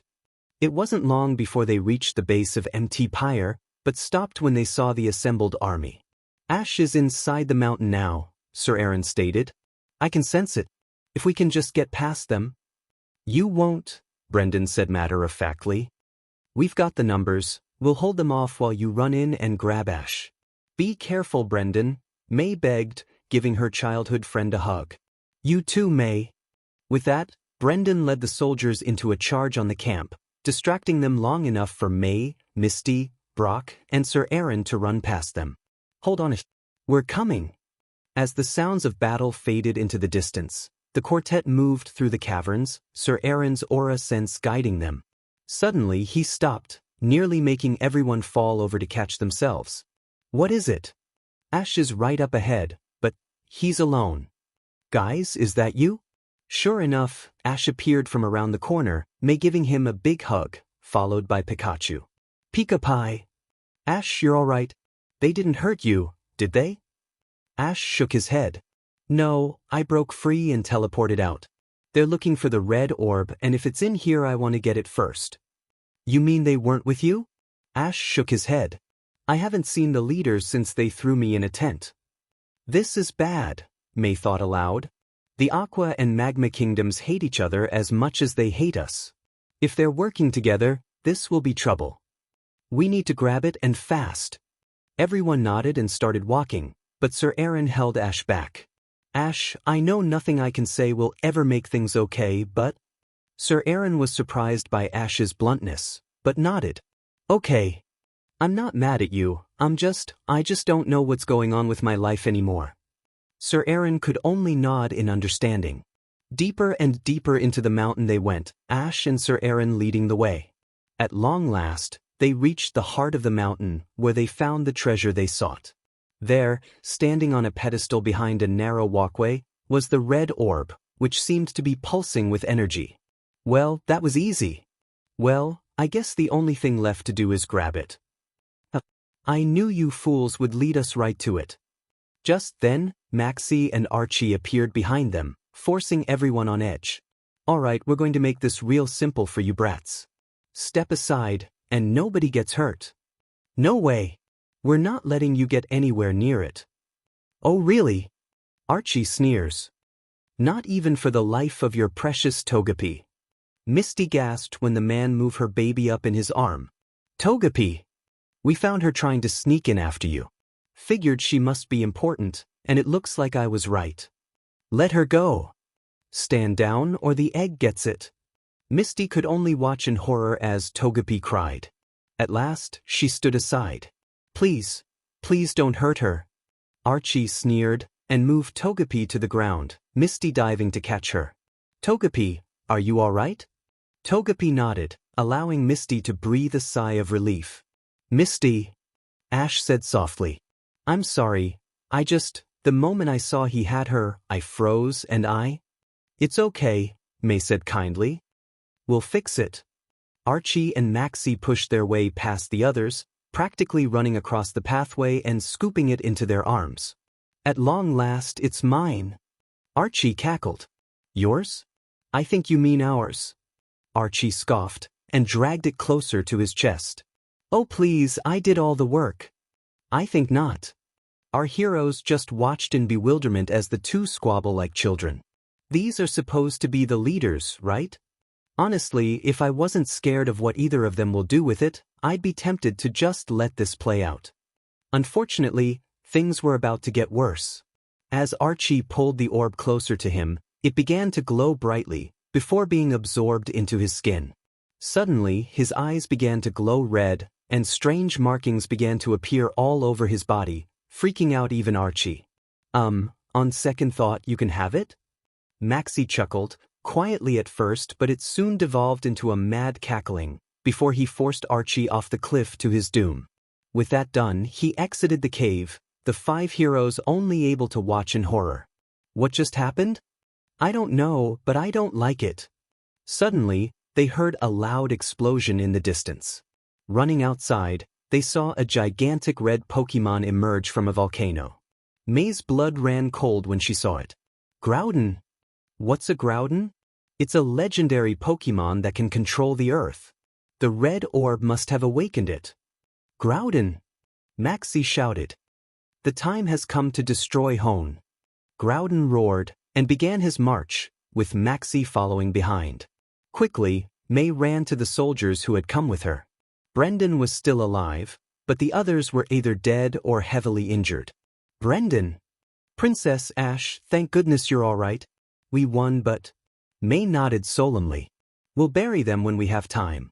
But right now, we need to stop Groudon. Brendan nodded and got every soldier that was still alive ready to retreat.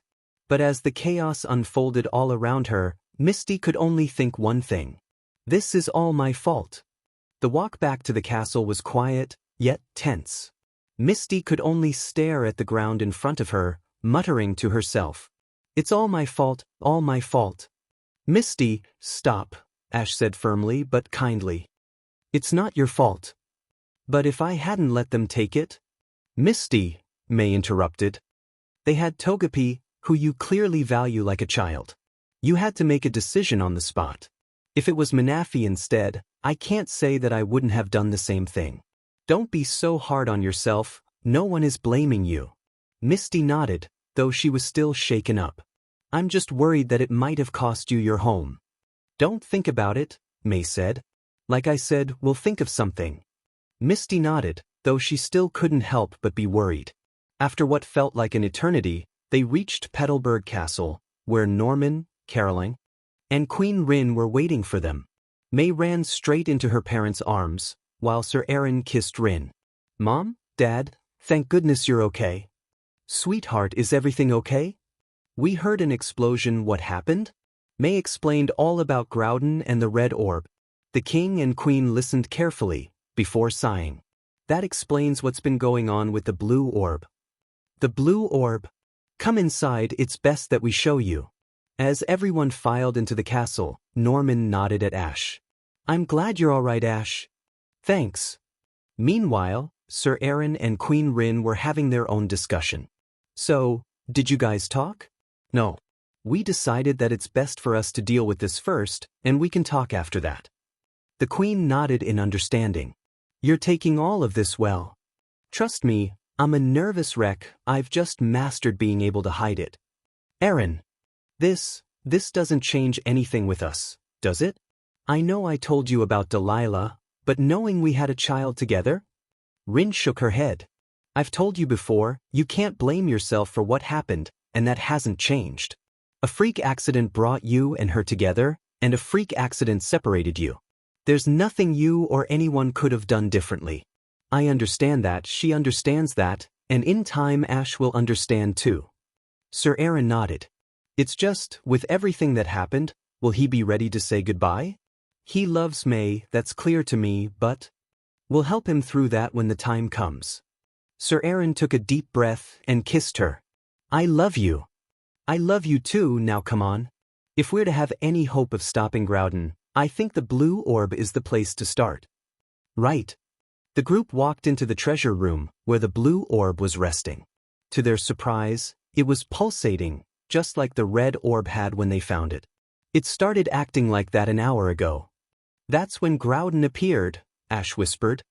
They must be reacting to one another. If Groudon came about because of that thing, what kind of Pokemon will this one summon? Kyogre, the king said. He who controls the sea. Of course, Misty sighed. Because why wouldn't he? Whatever you do, no one touches it, Sir Aaron declared. If prolonged exposure to the red orb did that to Maxie, I don't want to think about what touching this one could do. Just then, Manaphy popped into the room. He hadn't heard any of the conversation, becoming fixated on the orb. It was as if it was calling out to him specifically, and in his trance he started to drift towards it. Manaphy, no! May shouted, but she was too slow to stop him. Before anyone could react, Manaphy floated up and grabbed the orb. No! Suddenly, the orb began to absorb itself into Manaphy's body, the mythical crying out in pain as the energy lines formed all over his body. Manaphy! May grabbed him in an effort to calm him down, but soon the orb had taken control of his mind. With a vicious snarl, he forced himself out of May's arms and into the air. Manaphy, come back! Everyone chased him out of the castle, where in the distance they saw a massive blue Pokémon rise out of the sea. He roared ferociously, drawing the attention of Groudon as Manaphy floated towards him. Manaphy! May tried to chase after him, but Ash held her back. May, don't. It's too dangerous. Ash, let me go. Manaphy's in danger. We'll get him back, but you won't do him any good if you get yourself killed. May wanted to protest, but she knew Ash was right, so she settled for just leaning into his chest and sobbing, Ash doing his best to comfort her. Manaphy! We'll save him, May. I promise. With no other option, the group retreated back into the castle, trying to plan their next move. May didn't say anything, her mind too focused on Manaphy. We've got to do something. Brendan shouted. Brendan, they're two of the most powerful legendary Pokémon in existence, Max retorted. What exactly do you plan to do to stop them? Well, we have to do something. The knight said. If we don't, they'll destroy Hoenn in their feud.